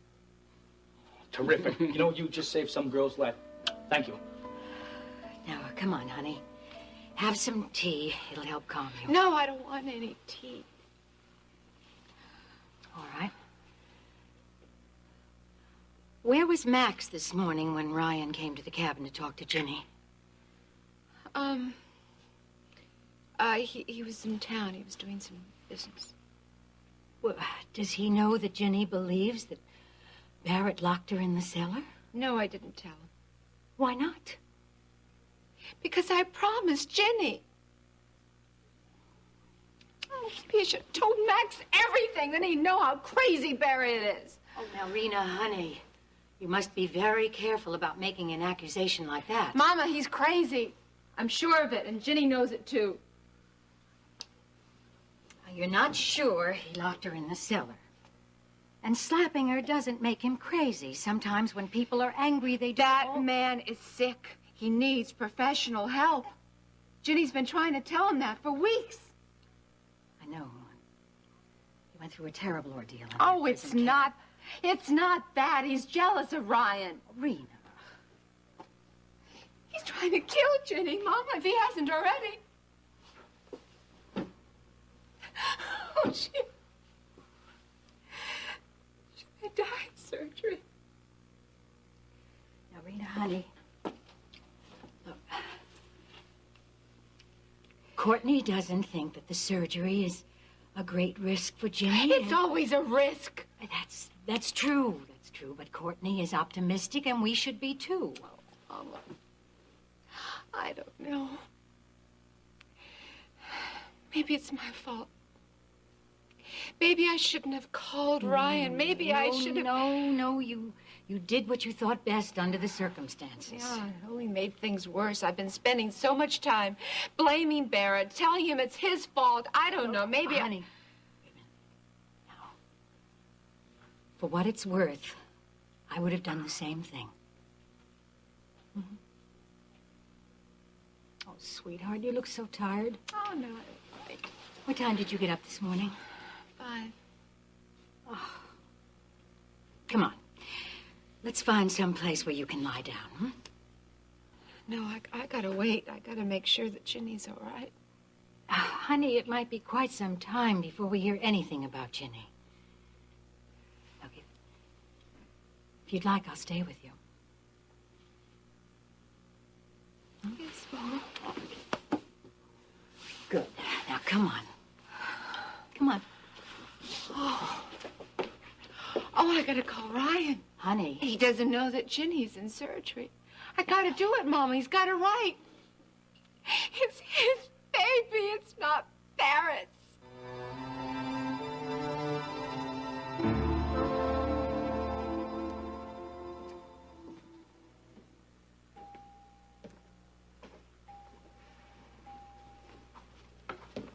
What the hell are you doing here, Connor? I'm here to see Ginny. What happens to Ginny is none of your business. I thought I made that clear Look, earlier. Barrett, your threats don't scare me. Well, they'd better. Because I meant every word I said this morning. Is Rena around? Oh, she called you, did she? I should have known. Tell me about Ginny and the baby. I'm not telling you anything, Connor. Why aren't you with Ginny? Or did she come to her senses and tell you that she never wants to see you again? Ginny loves me, Ryan, not you. So why don't you just get the hell out of this hospital and out of our lives? You're not wanted, not needed. Get out, now, before you... I'm not leaving until I see Ginny and find out for myself if she's all right. You got that? You can't see her now. She's in surgery.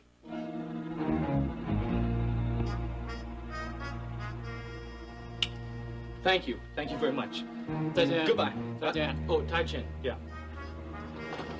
Hey, did you find anything out yet? Yeah, I think we got him. Come on.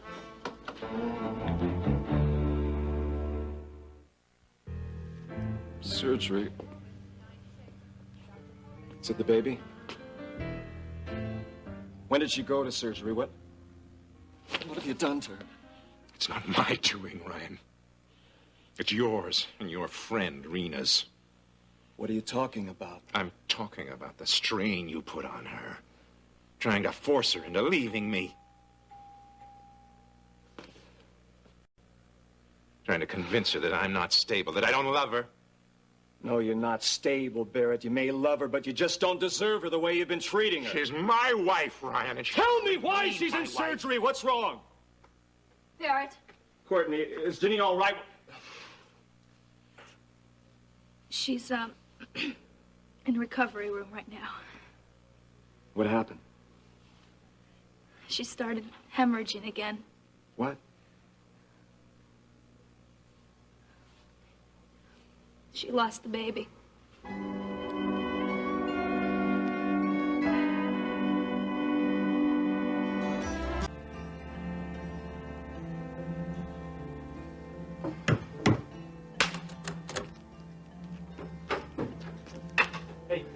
Hey, man, I've been going crazy in this room here waiting for you guys.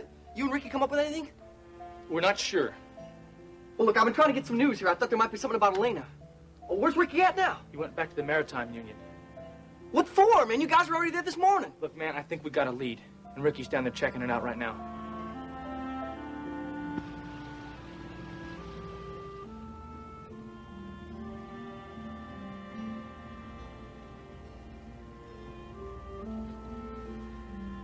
Didn't touch the lunch I brought for you.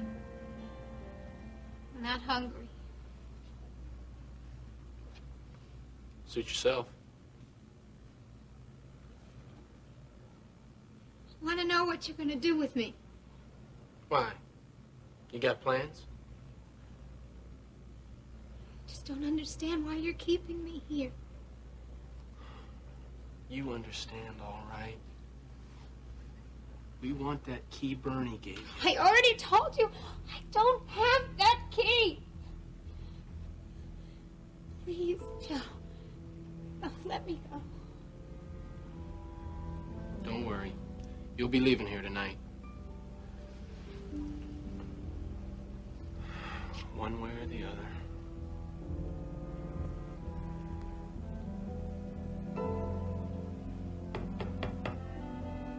Come in. Mr. Connor, I have those budget figures you wanted. Yeah, thank you. Connor, you all right? Sure. You told me you were going to the hospital earlier. That's right. How is Mr. Wheeler? I didn't get to see Mr. Wheeler. No? No, I saw a friend of mine who's in the hospital. Well, I sure hope that your friend's gonna be all right. Yeah. I hope so, too. I've been looking for you. Ginny, is she all right? Her condition is stable, and she's been moved back to her room. Oh. Does she know that she lost her baby? She's still pretty groggy from the anesthesia, but she's aware of what's happened. Rena, Ginny always knew that there was a chance she might lose this baby. Can I see her? Sure. For a few minutes. Barrett's in there with her now. I'll be back in a while, okay? We'll be here. Honey, maybe what's happened is for the best. It's not for the best. Ginny could have carried that baby to full term, but Barrett killed it.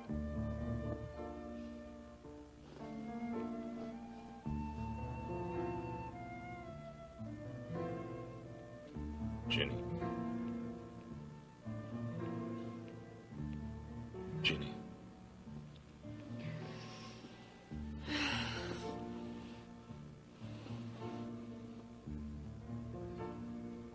Hello, sleepyhead.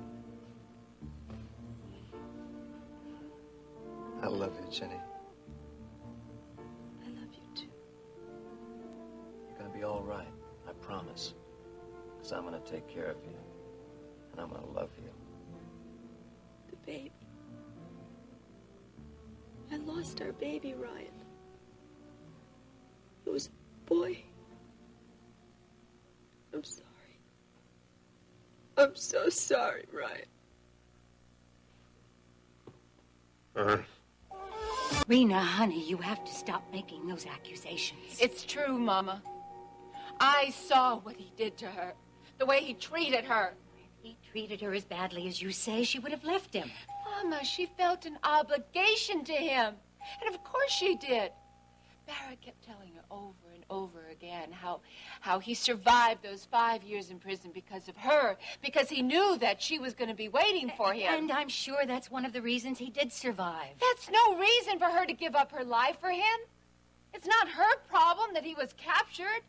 Rena, whether you agree with it or not, it was Ginny's decision. Well, then Barrett should have been grateful. But no, he had to make her feel guilty because she fell in love with Ryan.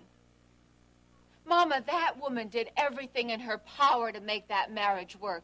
And what did Barrett do in his gratitude? He just tore her up, little by little, bit by bit. Rena, stop this. Now, this isn't good for you or for Ginny. And taking her anger out on Barrett isn't going to solve anything. I'm just trying to tell you what the problem is. But, honey, it's not your problem. This is something that Ginny and Barrett have to deal with. Well, I'll tell you one thing. I am not going to stand by and watch Barrett kill Ginny, too. I am not going to smile and pretend that nothing happened, pretend that Barrett is not crazy. No, Rena, because he is crazy. Shh, stop this. Sit down. Sweetheart. Now, listen to me. Ginny asked for your help, and you gave it to her. You did everything you could for her. I didn't do enough. She lost her baby. It's possible she would have lost the baby anyway. You know she had trouble before. Mama, the baby. Honey. Sweetheart. I'm as sad about this as you are. But it's over. And Ginny has to deal with this in her own way. And it's going to be very difficult for her. Now, your attitude toward Barrett, it's only going to make matters worse. What Ginny needs now is kindness, loving and understanding, not anger and resentment. Barrett is dangerous, Mama. He's unstable.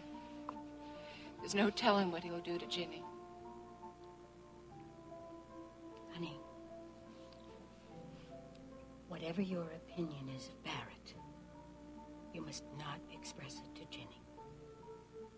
She's got to sort out her own feelings, and well, whatever decision she makes, it has to be hers. She has to make it on her own without any interference, even from well-meaning friends. Now, if you really care for Ginny, back away. Give her a chance to resolve her problems with Barrett. I don't think she can handle him on her own. He's just too jealous, Mama. Then Ryan will have to be the one to help her.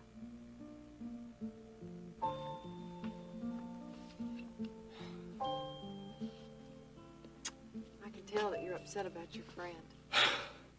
Yes, Ashley, I am. Is it a business associate? It's personal. I'm sorry, I didn't mean to pry. No, I shouldn't be letting my personal life into the office. Sometimes you can't help but Look, I've been going over these papers that were on Mr. Wheeler's desk when he went to the hospital.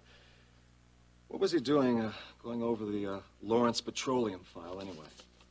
I don't know. You know, as a matter of fact, I Didn't get that file for him. He must have gotten it on his own. Well, he seems to have been going over a list of ships from the file, ships that were leased by World Oil to Lawrence Petroleum. I wish I could help you, but I don't know a thing about it. Look, Ashley, you remember that Mr. Johnson who used to be in accounting? Oh, yeah. That's who Mr. Wheeler was looking for the morning he had his stroke. He'd disappeared. Yeah, do you have any idea where he is? Well, all I know is what they told me in accounting, that he had never missed a day of work in 9 years. And all of a sudden, one morning, he doesn't show up. And that was the morning Mr. Wheeler was looking for him, right? That's right. Ashley, would you do me a favor? Of course. I want you to go down to accounting. Now, they must have a work file of Mr. Johnson's projects. Could you bring it up to me? I'll be right back with it.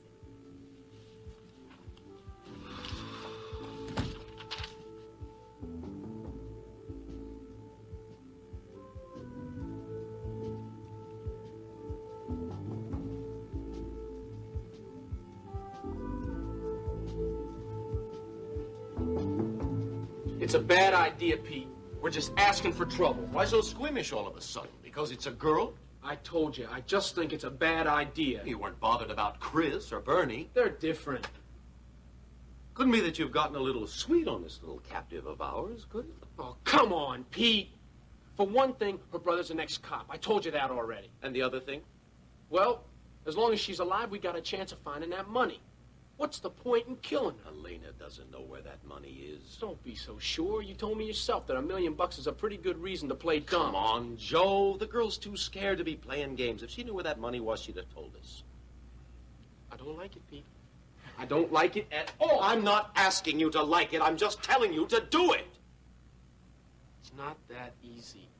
It's the easiest thing in the world. The girl hits her head on something and falls into the water. By the time they find her body, there will be no way of tracing it back to either one of us. Yeah?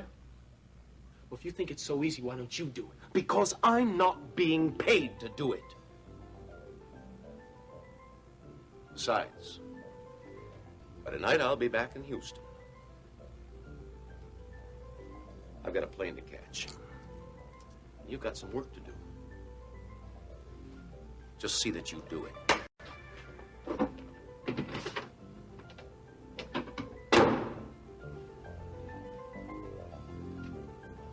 So I gotta stay here and clean up after you.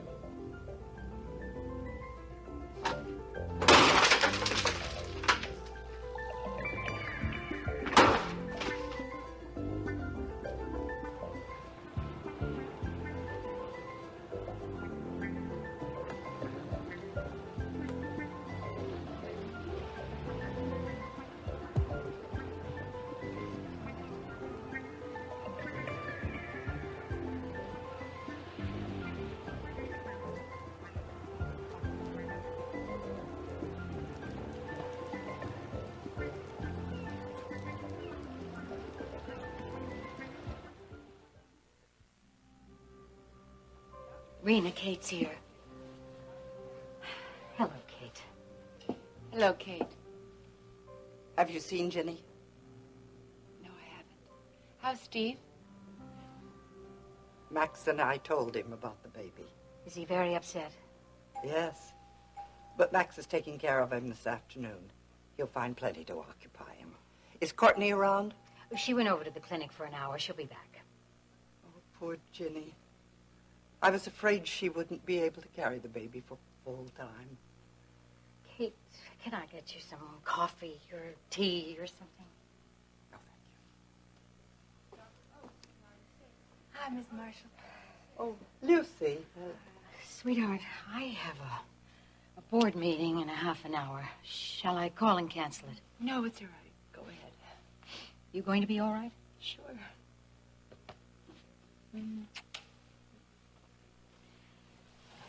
Lucy says we can see Jenny in a few minutes. Well, that's good, but I have to get back to the office, Kate. I'll stop by later. Bye-bye. Bye, honey. Did you drive yourself into town, Kate? No. Guy drove me. He drives a lot faster than I do.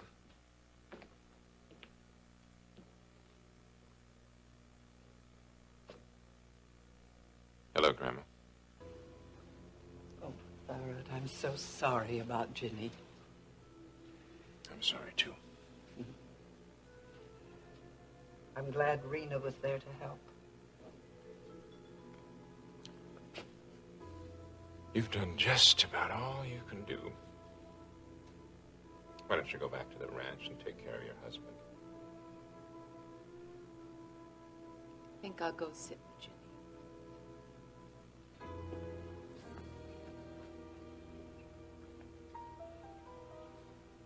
What's going on between you two? What kind of lead you talking about here, Jim? I thought you told me that sailor guy, Skip, well, you told me he wasn't registered with the Maritime Union. I know that, but we did some checking around Chinatown, see, and we came up with what ship he sails on. Well, yeah, well, how'd you figure out that? Okay, look, the guy wears a tattoo, right? So we went to a tattoo parlor. Yeah, but them tattoo places must do 1,000 sailors a year. How are they gonna remember one guy? He remembered the tattoo, see? This Chinaman, Mr. Fu, right? He'd only done 2 tattoos like that. Yeah? Right, and me and Ricky stumbled onto the other one. This one guy is a fat guy, a sailor, in this bar. Yeah, but that don't tell you nothing where Skip is. I know, but when I described him to him, he remembered him. Yeah. Well, does he know where he's at now? No, he just knows the ship that he sails on. It's called the Sea Serpent. That's why he got that particular tattoo. Yeah, well, where's the Sea Serpent now? I don't know. That's why Ricky's down at the Maritime Union trying to figure out where the thing's docked at. Well, what then? And Ricky and I are going to pay this guy a little visit.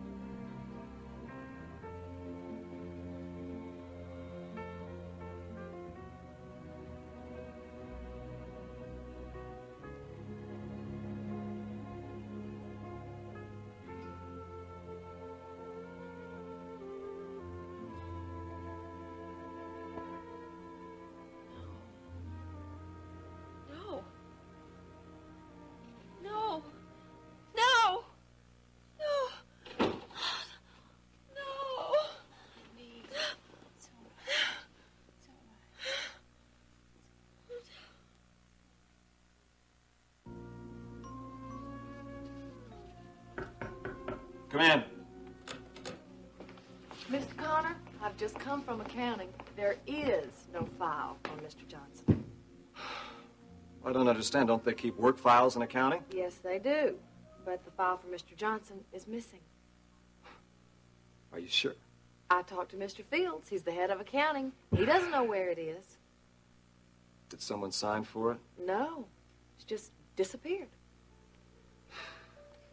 Maybe Mr. Wheeler took it?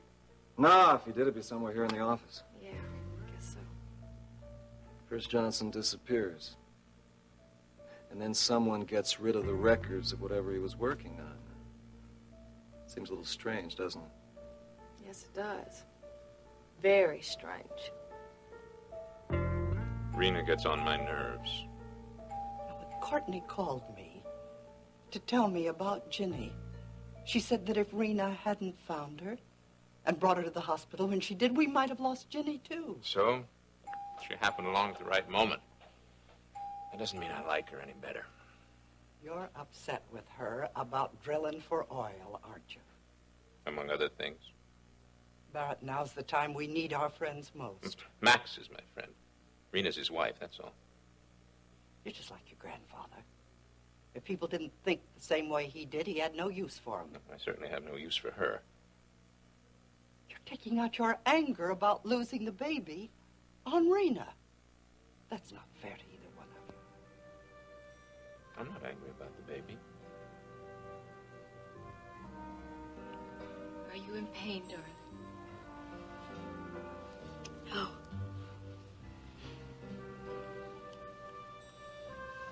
I lost the baby. No, Ginny. I'm so sorry. I wish I could say something to you or do something that'll make it easier for you. I wanted that baby so much. I know, baby. I know. I'm sorry. I let Ryan down. Oh, don't you say that. That's not true. It's not your fault that you lost the baby. It's just something that happened. It was Barrett's fault.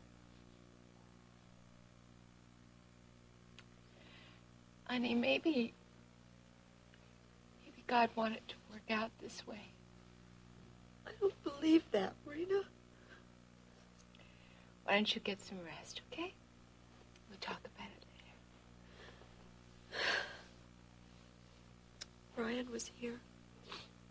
I know. I told him to come, like you asked me to. And then I thought maybe it was best if he didn't come, but he showed up anyway. I talked to him. You didn't talk to him, honey. Yes, I did. He was in here. You must have been dreaming. You didn't see him. Maybe you're right. It's hard to remember. Will you talk to him for me, Rena? Of course. Tell him I love him. Tell him I'm sorry.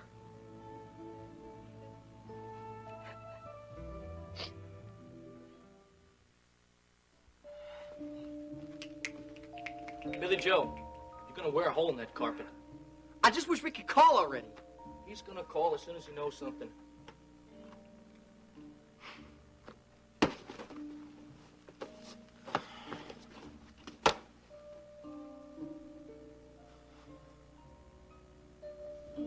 Jeb, you think Elena's all right? I hope so. Look, I know you got all screwed up here, your plans for the interview and the talk show and all that stuff. I don't care about none of that stuff. Talk shows, I can get her on those anytime. She's talented. People can see that now. It's Elena. I just hope she's all right, man. Well, you know, you have helped her a real lot. Nah, I didn't do much. She's done it all herself, mostly. She's good. Yeah, she's good, all right. But she may not have found out for a long time. She may never have found it out at all if it hadn't been for you.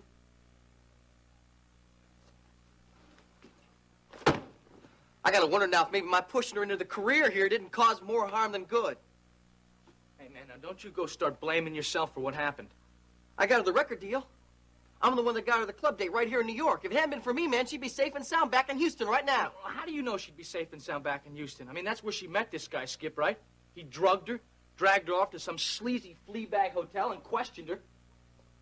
I just wish I knew what he was looking for. How do you mean, what he's looking for? Because the whole time that he had her, he kept asking her, where is it? Well, they never told me that. Yeah, well, that's probably because you wanted to forget about it, probably. Hello. Yeah.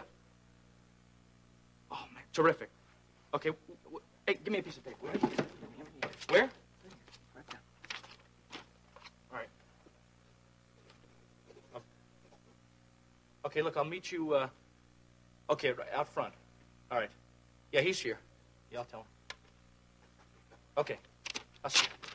That was Ricky, right? That's right. I got the address of where the Sea Serpent is docked. Well, great, I'll come with you. Let's go. Wait a minute, wait. No, you can't go. Hey, come on, man. I've been here all day. Look, okay, just calm down for a second, all right? Now, look, Ricky thinks that maybe Elena might get away or something. She might call here. And Ricky and I might be going to some kind of a setup, okay? So you just stay here so we have communications, okay? Now, hang in there. You want the food or not? No, I don't.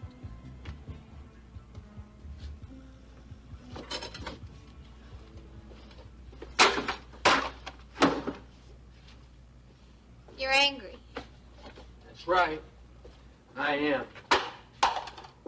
Why are you angry? Because I got a job to do I don't want to do. What kind of a job? Elena, why are you doing this? Why won't you tell me where that key is? I don't have it.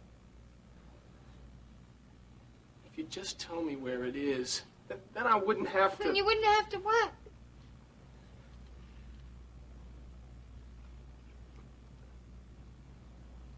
You're gonna have a little accident, Elena.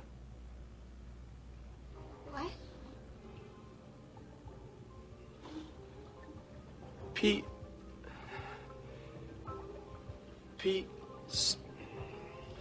says I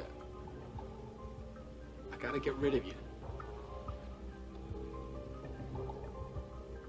What do you mean?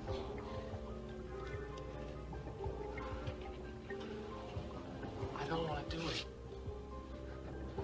If you'd only tell me where the key is, why won't you do that? But I don't know where the key is. I don't have any key. Why won't you believe me? Because if I believe you, if what you say is true, that's it. No, Joe, you wouldn't do that. I want to, Elena, but I got no choice. Please, Joe. Joe, let me go, please. I can't let you go, Elena. I wouldn't tell anyone about you or your boss or any of this. I'll forget it. I'll forget everything. Oh, Joe, please.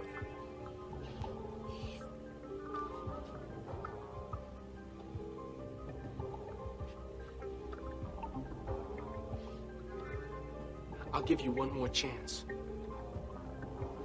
I'm giving you 15 minutes. That's all. Or else I'm gonna do what I have to do. What I've been told to do. 15 minutes.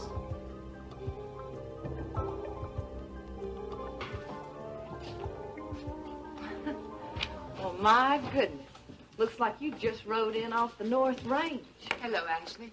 I'm sorry for looking for Justin. His office is down the hall to the left, 4907. I'm not here to see Justin. I want to see Ryan. You have an appointment? No. Well, I'm sorry. He's not in the office right now. If he'll be back soon, I'll wait. If not, I'll come back later on. Oh, he should be back in about 5 minutes, but he really has a very heavy schedule this afternoon. I'll wait. You look like you could use a drink. Okay. Are you sure? Bar's right there. No, I really don't want to drink. You and Max having trouble because of this oil business with Justin? No, Ashley, we've worked all of that out. Oh? To whose satisfaction? Ours. Yours and Justin's? Mine and Max's. Oh. Ashley, if you don't mind, I really don't feel like trading insults right now. Maybe another time, okay? I'll be looking forward to it.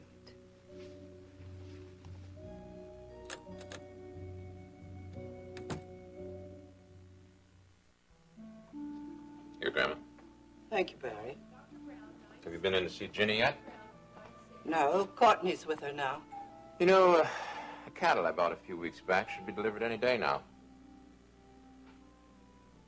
I think I'll keep them in the south pasture for the summer and move them to the north pasture when the weather gets cold. What do you think about that? Well, that's fine with me. I think I might replace the roof on the house, too. When Jeb gets back from New York, maybe he and Max and I could do it. Save some money on the labor costs, at least. It's not good for you to bottle all of this up inside you, Barry. You know, there's nothing wrong with throwing a few things and crying. Not when you've lost a son. I know that.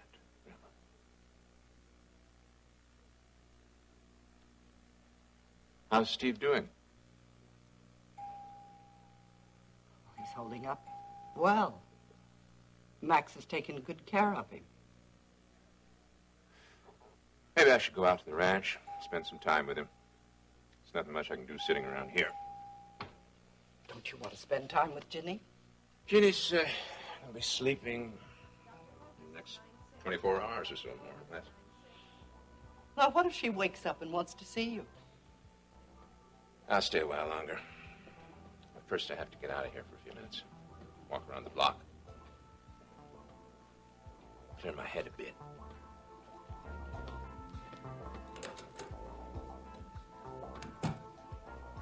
Rena? How are you, Ryan? Pretty terrible. I'm so sorry.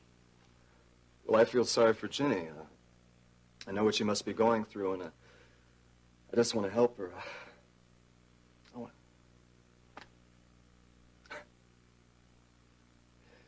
Let's talk.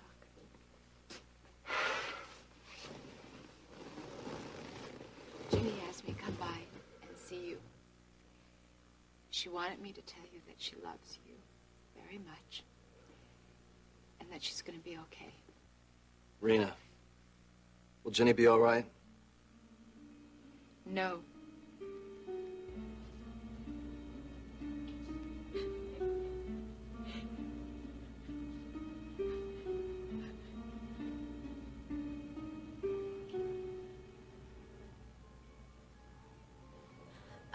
Why are you keeping me blindfolded? To keep you from seeing things that aren't good for you to see. Like you? That's one thing. Do I know you? No, not yet. But I think before the day is out, we're going to be very close friends. This blindfold, it's tight and it hurts. You'll get used to it. Did you know Bernie? Well, let's say I met him. But you didn't know him. I knew him well enough. Well enough to let Joe kill him? He told you about that? Yeah, he told me.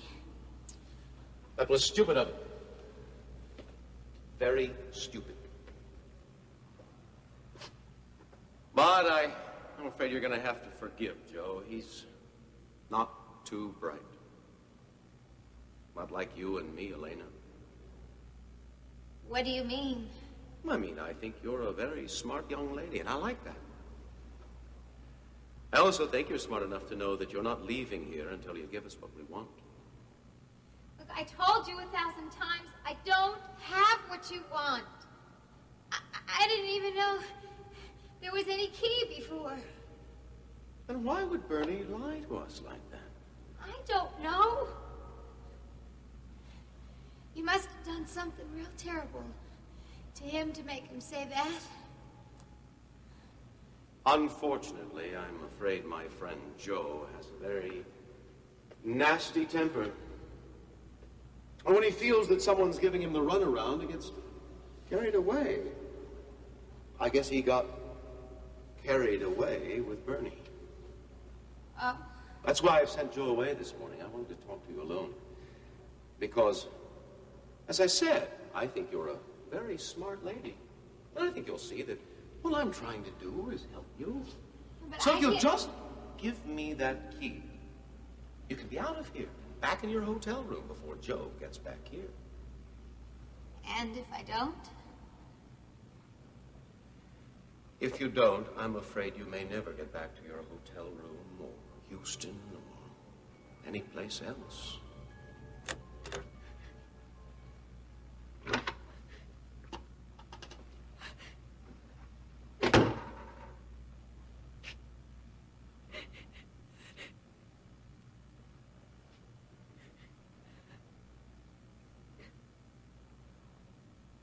Time's up. I don't have it. I don't know where it is. I'm sorry to hear that.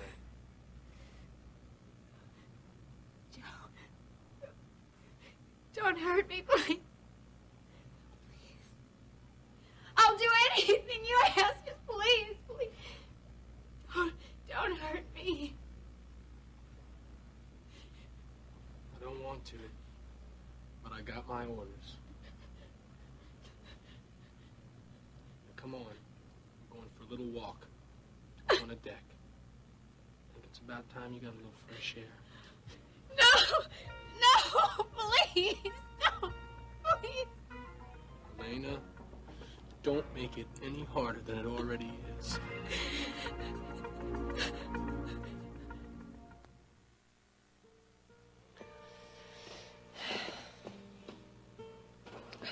Kate, I didn't know you were here.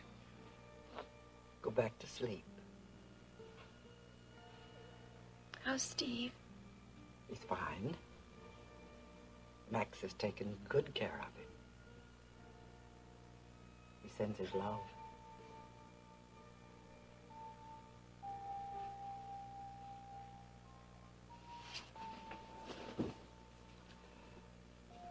God works in mysterious ways, Ginny. We have to accept his will. I can't accept it. Pray that in time you will understand it. I can't understand it.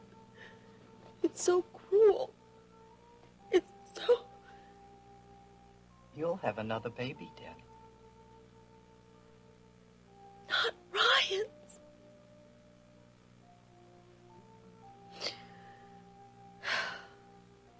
Kate,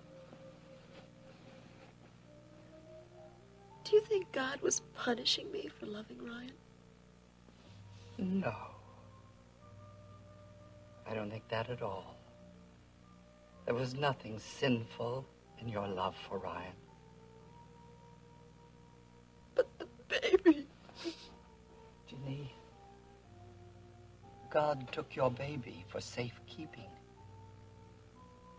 You must find a way to accept that. So hard. I know. But you can find comfort in God's love, in the love of your family and your friends,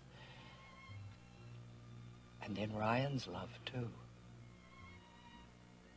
I wanted that baby so much, Kate.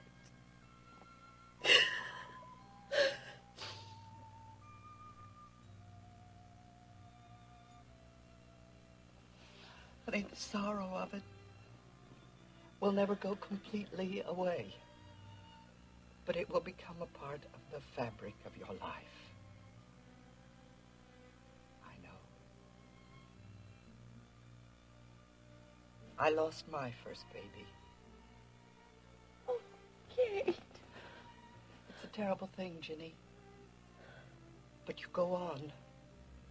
You have to. And your life will go on, you'll see. Just as mine did for me. And Ryan's will go on, too. But not for us. There's nothing left of us anymore. I don't think that's true, Ginny.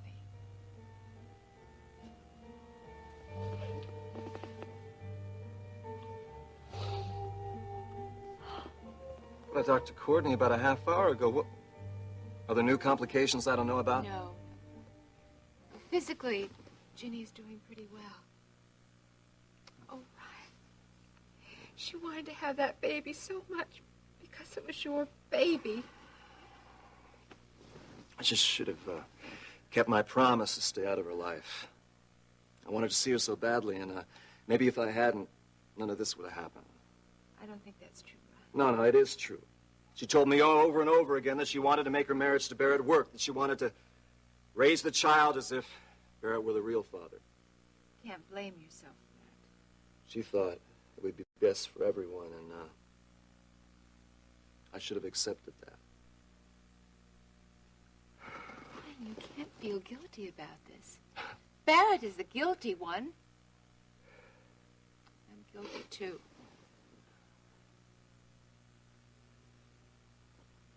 It's not your fault. Ginny was carrying your child. You had every right to care about her. She chose Barrett. She didn't choose me. I had no right to interfere. It tore her apart. I should have just let her go. Is that what you plan on doing? To let her go? I don't know what I'm going to do. But I put her through enough already. I'm just not going to hurt her anymore. Ryan, Ginny needs you more than ever now. She needs to share her grief with you. It's your grief, too.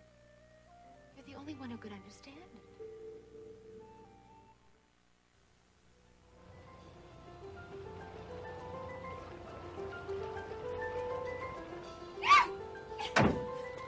Where are you taking me?